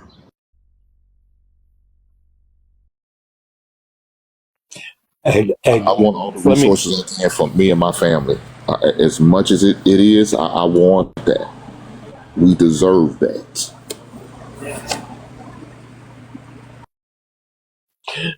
people still not understanding. They keep thinking working for somebody else equals riches. It doesn't. Most people that take their time, energy, and talent and work for somebody else will never become rich. You'll only make that other person who you work for rich. That's why most people that own companies, they don't work in that company. They pay other people to use their talent and resources to make them money. So yeah, it's fine to be a nurse, doctor. Those are great occupations. But until you have your money that works for you, then you will always just be a middle class person. You won't ever be wealthy. So that's why it's only a certain percentage of people that's wealthy. So you That's a got to do fact. more than just work for somebody else. Because as long as you work Yes, for somebody Mello. else, you'll make them rich. Do y'all Yes, think and it's that's like? what my Do dad y'all taught think? me. So You can't so be the millionaire with a screwdriver in your hand. My dad so taught me you that. so you telling me pilots that work for other people they don't become wealthy? You telling me train operators that are engine like conductors It's they don't steps, become Corey. wealthy? They're not. I'm saying there are careers. So you telling me doctors who work at other people's hospital don't become wealthy? Like we gotta stop that because there are careers that will make you wealthy. Like, That's a let's fact. be realistic. You don't necessarily have to have certain things. If you're talking about a construction worker, that's different. And you can be a crane operator and make good 6 figures a year. But if you're talking about a regular bricklayer or something like that, even the electricians after a period make 6 figures and they can save up. It's all in how Corey, you save. You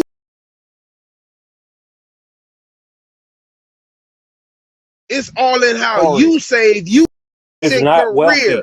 Come on, man. That shit. Corey, Listen, it's still I part agree of with you, life. If Shay. you're talking about being wealthy overnight, that's a different story.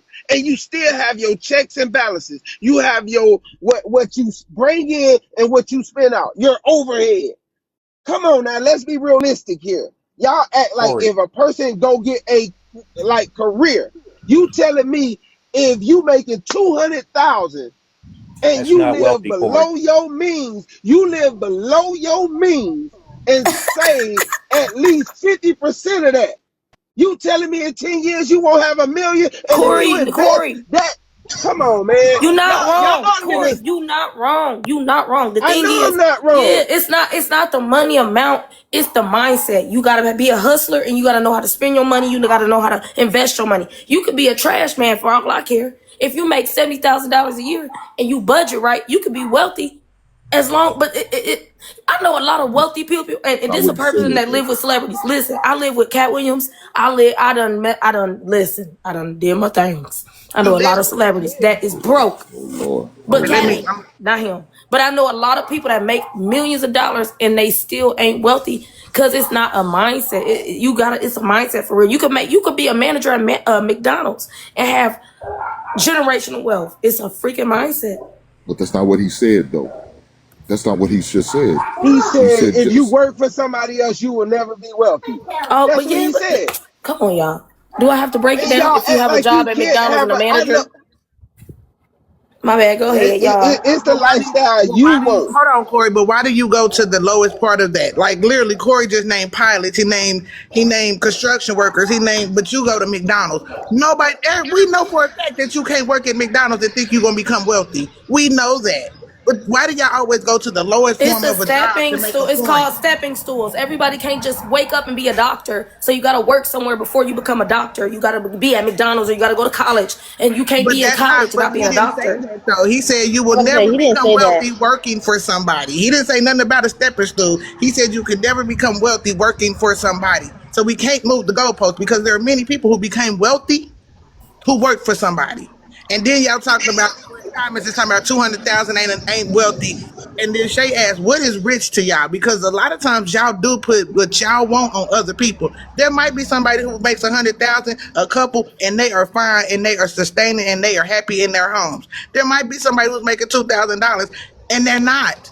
What is rich and wealthy to y'all? I So think all they that's have to do is subjective, though. invest. Corey, hold on. I think that's subjective, Corey, because think about this $200,000, but let's say you have a wife and a couple kids. That $200,000 is no money, to be honest.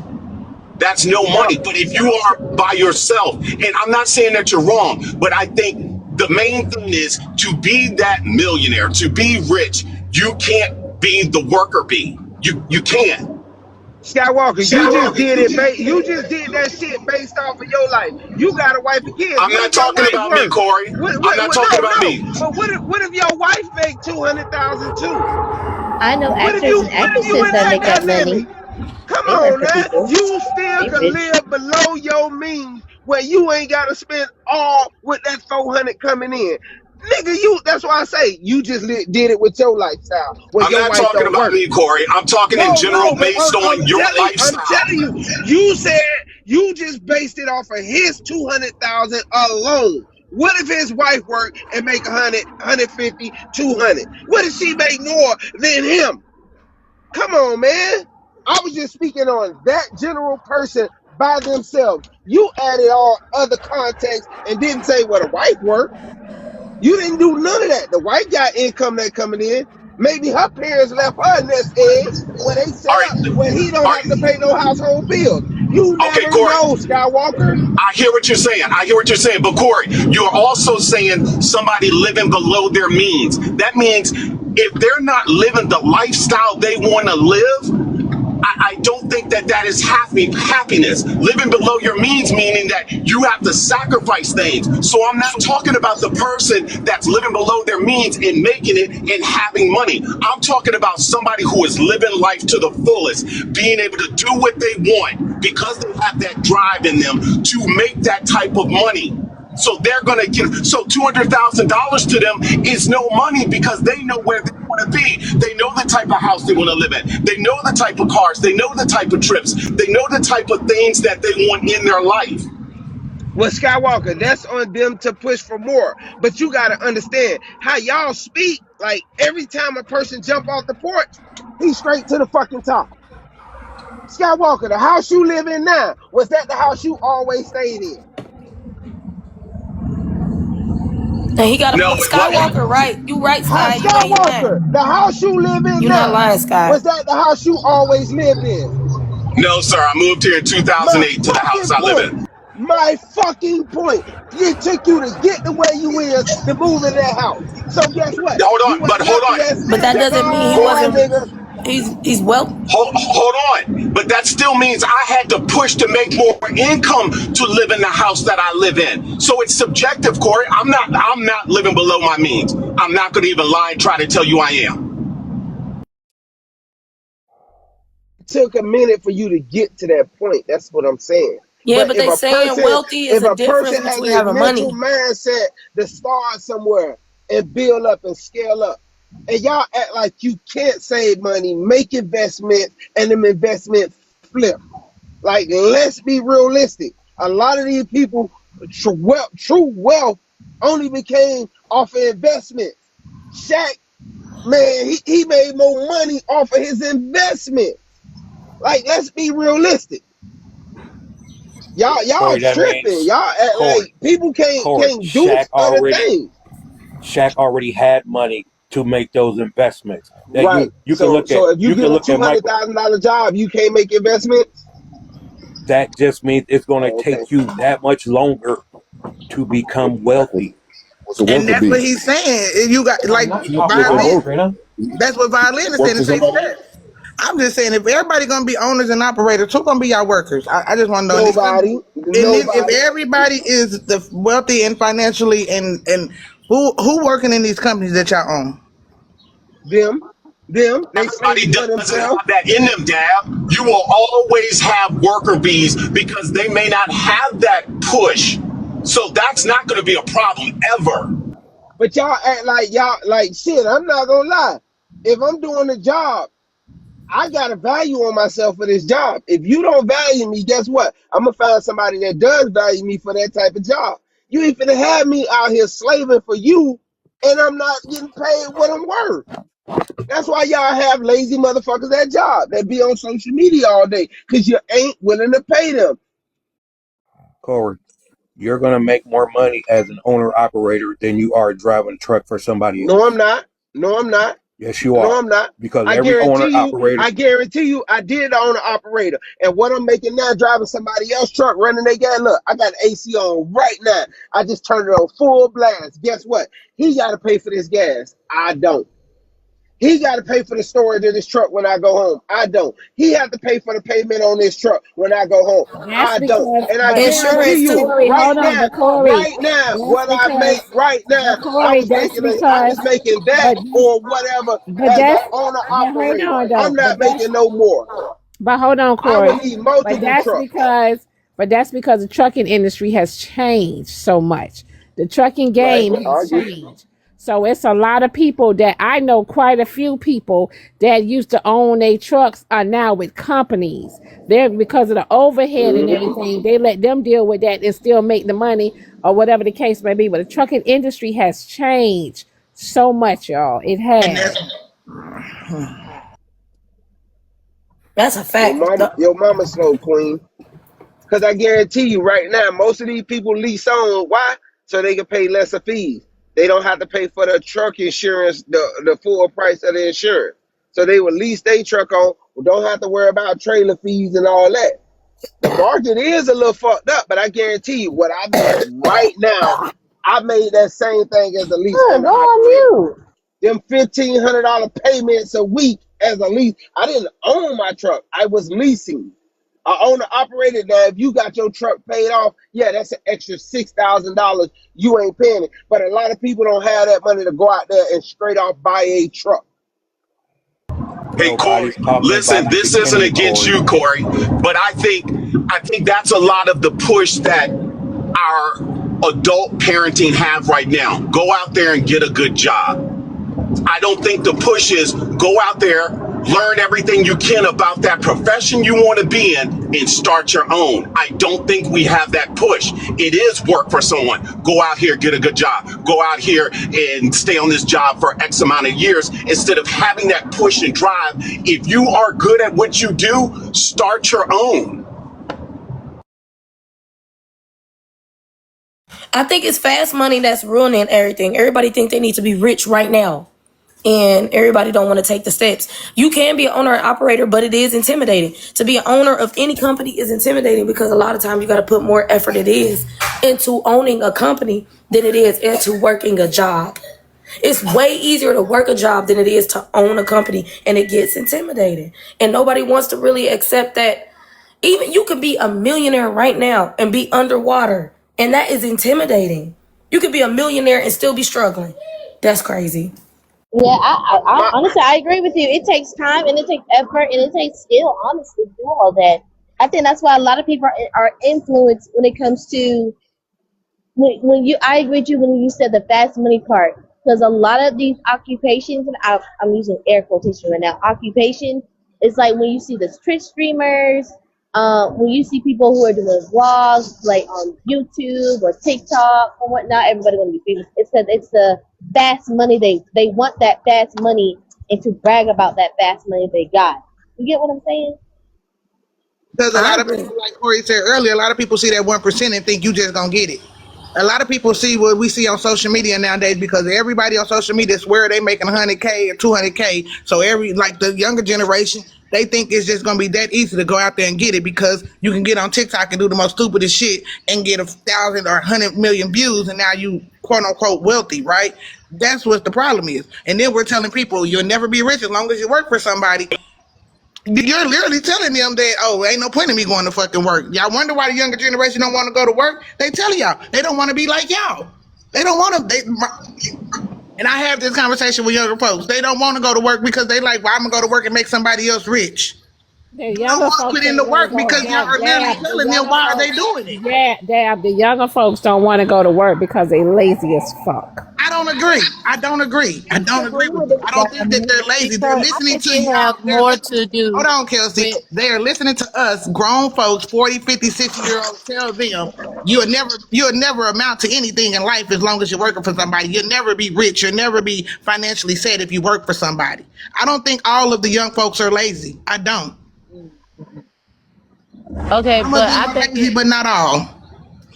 Yeah, I think the young folks don't want to work because they got to carry that social security number that is 9 digits long and it is missing 2 commas and they eyesight it just as well as I saw it too.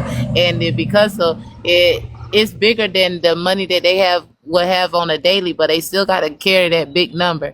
And then because of that, it's branded that is something behind that number besides the skin that it was not born on, but it was given to. And the more that they look at that number, then I'm supposed to have that every day in my pocket. Why am I'm being ostracized?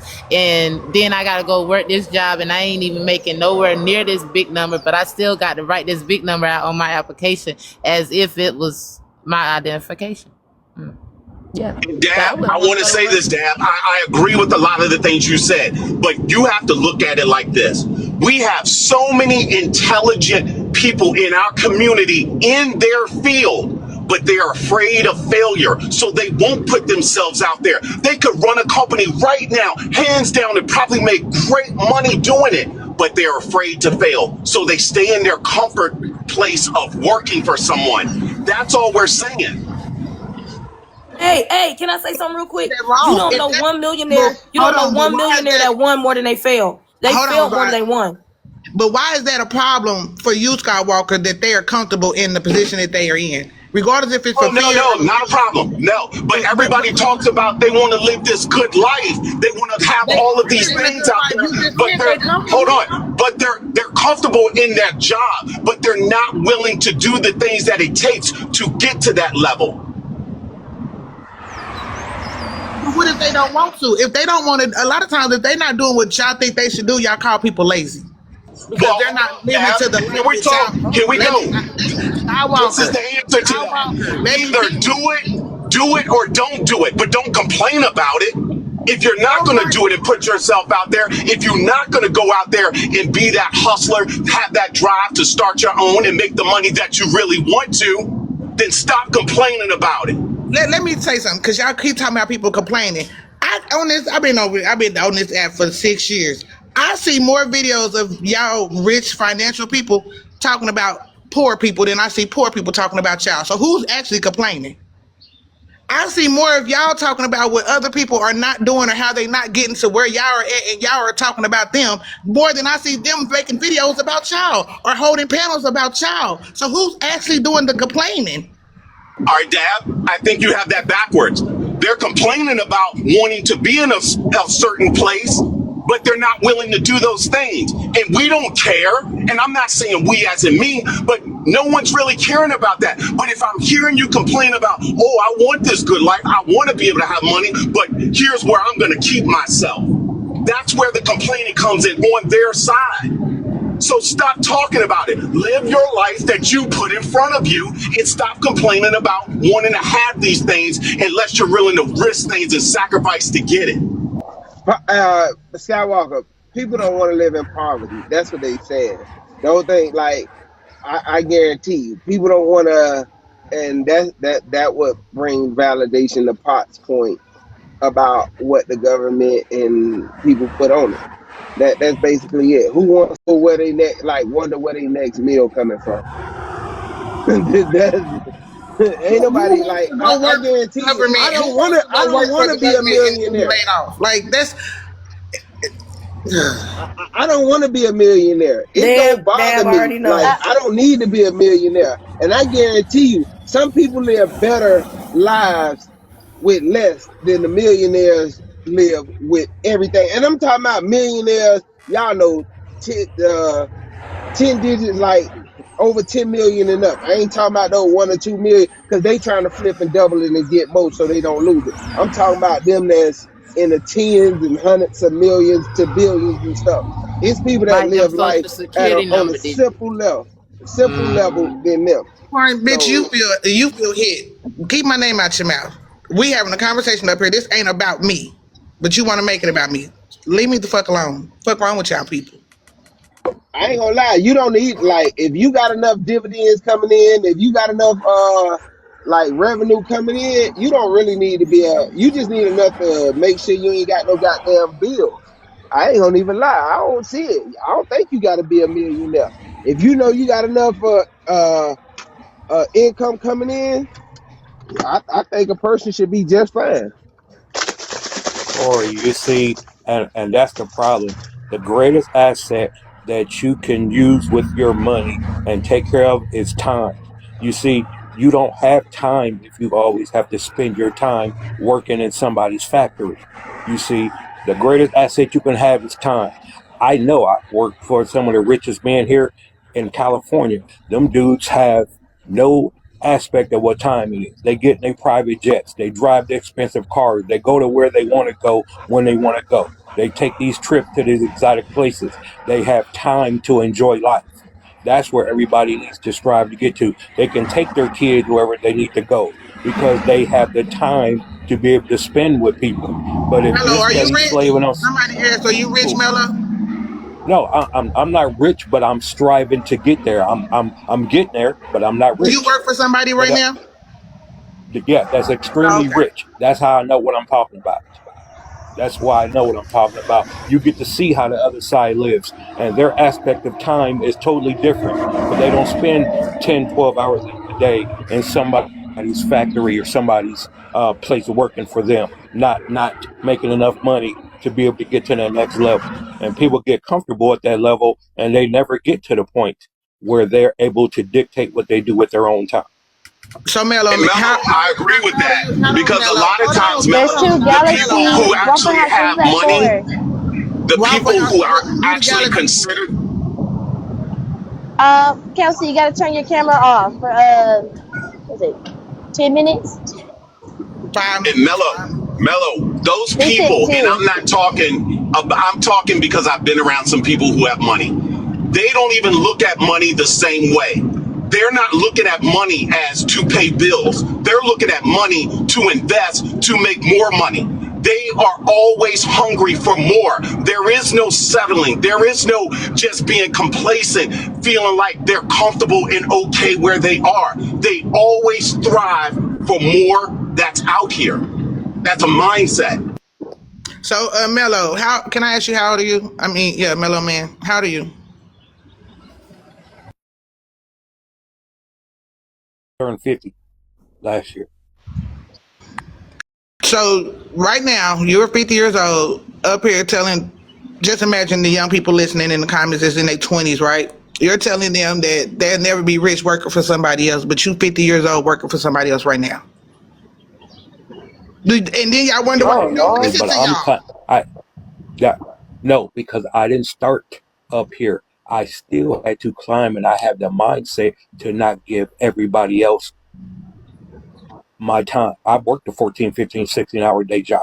You don't have much time to enjoy anything because you're always out there grinding. That's why I said you got to climb and have the mindset that you want to get to that next level, because too many people get comfortable and they'll wear themselves down working like that. That's why a lot of us break down at age 50, 55, 60 because they done worked 40, 50 years of their life. Technically, And, you and still not giving climbing. them a chance. You know what You I still see climbing. out You of hey technically still listen, climbing. I seen a lot of women get into the trucking game lately because they like the pay and stuff like that. And you know what these women do? They be posting videos of all the trips, all the stuff that they go on. They go on about 3-4 trips a goddamn year. Like they ain't stressed about it. They get what they get and be happy with it. They pay their bills, use Klarna, and do whatever. It seemed like you ain't get to enjoy what you wanted to enjoy, so you telling other people to do this. Like for real, I'm not interested in going all these other places and stuff like that. I enjoy my hobbies. I enjoy what I do with my money. I have fun with my money the way I want to have fun with it. I don't need all this other bullshit. Y'all need all this other bullshit to feel special in fucking life. And y'all will drive y'allself crazy just to feel special. This shit here, like, I'm better I than the get what you're next. saying, Corey. You don't need a lot to live life, but when it comes to wealth and society, you got to play the game. And if you want to make the big money, you got to play the game. It don't matter if you work a 9 to 5. It don't matter if you own a company. Now, if you want all the titles, then you can own a company. But if you play the game right, you can have generational wealth. That ain't hard.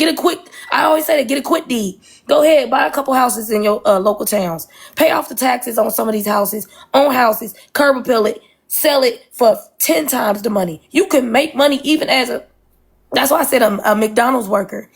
You can make, I don't know, $60,000 a year, $30,000 a year. If you take your income taxes and you buy a couple properties when you get your income taxes on the back taxes in your local area or in somebody else's local area, curb appeal it and sell it, you can get generational wealth, but you gotta play the game. It don't matter what you are.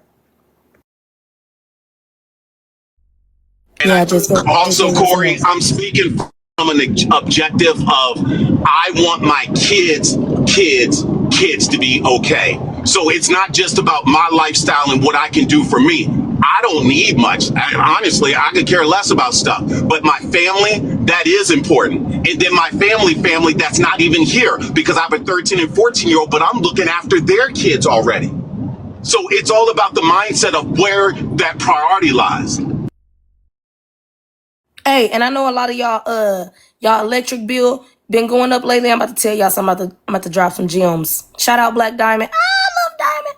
Hey, what y'all need to do, I know y'all electric bills is going up. Y'all need to find out if y'all got a supplier on that mug. If you have a supplier, you need to reach out to your electric company. Tell them you want to take it off because they can sign you up and they can raise the rates at any time. So you need to tell them you want to take them off, and then you need to look out if you can't afford your bills. You need to look out to local churches because local churches can pledge towards your bill, not pay. They can pledge $50 to $300, and they can take some of that down. I wanted to help y'all out. That's all. But yeah, get generational wealth, guys. Woohoo! And HEAP, yes, and HEAP. They will help you. Somebody just say, can they say something? So somebody new up here? Kathy's up here, but she was. Kathy? Yeah. I didn't know if she knew she was up here or not. Yeah, y'all go ahead. Welcome to the panel, Kathy. What would you like to say about this? I don't think she knows she up here. She went on mute, so she had to know if somebody muted her. Okay, what's that name next to me? OD? That's Kelsey. That Kelsey. Oh shit. Well, somebody said they weren't there. Oh shit. Yes, I'm up here. And Corey, I understand. My time up now. I understand what you're saying. Oh, you weren't muted. You had to turn off your camera. Oh. They paid to turn off the camera for 10 minutes. That's it. You can talk. Listen, I'm just saying, Oh, like, no. I ain't gonna lie. I got a homeboy. He's an elevator mechanic. He became an elevator mechanic in the early 2000s. He makes good 6 figures. He lives a comfortable life. I don't see the light. Like, this man go to work and he only get his 40 hours a week. He make that good amount of money. And I mean, he been making this since like his damn 4th year. And he been there over 20 years. This from the early 2000s. That's why I say we can't, shit, he bought a house, everything. Take care of his family. Actually adopted a kid. Like, come on now. I done sat back and watched people do it. So I got a homeboy that race cars. He make good money. Just racing goddamn cars, living his life. He don't work for nobody else. But shit, he need people to come to his ass. I know that much. Hey, Corey. If they don't come, Honestly, I don't think there's nothing wrong with working for another person, especially when you're making decent money for yourself or your family. I don't think there's nothing wrong with that. I don't think everybody needs to be a business owner or a CEO or owns their own company and whatnot, because not everybody can make that. I'm just saying there's nothing wrong with working for somebody. You always work for somebody because Jeff Bezos offers a service with Amazon. If nobody orders from Amazon, that company go belly up. So you always working for the consumer. I get what she's saying though. No, you know what I'm talking about. I'm not talking about working for somebody. I'm saying having your own business it's not working for the customers that I'm talking about. Of course you need consumers to buy your products and whatnot. I'm talking about working for somebody that's higher up than you. That's what I'm saying. Like you have a manager You have a boss. You have somebody that's higher up, a tier 2, a tier 3. That's what I'm talking about. I'm not talking about consumers or whatnot. I'm not talking about them. I worked for Okay. somebody and I made 6 figures on an entry level job. I was a property adjuster, and I can help people become insurance property adjusters for claims. You can make 60 to 100K entry level as long as you got customer service, and that customer service can be subjective. You can be retail customer service, and I know how to get you your license for free through assistance. You can make a lot of money as an insurance property adjuster. My friend right now is making over $80,000. She just had a baby. She ain't been in work for a year, and so you can work for somebody and you can make some money. It's a game. That's why I always tell people it's a game. Yes, you could become I'm a licensed property adjuster in 48 states in the designated state of Florida. I could and you just got to do like your continuation license test every 2 years. But that's You easy. lying about that insurance shit, because I know some people who do the insurance and they Make just good money. and they make good money, especially when them hurricanes and floods, all that shit come through. They make good money. Make good money when they got hail damage on their roof. When they got I did car, I did houses, I did commercial, I did condos, I did maritime laws.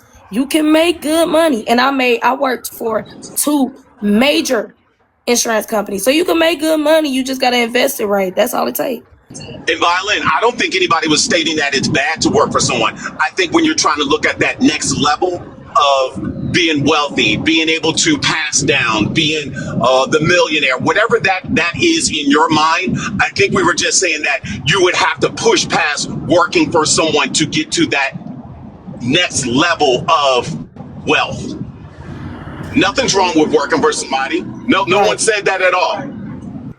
Well, I think I know. There's an employer right now looking for someone to sit here and focus on the trafficking that they very much producing out here, and because I put a C in there because I done seen too many cars pass me all at once, and then they all in the same movement. If they not going to one store near me, beside me, they going to the one across the street from it. And Kelsey, because you out there, why you don't do the job? You out there, you see what they doing, why you don't do it? Cause Casey I said, got "Fuck that." itch that quit, and just like which one that I'm purposely choosing, one of them still don't want to work for now one of us. I'm tired. I done worked 36 years of opening my eyes, picking up my feet to move my foot from one side of its own, and yeah, my legs got tired. It grew tired over the years. 36 years, it's a lot of days, and because them days never got a wheelchair, I never collided in no other provision for a vehicle of my own, just to say here while I sit here supposed to watch and count or deliberately tell you distinguish the color. I ain't trying to hear another pipe exhaust system or engine that can roar a little bit louder than I do if I'm in my quiet area, because we know I can get very loud on TikTok just as this de-stress some anger that I'm having because somebody else decided they wanted a show over a show while I was sitting out here in a show, and I'm tired being in a show. Yep, I started to get Good job, Kelsey. Thank you. Hey, can I bring up something too? This is new for y'all? content. Can I bring up something for y'all? When it comes to getting a job, it's also salary based, but it's state based. So somebody said that, hey, 80,000 ain't enough where I live. What y'all don't know is these companies have laws that have to offer a amount of money for you if you get a job. So say so $80,000 to $100,000 per salary for a property adjuster in Ohio may be 125 to 175,000 in New York or Arizona. And always negotiate. And I can teach you how to negotiate. I always negotiate my salaries if you do work for somebody. It is hard, Sky, to get to that one point. But I just want to throw that out there. Sorry. Y'all can go ahead. And can I let me address something. Can you mute for me, Chelsea? You got a background with the cars passing by. See, like I said, Your soul is millions of years old. And I have to start there because I got to take y'all mind so you can understand what's going on. Your physical self is in this realm right now, operating up under this social construct. So when Potts speaks, it's not because of deprivation, like, I don't know how to get out and get it. Come on, man. I'm 53. I come from all the eras of all the hustling. You see what I'm saying? So if you think about that, I ain't never been to jail and none of that. I've been checking chips, doing my thing my whole life. And I've come to the realization, like it's a little clip of Mike Epps going around and he talks about it. When he figured out that all this shit you can't take with you, he just was like, man, there's no need for me to live my life from a competitive mindset. So when I speak the way I speak, it's not because of deprivation, you know, Brother Sky, and you ain't ever addressed me like that, but you're a very intelligent brother. It's not from the deprivation. It's the fact that they've coupled prosperity with poverty and sold it to humans. But poverty is man-made as well, prosperity. That's why when they asked Bob Marley, are you rich? He said, rich how? What, rich with money or rich with love, rich in spirit, you know, rich in consciousness? Because us as humans, we supposed to be the most intelligent being on this planet, bro. But at the same time, the forces that be have pushed us in a position where we have to work and live and bust our knuckles till we 70. So yes, to answer the question also about the youth, some are lazy. Some is getting a big dopamine hit from just sitting around playing video games because we don't understand biologically, chemically how the body works. So people like you do. So if you're sitting around all day, your parents taking care of you, playing video games, and the pressures of the society are starting to feel foreign to your soul, it don't feel right. So that's why you hear Potts say things like only humans pay to live. But it goes over people's head because they say, oh, this nigga's crazy. No, I'm trying to get you to get back to the real essence of who you are. Yes, they shaped it as convenience, but we got more empty houses than homeless people in America, my nigga. You know what I mean? Like we got more cars than drivers. So humans have set up a playground where we have all these great plethora of materialistic things we can play with as humans. But at the end of the day, none of this shit goes with you. And everybody that's rich ain't happy. Look at Mork and Mindy. Remember him? Robin Williams? He unalived himself. Look at Kurt Cobain. It's a lot of people that had wealth that decided that this world just wasn't for them. So when I'm speaking on behalf of creation as being the steward of the earth, not the owner. And that's the YT's principle. They're the owner of the earth, so they can sell you whatever. And they just put their price on it. Then people say, well, okay, you still got to live though. Yes, we all got to live the way they've set it up. But I ain't got to just go along to get along. Where's that spirit at? Somebody got to say it. At the end of the day, I don't care how many materialistic things, because to the soul, the body is material. The body itself is material, but it has a lot of power. See, people don't realize that your stomach is your first gut. Your gut is your first brain. Excuse me. And you know all about that, brother. So that's where I be speaking from. So you know what I'm saying? It's not about, oh man, you know what I mean? Y'all shouldn't do this. And I'm trying to stop our people from, no, I want our people to have true prosperity, but you can't get it within this crooked system that they set up. Yeah, a few of us are going to achieve, and out of millions, a few is going to be some millions. So it looks good, but the masses is listening to what? Music and television. And on music and television, that's how they shape the mind, because the body follows the mind. So if they're putting it out there in a mass message about get your money and you know what I'm saying, and do all this and pop your Chris style, that's then took a lot of the youngsters' mind and adults. See what I'm saying? So everybody feeling like money is the answer is what I'm saying. They whooped us into that position that money is the answer over the last 1,000 years when they came up with the first coin to represent the people that work with the steel and the iron. You know, if you want to look into it, it's a video called The Zeitgeist. It breaks down the money changers, they was called. The whole concept of money. But we built empires and great vast civilizations before there was a thing called money. Just like credit didn't come around to 1989, it was a time when it wasn't an ideal of that. But when you speak like that, people try to say, oh, you in the past. No, I'm speaking from the soul experience. Y'all got to get out this physical ideal of this is how life's supposed to go. All right, good job. Thank you. Yeah, that shit Just ain't real quick relevant, though, dog. I just wanted can I just That say? I shit just some want to say this. bullshit, bro.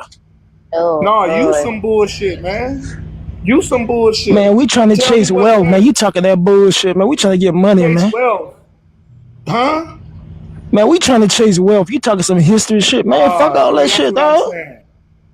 And see, I Motherfucker thought you trying to was a get smart rich, man. You talking that, man. Let me get the fuck getting out of rich. this What shit. is rich, brother? What is rich? Generational wealth. Investing in IULs and insurance and shit. Shit like that. We had that, and they burned it down. We had Rosewood, Florida. We had East St. Louis, Illinois. We had Black Wall Street. We had Westchester, I ain't talking California. about that, All the though. But places you, that we had. Wait a minute, nigga. All the places we had only 100 years back. I'm 53. I'm half that. When we had our black communities, they came in with the eminent domain and run the highways through there. They came in with the Papa was a Rolling Stone, and they brought that in the community in the 60s and the Papa 70s. So was a every 20 or 30 rolling years, every 20 stone. or 30 years, they find a way to Yeah, attack us. he See, let it have was a that's where song. But we that's where Now, Miss Kelsey, Miss Kelsey, we well, can't be doing that up in here. Miss hold on, Kelsey, no Kelsey. ma'am. Let me just finish this because y'all been talking from those other talking points. My point is this, man. I'm not up here to battle with nobody who want to pursue their riches and their monetary value and all that. At the end of the day, that shit is not pleasing to the soul. So it really doesn't mean nothing because you can't even take the shit with you. The Egyptians tried that, burying themselves with all see, this that's gold that and shit. bullshit, Pops. That's that No, I'm not bullshit. on no bullshit. What I'm trying to do is speak to the soul of my people so they can understand that the sun is your life source and they spraying some shit called chemtrails and they blocking the sun. Now, when one of these politicians say they'll stop that, maybe Potts will vote. What's what I'm telling you? The shit I'm talking about, you All don't right, Martin understand. Luther They King. got Go ahead, seedless Martin Luther King. oranges. It's Potts of Luther King, dummy. See, you wasn't here when QL gave me the name. It's Potts of Luther King. It's Potts of Luther King, my nigga. Potts X. Come on now. Don't do that, Man, do man. we really have to Now, if you keep want to a speak, damn if you want to pot? speak, if You done you ran want to down from speak the and get the federal microphone, pots. Corey, I ain't ran shit off. They can speak, but Diamond can always say, "Hold on, Potts," or You gotta somebody will give. dive in. Why Man, somebody nigga, gotta dive. tell you? You see how this nigga just dove in and cut me off. Well, where's the motherfucking Nieces and Hellkits who snipes a nigga and shuts him? Okay, there they go. They put Right me on there. mute. There they go. You could have did it too, nerdy. Told you, Yeah, but man. I was trying to be respectful and wait for Go you, on but you mute, just kept Pops. going Go on on and Okay, mute. but on. you rarely do that. You rarely Go on respect me, Pot, but mute. I pot, appreciate spend I the that. rarely money. do Just it, so mute you want me up. to Spend the do it or money, not pot. do it? Pops, you gotta mute up. I don't understand. You're telling me I rarely do it, but I'm doing In it the now. comments, they didn't say it yet. I was looking. I'm my bad. Man, what I'm saying, all y'all gotta do, man, get y'all a IUL insurance policy. Who Pay was the that premium mute every month. for? Pots, 10 minutes. Okay, that's what they said. Pots in 10 minutes. If y'all trying to get some money, man, that's the quickest thing y'all can do. Get y'all IUL and put about $300 to $500 a month. Let that shit build up. Shit, over time, I guarantee you gonna have some money. That shit, 9% on your money. What you think the rich people do? Come on, man. Well, I wanted to speak on the aspect of the younger generation being lazy. I don't think. Yes, I do believe that some people may be lazy, but not the whole generation, or not even the majority of them. But I mean, every generation has those lazy mofos that don't do absolutely nothing. Look, still, we still got grown ass men still hanging around at the park or whatnot and everything with no job, and some of y'all still don't got nothing to show for it either. But me, I don't know. I'm just working. I get everybody's point that people should be going to school, do this and that, do trade, do whatever you need to do to live your life or to sustain your life.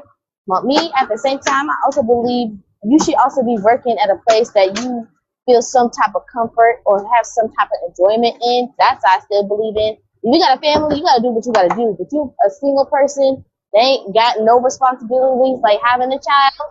I mean, I feel like I don't know, like for me, I still want to do more stuff. I don't want to just be working at Amazon for my whole life, right? I go to Amazon so they can help me pay for my schooling. But it's not just schooling I'm also trying to do. I'm just trying to do other things that I feel that might fulfill my enjoyment in my life. I'm not going to work myself to unalivement or whatnot because just to get a house and a car and be sustainable in my life. I'm still going to enjoy it because it's the only one I got. So that's all I'm I'm gonna say saying. this, man. As a black community, we find out shit late. We get information late, like real time. I ain't know shit about the insurance shit till I was 29. If I would knew that shit when I was 20, man, I'd have been rich.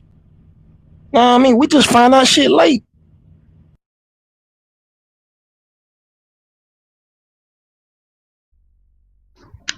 Sometimes we do find it out late, but sometimes there's people who do know who don't want to give it up. There's black folks out there that don't want to give it up sometimes.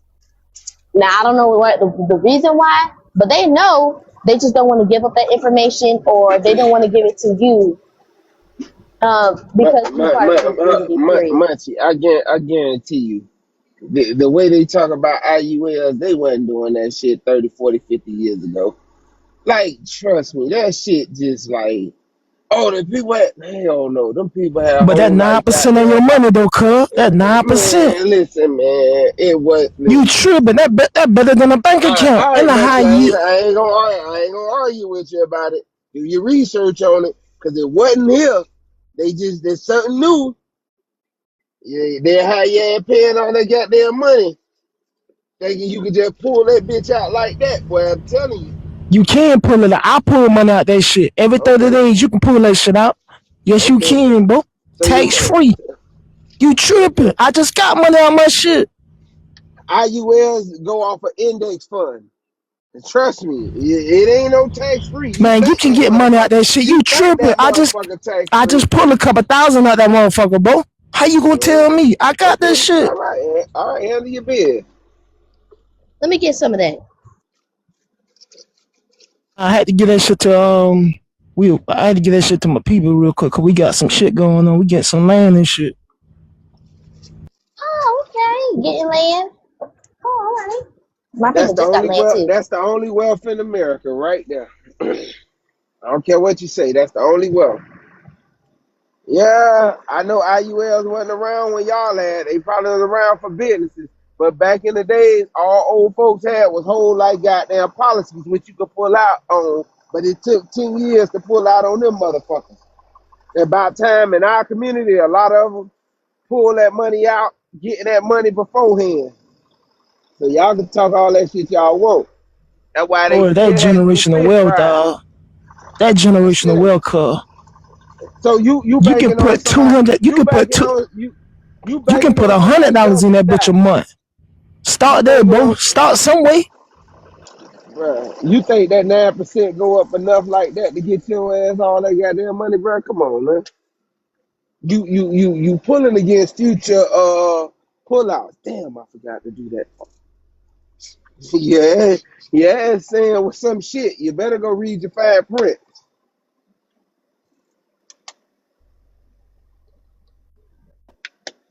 That ain't true. Chat. Can I ask this question? Do y'all think y'all the start of the of y'all's family's generational wealth? Did y'all parents start it? It depends on what you see the start as. I mean, that's what I'm asking you. Like, do you think that you started your No. your family's or whatnot? No, I'm gonna put it to you like this. When Skywalker was up here, Skywalker was like, what he doing it for his grandkids. That's how that generational wealth. If his parents did it, anything that his parents most likely leave gonna be left to his kids. But he doing stuff for his kids, and anything that he most likely leave will be for his grandkids. It's always a skipping generation when you talking about that generational wealth shit. It never trickles down exactly to the kids. They might benefit from some of it, but the true wealth of it goes to the grandkids. You building your own wealth while your parents is alive. So why would you be building your own wealth and then they giving you wealth? It always kind of like skip a generation. That's why you see all these Rothschilds that go. I think it adds on to the generational wealth, honestly, because I think my parents are starting the generational wealth. In my opinion, I don't mean to be disrespectful to my grandma, but I don't see her have any generational wealth from my parents being passed down or whatnot. But I feel like my parents are starting that generational wealth for us, for my brother and I, and then it would be added on to me for me to pick up the generational wealth and add it on to my children. Then my children, they'll pick it up and add it on for their children, and so on and so forth. I don't think it's necessarily skipping anything. I don't think it's even wise to even skip a generation. Man, I get that about the taxes on the houses and stuff like that. You know, I know that's how most of them lose it, but you know, in Florida, he changing that law. He signed a thing to go in like no more property taxes. I don't know if that's after. I don't know if that's after the loan is paid off, or is it before the loan is paid off. So I know he signed in the law that he trying to abolish the property tax. So if all states abolish property taxes, hey, but I know that's a way a lot of counties make their money off the property taxes. Because if you delinquent on them taxes, they damn sure gonna sell them like they selling them motherfuckers right now. They got allotments going down right now. I'm jumping in one tomorrow. He Another signed the question. bill. But that's what he pushing for. You know, anything DeSantis pushed for in Florida, that boy get it. I ain't gonna even lie. He get everything he pushed for. So that'll be a good thing. Somebody say let them up, Mark.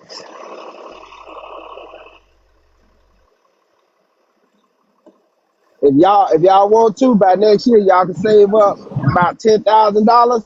Y'all can buy y'all some tax deeds, state held certificates, and own y'all some property. Try to find a rehab property or whatever. Take your hard money loan, $200,000, and remodel the house. If it's in the right neighborhood, that house could be worth $400,000-$500,000. Depending on the condition, where it is or whatever. And if it's like that, guess what? You come up.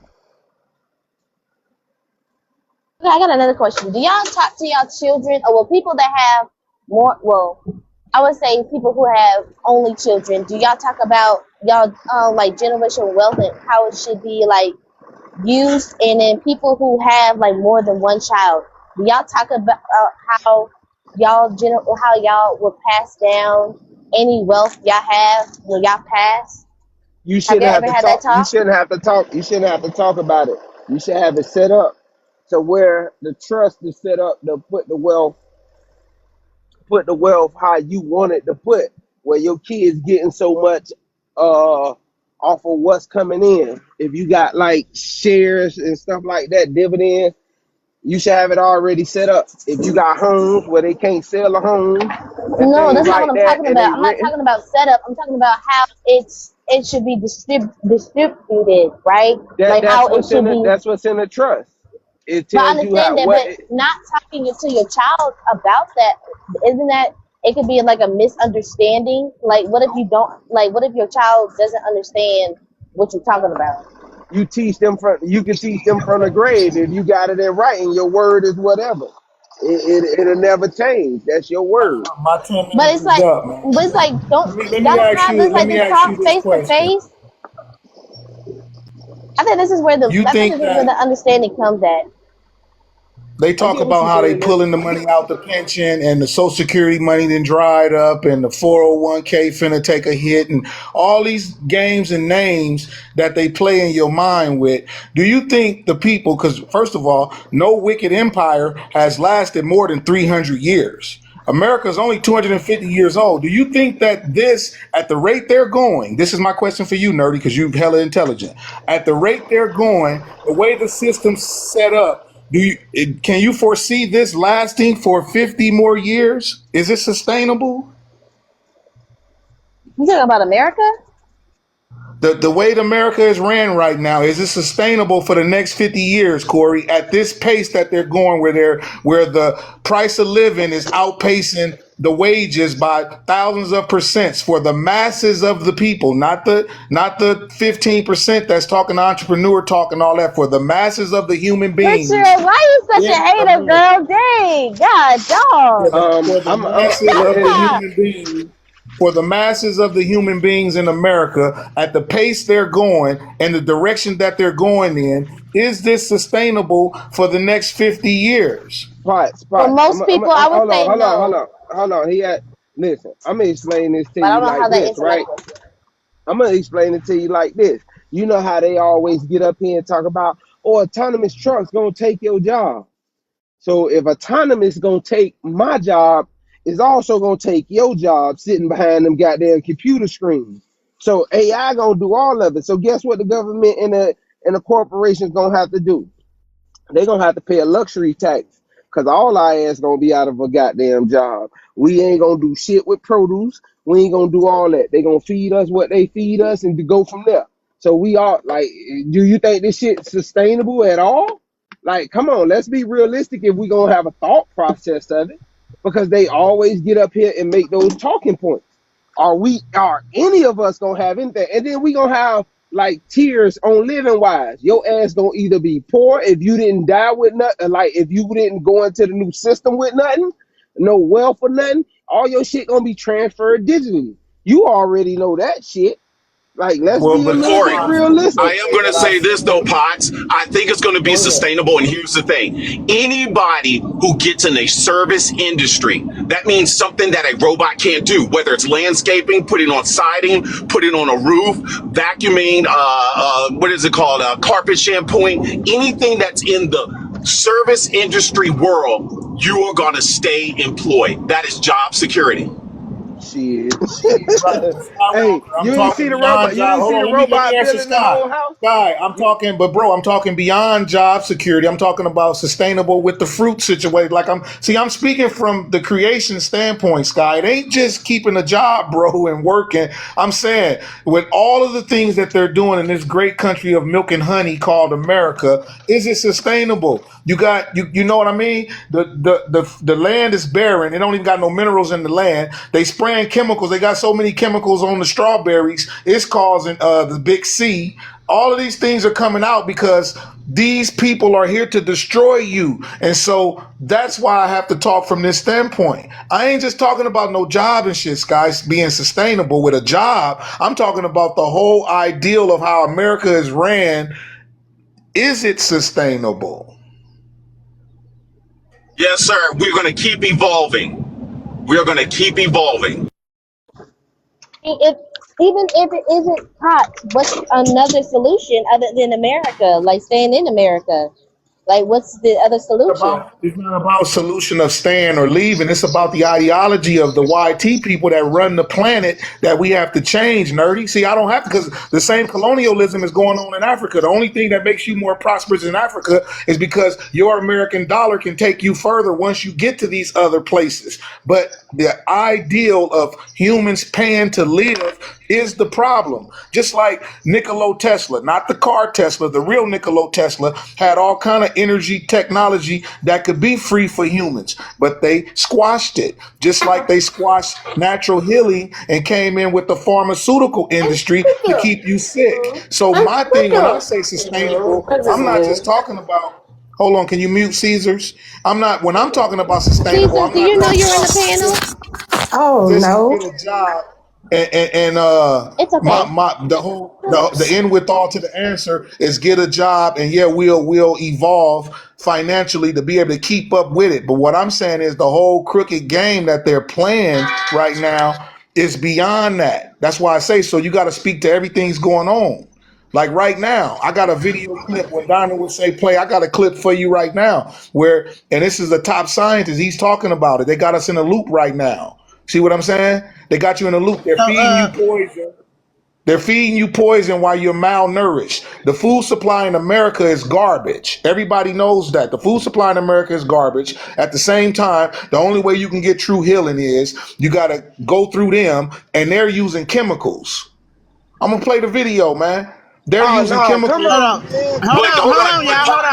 Hold on, Skywalker. All those jobs you just named, They already have robots to do though. They have a robot that's in a restaurant somewhere in California cooking the food. You have cars that drive by No. themselves. So I I'm didn't pretty say sure. cooking. Hold didn't on. say Let that me though, finish. Dad. Let Okay, me go. finish. Okay, so let me finish.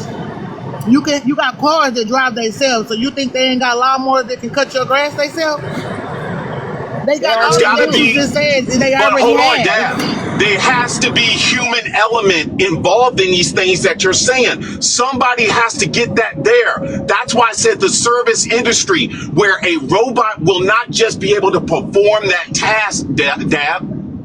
Trust me, I'm telling you, people that have these type of jobs, they're going to be secure because it's job security. But if one person runs 15 The only robots, job security that's going to be is the people that's who what are, well, I guess, engineers that can y'all was control cooking. AI. Okay. Other than that, there's nobody that drives that car, that the Waymo car, whatever it's called. There's nobody who drives that. There's nobody in that car whatsoever, and it comes and picks you up and takes you wherever you want to go. Chick-fil-A got a machine that come and bring your order to you. You don't even use Uber no more, depending on what state you live in. So all those things in service jobs, they're creating robots at this very moment that does all of that. So really quick, how's everybody doing today? I just came up here to dispel one thing. Our lands are not barren. I live in Nebraska. We have a $2.2 billion market share that we just export out to China every year. So we're not barren. It's the government pays farmers to not farm certain sections of land. Yes, that is true. And yes, the food supply that they have in the stores is crap. But if you go to farmers markets and directly to farmers, you're not going to have near as many problems. You're going to have a whole lot cleaner food sources. But the land is not barren. Yeah, But Charles, y'all, we got something good called food deserts, bro. So it's an extreme. So yeah, you in the backwoods of Nebraska, but in the cities and the urban areas where they also have food deserts on top of the crappy food. All I'm saying is the way the system is put together, because like you said, they're still doing other things that you agreed with. So my point is the government is not in the favor of the masses. And By once no people means, that's true. realize that, well, but see, we see it from different scopes, and that's okay. You can think that's not true, but for Well, me and my people, I said by no means that is true, is what I just said. That is true. That's what it said. By no means that is true.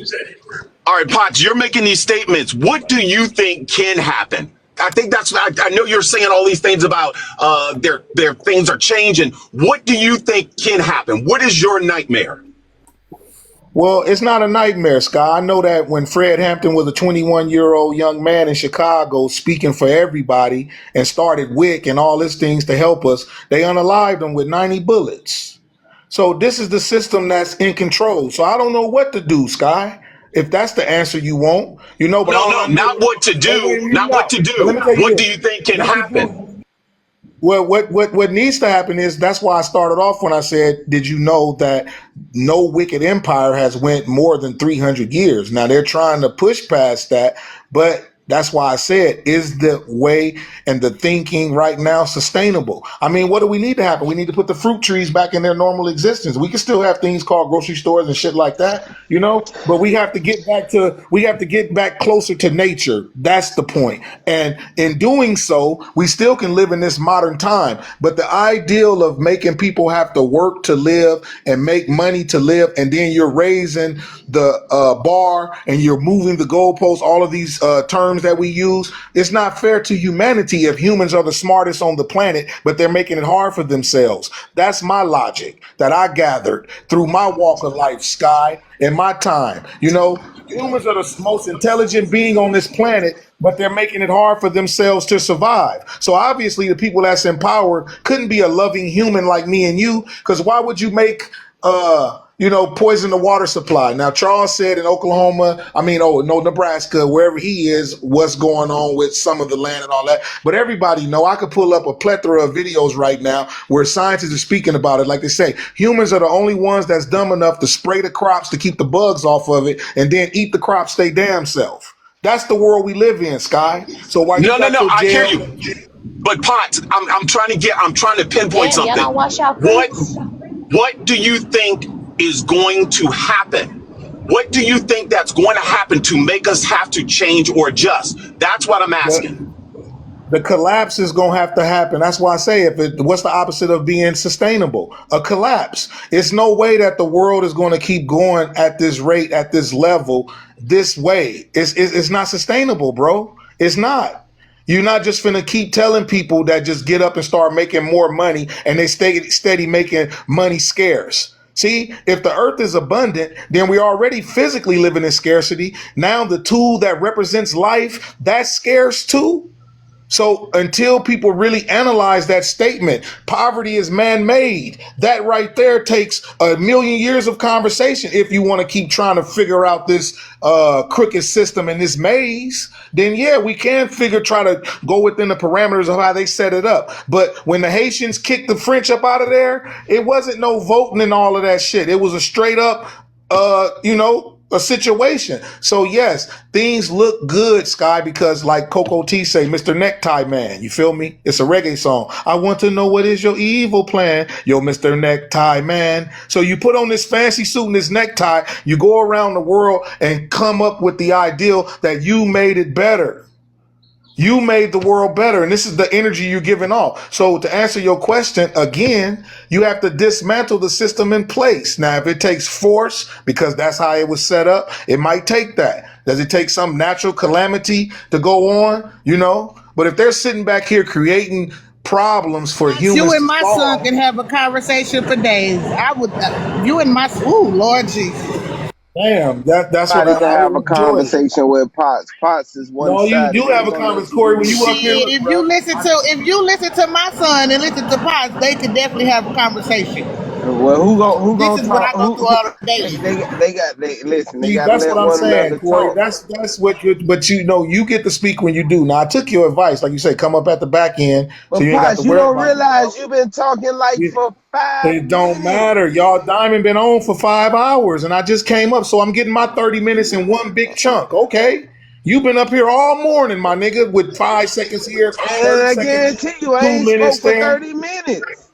It don't matter, bro. Just let me get it out. Nobody's is tripping. But It's 5 Potts, boxes open. you drown in the crowd, bro. Like the I ain't info. drowning That's. shit. I was Hold on. having a Let conversation me, with Scott. Potts. Let me explain something to you, right? When you give them all the information you give them, they're not receiving all of it because you bore them I out. And I'm don't not give a being funny damn. about it, bro. All right. You throw enough All shit right. on the wall, All right, son, Potts. gonna You got it. stick. You got it. You I don't won. You need won. you to tell me how to run my I'm older than you, little bro. Chill. I don't You need your got it. advice on how to run my conversation piece. I forgot you Diamond get tired of me, she 52. could end the whole lot. She could end the whole lot. Dad would come right in and say, hold on, Pots, let me say something. It's all good, my nigga. Let me get this out on these airwaves so it can bounce off this cosmic consciousness, my nigga, that's bigger than physical you. You see, you don't even understand what's going on. Sometimes you do, because you will speak towards it. But at the end of the day, man, a lot of that shit don't be necessary, bruh. And that's just from me to you.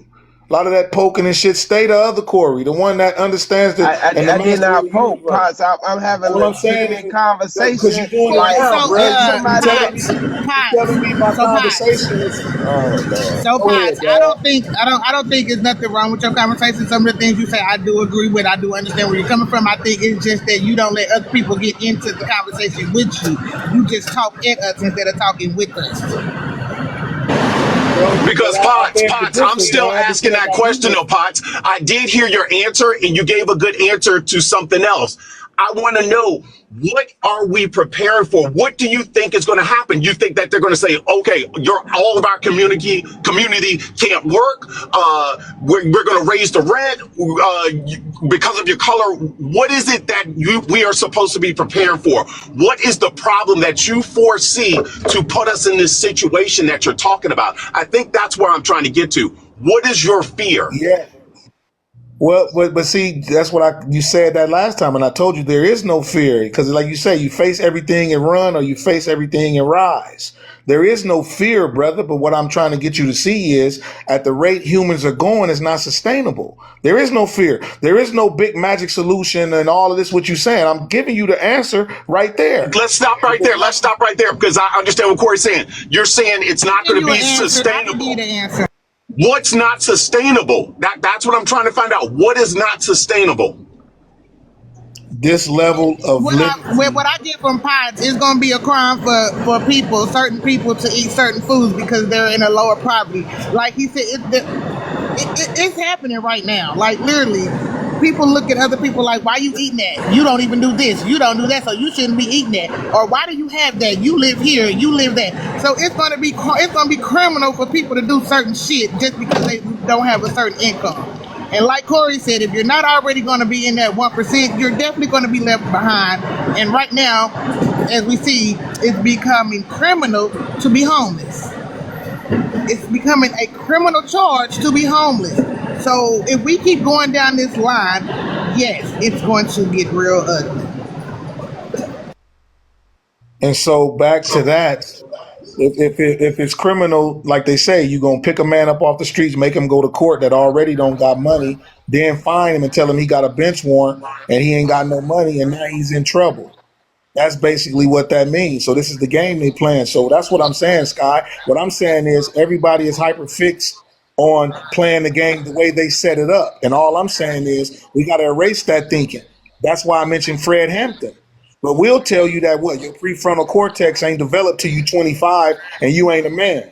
But Fred Hampton was 21 years old when the government got rid of him, bro, with his ideology. Good morning, everybody. So what does that tell us? So we've Pods, been what I having. want to say about that, what I want to say about that, though, Pods. So Scott, okay, yeah, Rich girl, but let me finish. Hold on, Rich girl. Can I land my plane with Sky? So what I'm saying is, Sky, we've been had the solution to the pollution. As Peter Tosh said, we've been had the solution to the pollution, but they'll unalive you for that solution, brother. Like Fred Hampton and like Malcolm X and the rest of them. So when you ask me this question, you're only asking me how to navigate a crooked system. You're asking me, what can I do through the tools that they gave me, what they put in front of me, what can I pick from them to navigate the bullshit? And I'm telling you, I got to throw all that shit away mentally first because the mind controls the body. And knowing is half the battle. So first we got to know what's going on to even get ahead of it and get shit going. That's what's going on, brother. People that think that talk like this, they've unalived them, Sky. Yes, rich girl. Yes, sweetheart. Go ahead. Thank you. So really what's going to happen is all that stuff that y'all talking about not even going to matter because eventually they're going to be making it where nobody can get anything or do anything unless you have some kind of implant in you. You get what I'm saying? Like with Elon Musk trying to learn how to, there's somebody walking around right now with that chip that he was trying to, remember a couple years ago, he was trying to put a chip in people's head where they could do everything they needed to do with it instead of you using phones. Neuralink. And Lord forbid I go there, they'll really say it's a nuts conversation. But go ahead, sweetheart. That's what's going to happen. You're not going to be able to get food. You're not going to be able to move in anywhere. You're not going to be able to shop for clothes. You're not going to be able to do anything unless you have a chip. So money ain't even going to be the problem. You might have money, but you ain't going to have access to it. A lot of these movies be telling y'all what's gonna happen and what's to see to come, but we don't. We just be like, oh, that movie good, but they be telling y'all. Exactly. They be telling y'all when I Am Me or I Am Legend, nigga, that literally was the goddamn COVID. It might sound conspiracy theories and laugh about, but it be real. Just watch the shit. Same thing with Will Smith movie. With Will Smith movie when he was doing the shit when he was running through the city. Pops, I know you know what I'm talking about. When they had all that shit tapped, his watch, his phone, and all that shit, and then like 2-3 years later, they came out and found out that the CIA was literally tapping all of our shit. Omar, you laughing, but the shit is real. Even the comments down here saying that's funny and this is a conspiracy. Okay, when it happened, I want y'all to remember this live. I'm trying to tell you, why do you think that they already have chips? I've seen it where certain jobs, they put chips in their employees' hands where they just wave their hands so they can get in their job, so they can buy stuff inside their job. I'm telling you, it is going to happen. Y'all think everything is funny until it happens. Will Smith be in these movies. That's the crazy part. All the movies I just named got Will Smith in it, so that nigga know something. Okay, y'all, I gotta get off of here, y'all. Today Diamond, was you sound sleepy. Watermelon, You Diamond, you can sleepy? flush out.